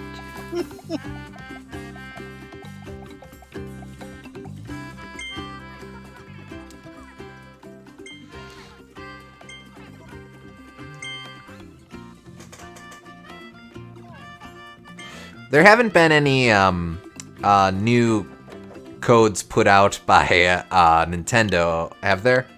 Like as post-game release? Alphalin exists. Do you want to know where the other ones are? Sure. Because that would be... We don't really have any leads on that. Agreed.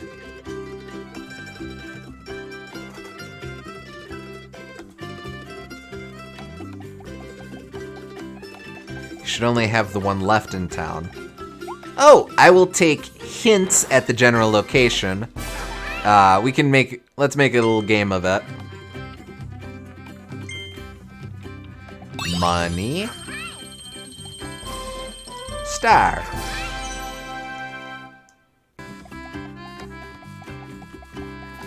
I think the last one they released was Icon Elements. I don't think I punched that one in, so I'm gonna do that one.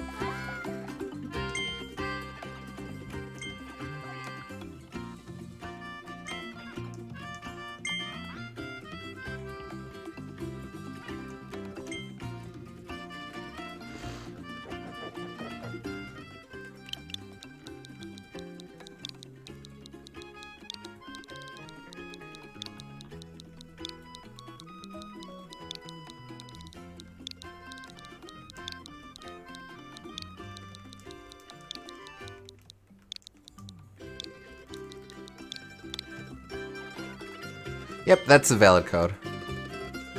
GameStop Canada also works, presumably some pre-order bonus for GameStop in Canada. Oh, that's neat.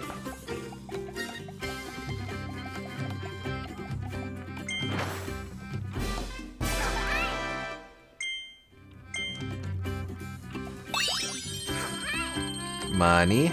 Booga booga.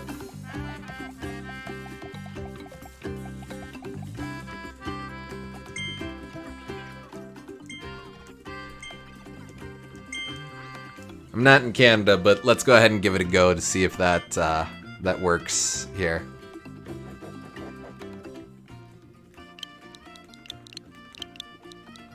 Kirby Microsite. That's another one that I don't have.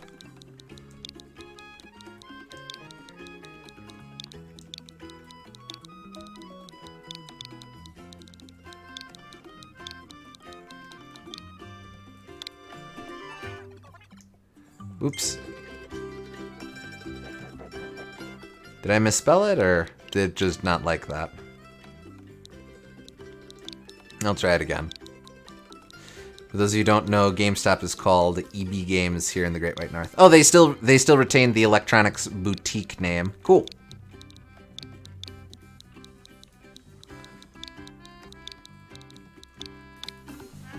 Yep, no dice. Oh well. I will try Kirby Microsite.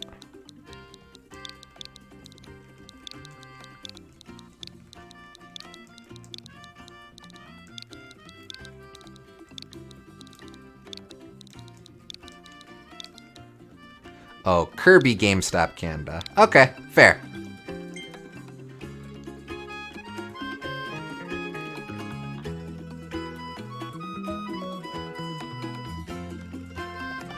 Also, in order to get Kirby Microsite, you need to find hidden mouthful modes on the game's website. Oh, that's cool.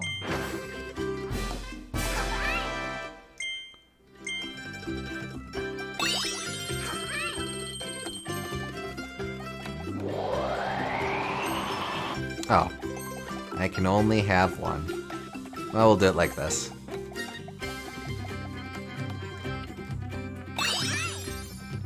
There. Alright, so Kirby GameStop Canada and, well, and Game News. We'll do that.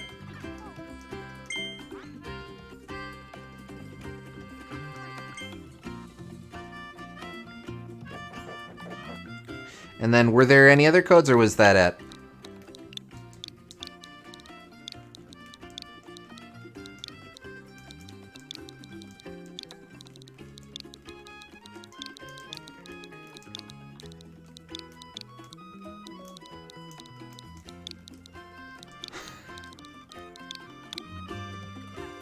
Yep, that works. See, I think Kirby Microsite is just like the demo codes where you get it from doing stuff, but you can enter it if you know it. Kirby Adventure Cal. Oh, there are all sorts of local ones? That's cool.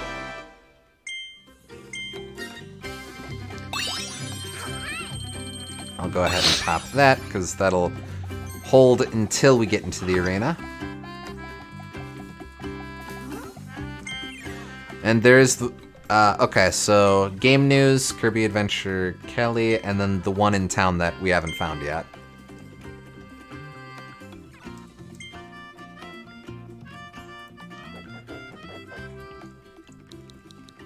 Do they have like a keyboard attachment for Switch? Well, it's got a USB port. You could just do a regular ass keyboard, I suppose. That'll work. Oh, have you done that? I haven't done it on the Switch, but I've done it on the Wii, and I assume it would work with this too. So. Oh, okay.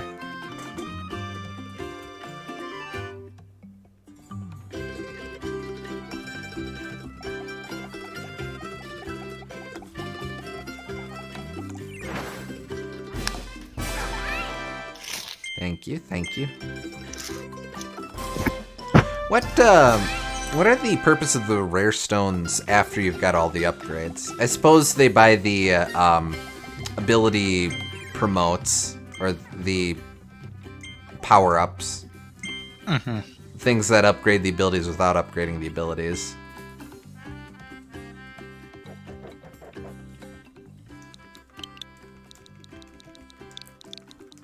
K-I-R-B-Y. We spell his name, but we don't know why.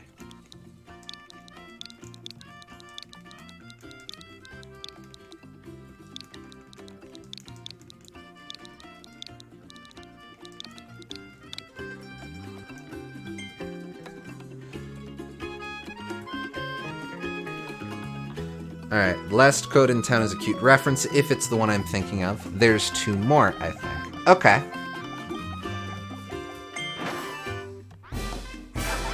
Oh! Oh, hey, he gets a pretty patty.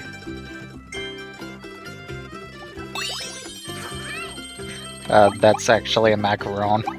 Oh, okay. Yeah, you're right. It totally is. It looked very cheeseburger to me.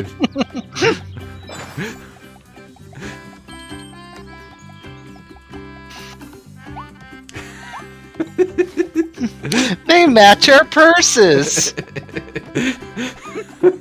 Great gormless numpty. I'm not gonna even argue with that accusation. That's a good put down. Alright. Any hints for where the last hint or 2 is?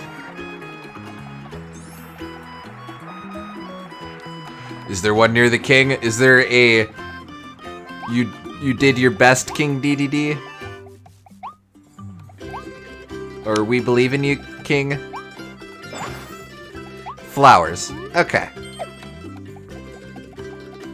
Flowers. And... is it back here? Is it up? Whoop. Is it up? Yes, it is. Huh? There's something written here. Kirby the Gourmet. Is it a hidden present code? Aw. Wow, that's kind of a random spot for one. Like, that's only 1 tier lower than the rainbow coin from Donkey Kong 64.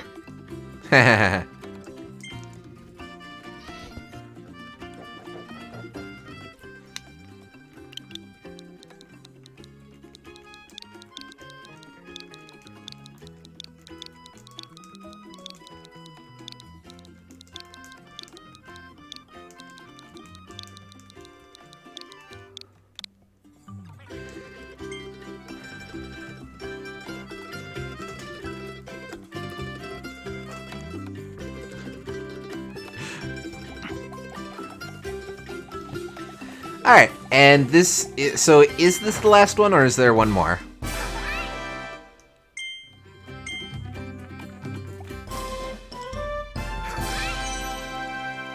That one stumped me because I definitely stepped there, but you have to stand still for Elflin to recognize it.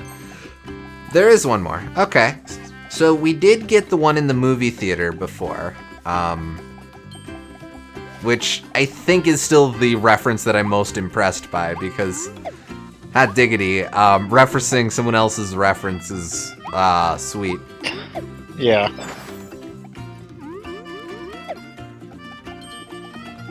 And just because it's a clever reference too, because it's in a movie theater. Yes. The movie theater one was the one you were thinking of. Oh, okay. So then I think we're squared away. Oh, what about around the Colosseum? Let's take a look-see.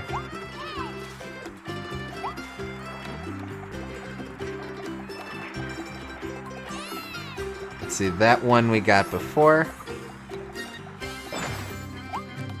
I'll take the respawning coin.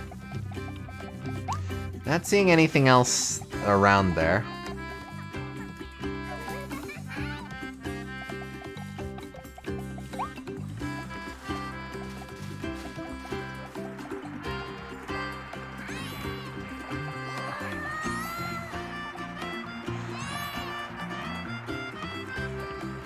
It's actually easier to find the codes when Elflin is captured because it just says to check without him. Aww. Alright, there is another one. Okay. Around Commentator D? Let's take a look. Maybe back here. Over here. Iba? Iba? Marco. Marco. Fish out of water! Oh, there we go. Hey, look at this. There's a code hidden here. Brawling Colosseum. Is it a hidden present code? Did you ever do Adventure Guide or Game News? I did Game News. I don't think I did Adventure Guide. I'll try that.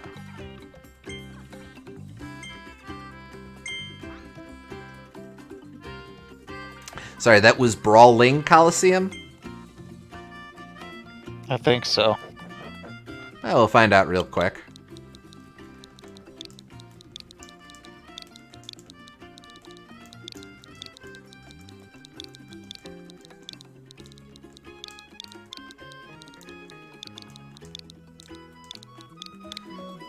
Yep, there we go. You tried Kirby Microsite. Yep, we got that one. I think that was the one with the pretty patty.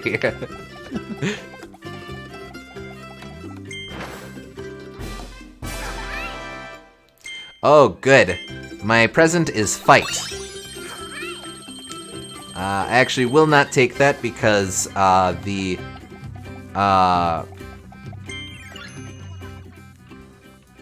Oh, I actually do have to take that.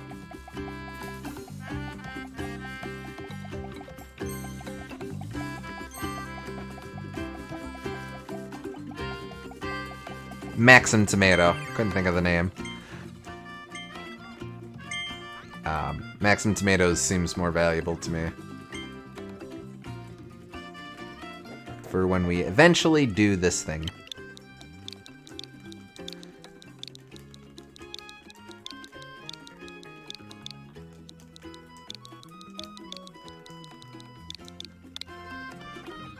Yep, that was a new one. Kirby News Desk, I think we did. Yeah, we did that one. Yeah, okay. I think that's a lot of them, then.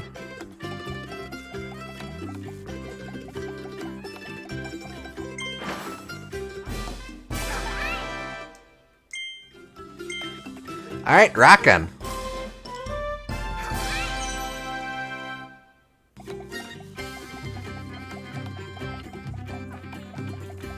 Alright, let's do Ultimate Cup.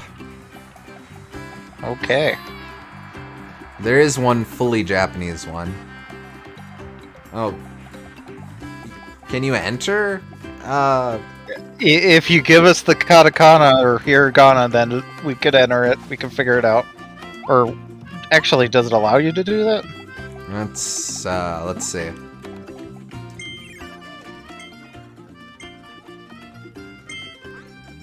Oh boy, okay. Ooh, that's a lot. Try to enter that, but no Japanese keyboard. Yeah, unfortunately that don't seem to be an option for me. Wait. Oh boy, I'm just asking for trouble. Wait. No, I can't even do that. Can't even do the old sneaky sneak. If I logged in with my Japanese account, I'm sure I could, but... At that point, it'd be a bit of a long walk for a short glass of water, I think. Put that into Google Translate so we know what it is, at least. Yeah, hold on. Yeah, come on.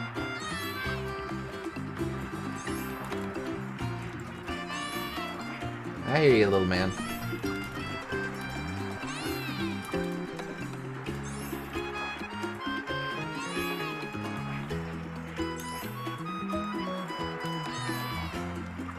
Surprised they don't have the Japanese keyboard there. Nintendo is literally a Japanese company. LOL, yeah. It appears to translate to Hubari Henkei de Daiboken. But you gotta translate. Yeah. You can't just do the romanization. Well, tell Google that. Okay.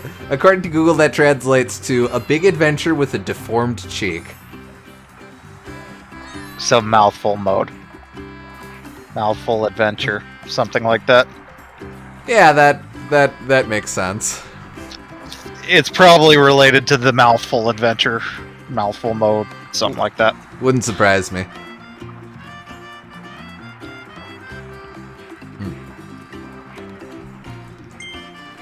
Welcome to the Colosseum! If you're here to enter a tournament, you came to the right spot! The Ultimate Cup is now available at the Colosseum. Challenging battles with ferocious bosses await you.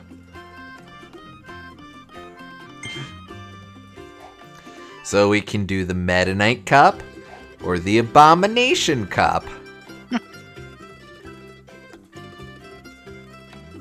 12 battles. Okay, you're officially entered in the Ultimate Cup. It's about to get intense in there. I can't wait.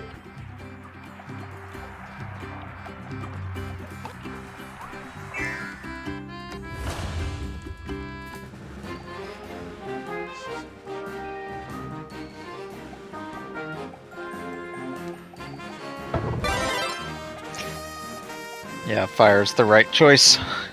Definitely.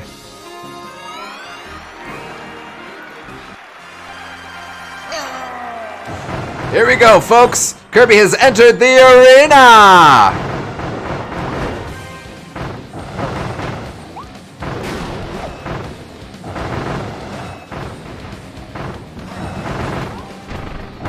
If you enter the code Kumazaki, Shinya Kumazaki himself will come to your home and shoot you directly in the face. Cool Easter egg.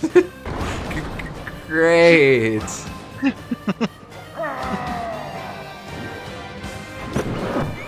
Hang on to something, folks. Kirby's foe's about to go all out. Watch out, Kirby. I'll read that Waddle Dee just for the future battles that are more difficult. Sounds good. Not shown here. Difficult battle. Meta Cool Knight. fight though. I'm gonna want sword anyway, so I'll just lead with Crash. Okay.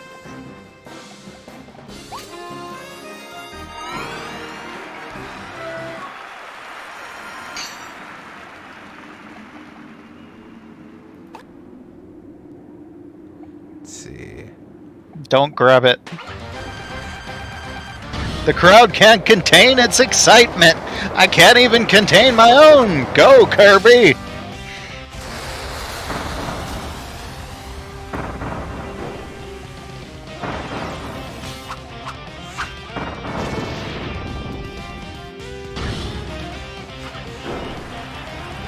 The battle's about to get way more intense. Keep those eyes aimed at the arena, folks. Okay. Yeah, I don't know what you were expecting, honestly. Some clearance. Didn't have to be a lot.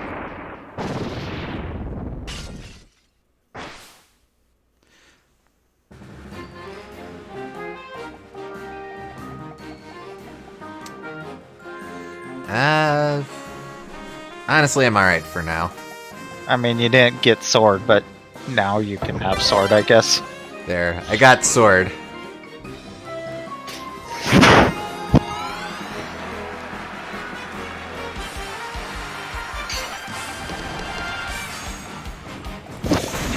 Oh, so many dazzling moves! What amazing skill will Kirby show us next? He's still the best.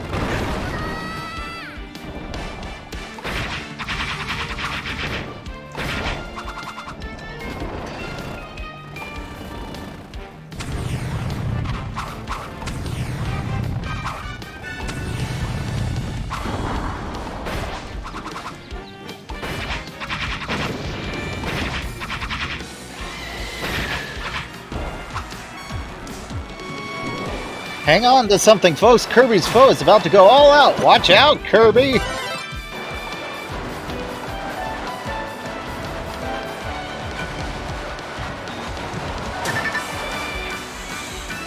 Our hero is on his last leg.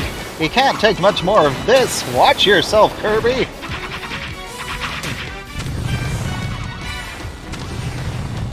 Let's maybe be a little careful. In fact, I believe bosses in the boss rush modes have only 75% of their normal HP, at least in the modern games. That makes sense, yeah. Yeah. Alright, now we will take one.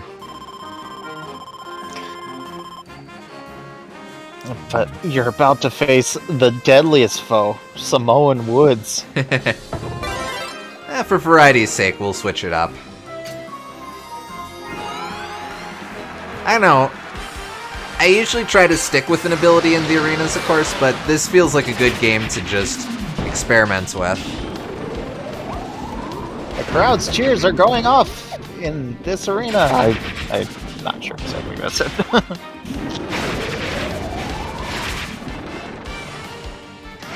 Soul Melter EX bosses at 100% health would actually be impossible. The battle's about to get way more intense. Keep those eyes aimed at the arena, folks.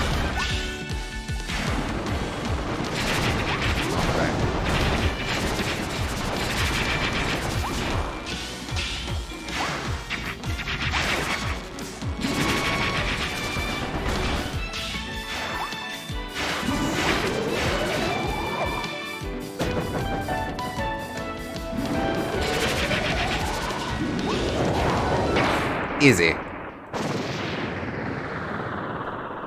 Combined with the damage boost you have, these bosses go down so damn quick. Yeah, I'm enjoying that while it lasts. Oh, okay. Ooh. Yeah.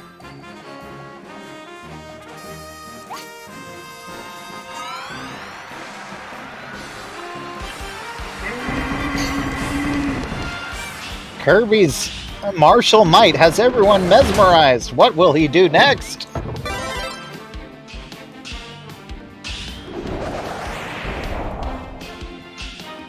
Ooh, nice dodge.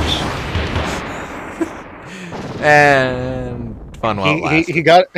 He got a good dodge in there though. That's more than he usually gets. True. Alright, sub-bosses. Huh. Yeah, actually.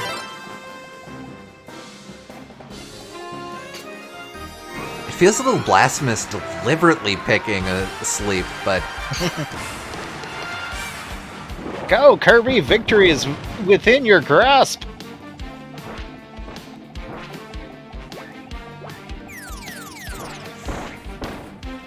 Actually... Okay, so that's the gimmick. If I get knocked out of it, I don't get the Hellilicious boost. Use it before the fight. Oh.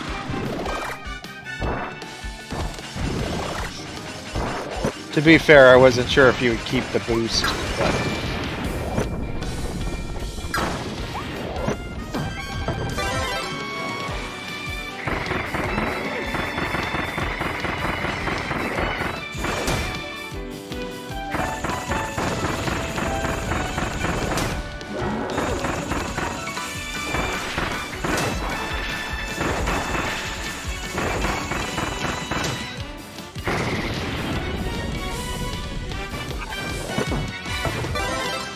I would have? Ah, okay.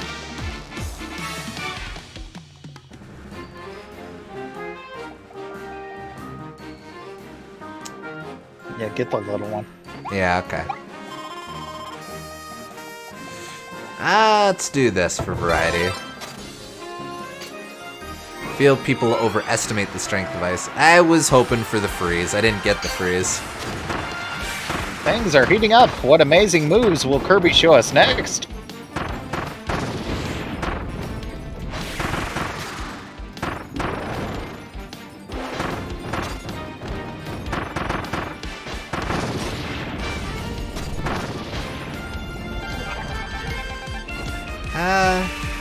Yeah, we'll stick with this.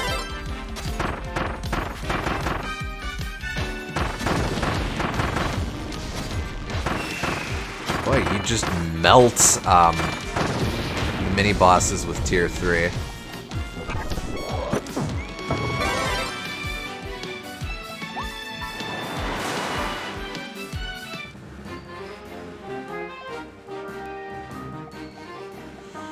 Oh, so like here we go.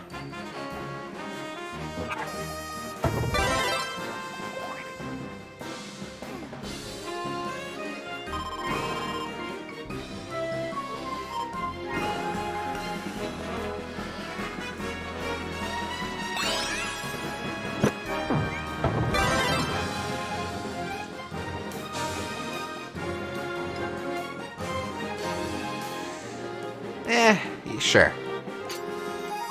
This is a weird ability for Clawroline, but... How long can Kirby keep up this victory streak? The crowd is hyped to find out.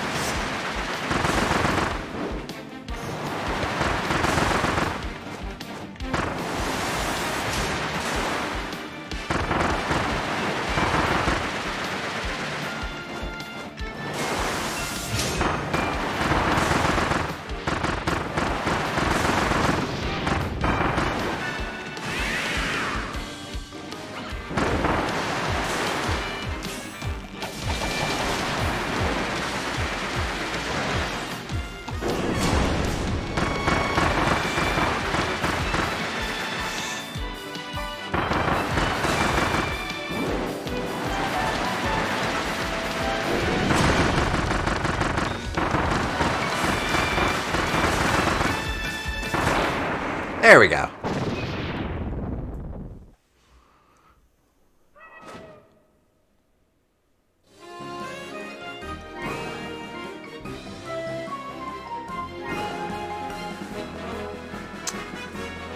Well, let's go, Drill. We haven't really given Drill its due yet.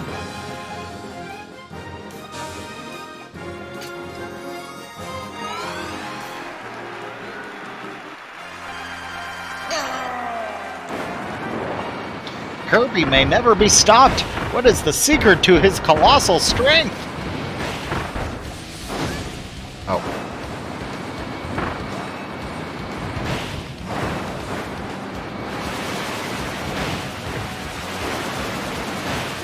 I can't believe high-level drill play is just Pokemon Ranger.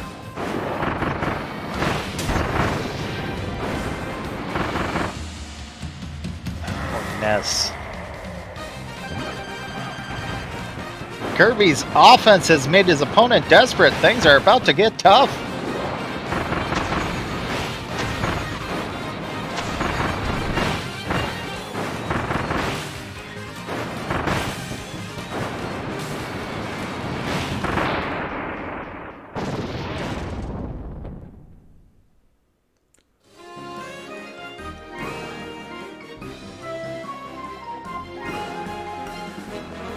Alright, now we're on the final stretch. Well, by my own rules, I'm gonna have to, if I want to do this legit.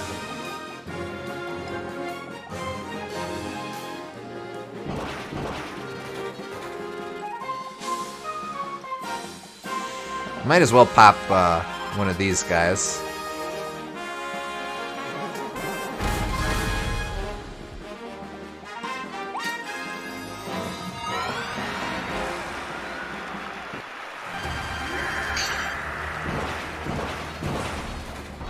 Time to clap and cheer. Our hero is here. Kirby's ready for another round of fighting.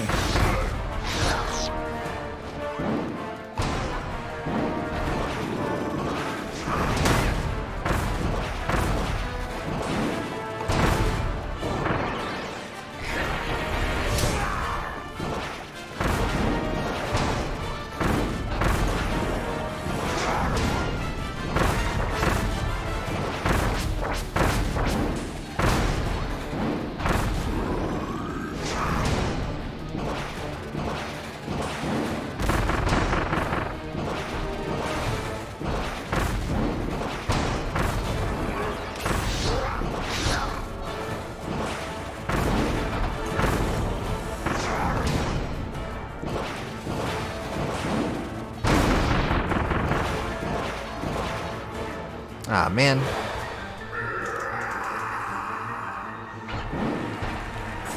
Hang on to something, folks. Kirby's foe is about to go all out. Watch out, Kirby!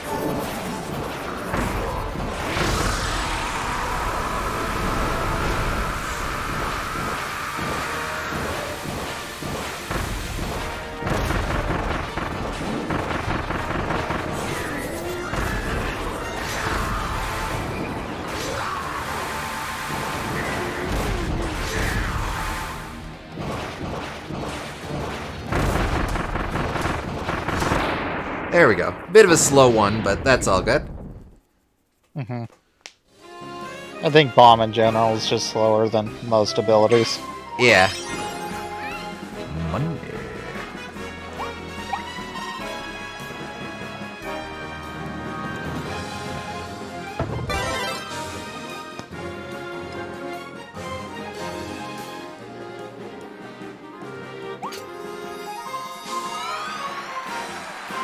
Gotta turn on your 3DS's 3D to really experience the punch attack. You just can't take your eyes off him, folks. Don't even blink or you'll miss the action.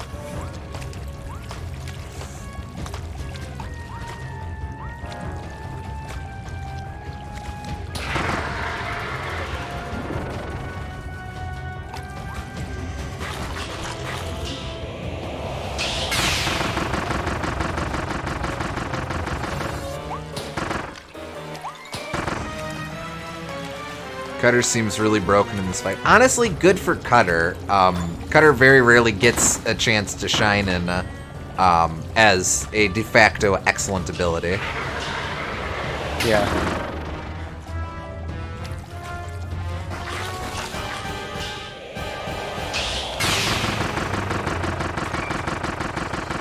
It's not really meant to be a particularly hard fight, just a cinematic fight. Agreed.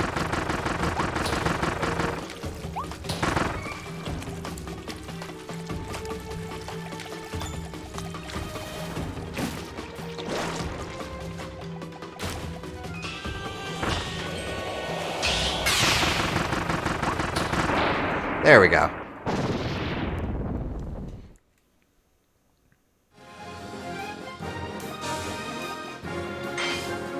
All right. Final battle. Oh, now that's tempting.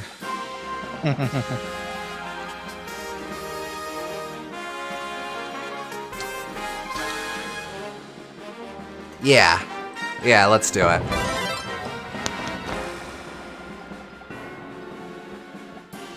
I am at full health. Alright.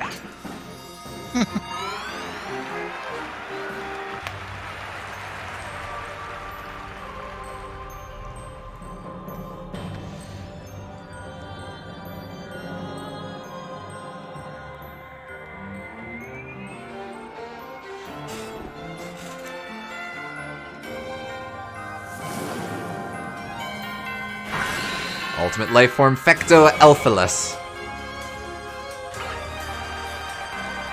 The last battle is upon us, and the crowd is going. It's really going wild. Make some noise!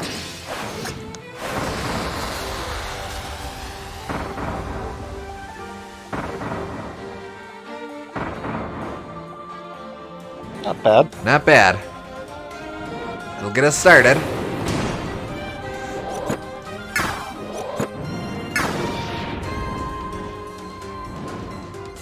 Alright, now here's where it gets interesting.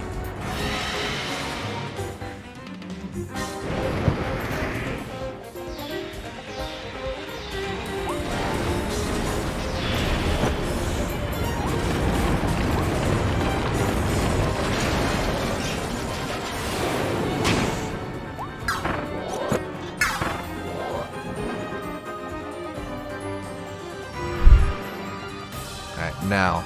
Oh, that's the trick.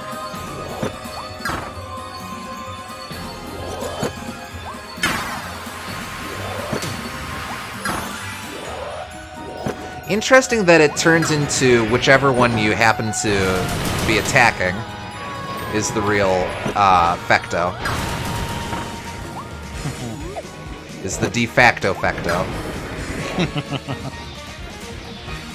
The de facto. Oh, that's the name. Oh, were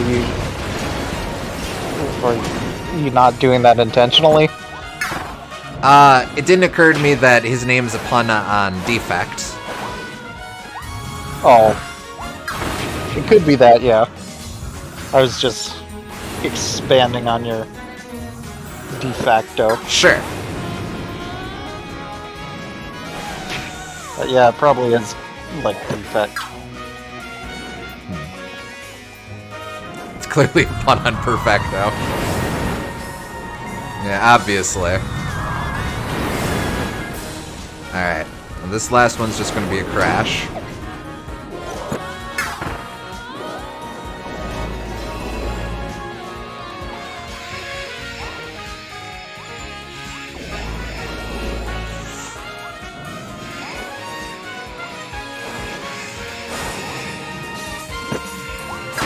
There we go.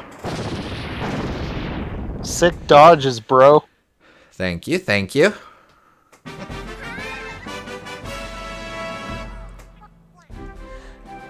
Honestly, I think perfect is probably more likely, if not perfect and deficit. Defect. Oh. Oh, yeah. Wow, our defect. beloved pink puffball is the last fighter standing. Kirby wins! And it did it with both fight and speed. Congratulations on a stunning victory, Kirby. Here's your hard-won reward. I got money. And a stone. And a special figure. Alright, what do we got? So tell us, champ, what's your secret? Playa.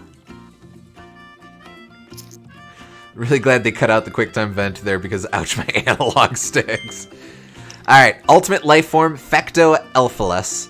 The Elphalin we first met was born from a small, compassionate soul that hid behind greater, invasive ambitions. Without a soul to temper its power, the creature's spatial teleportation ability ran amok, opening mysterious vortices left and right. Now that they're whole again, they're already planning their next invasion.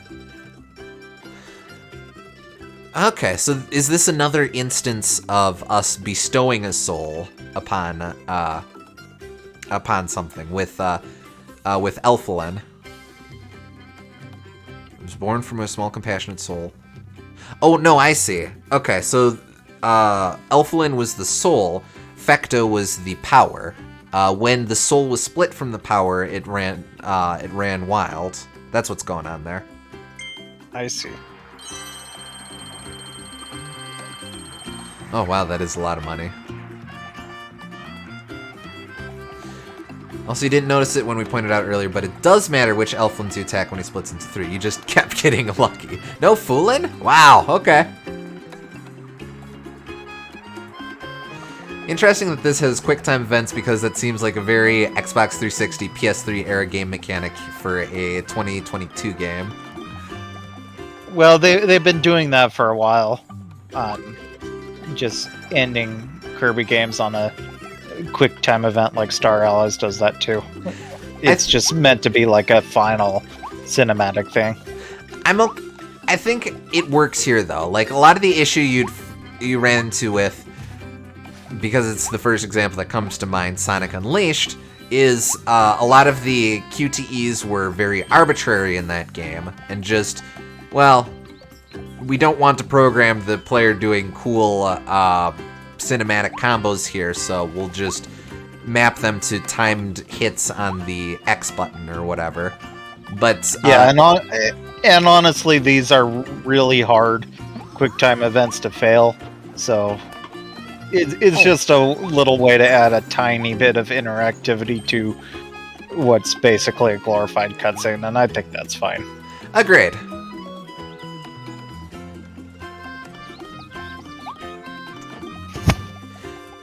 Alright, I think besides diving into capsules and going into post-game, that's about all that there is for us, so I think that'll about do it for now. Do we have any idea how we get the last sword upgrade? Oh, huh. Yeah, we totally didn't get it from, Yeah. Well, I bet you dollars to donuts that's going to be embedded in Claw stuff. Well, look at your collection of stuff. Yeah, let's see.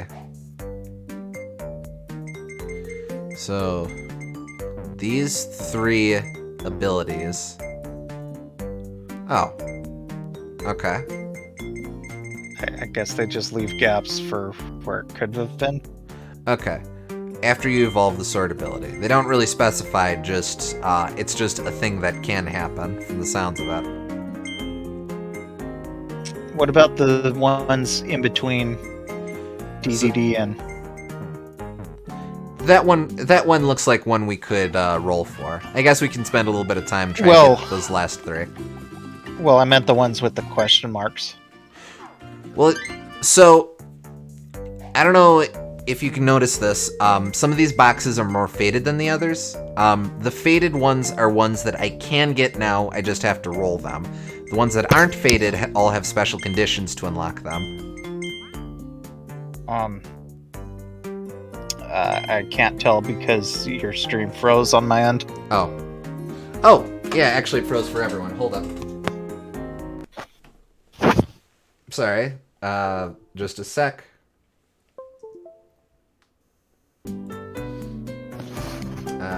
Gotta do this real quick.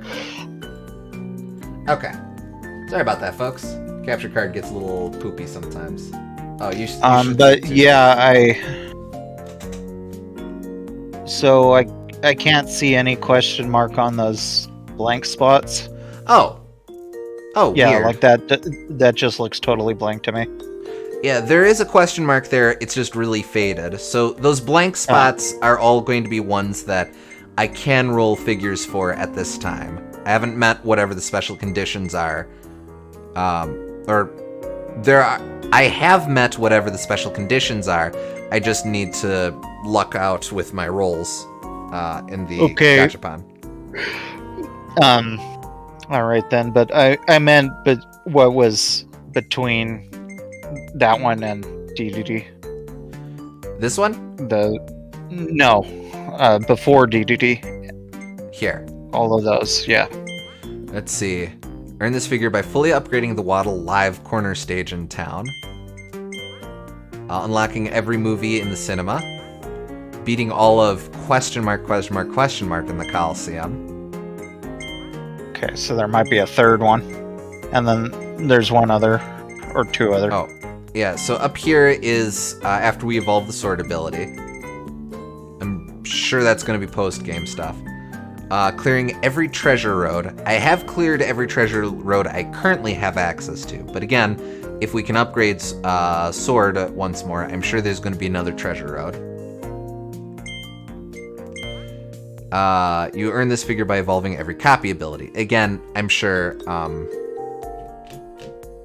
SGS if you want to know if you can get the final upgrade now.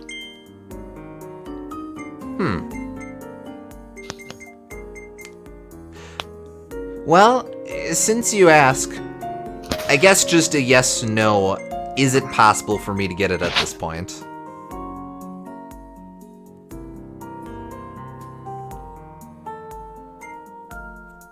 It's not. Okay, so it's post-Claw Line stuff. Okay, that's what I figured.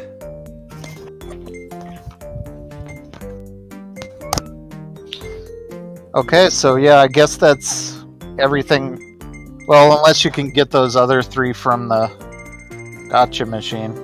There's a lot That's to get everything from we the can do. machine, but yeah, I guess might as well see if I can just roll the last of those.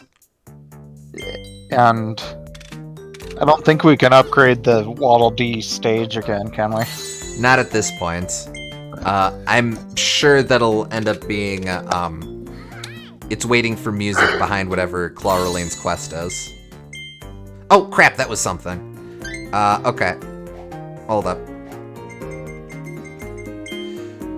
The new world is filled with danger and temptation.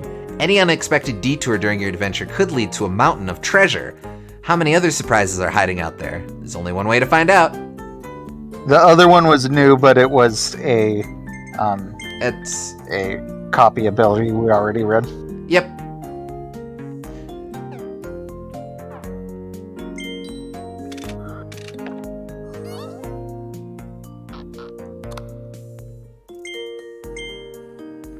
Alright, come on.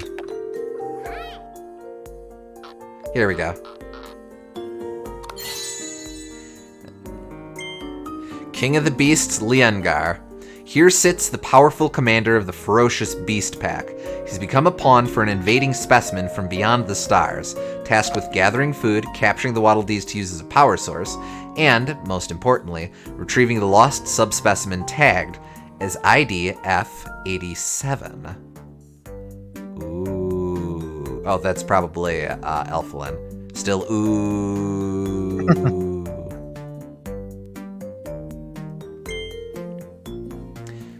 And I believe that'll be all of those that I can get for now. I can still roll, actually quite a few of these. Oh, yeah. But why don't we save that for the top of next stream? Well, I don't know about the top of next stream, but we can save it for if we have time after we do whatever. I think we should lead with Clawrline. Well, I mean, just, because we usually take 5 while people filter in. Yeah, fair, okay.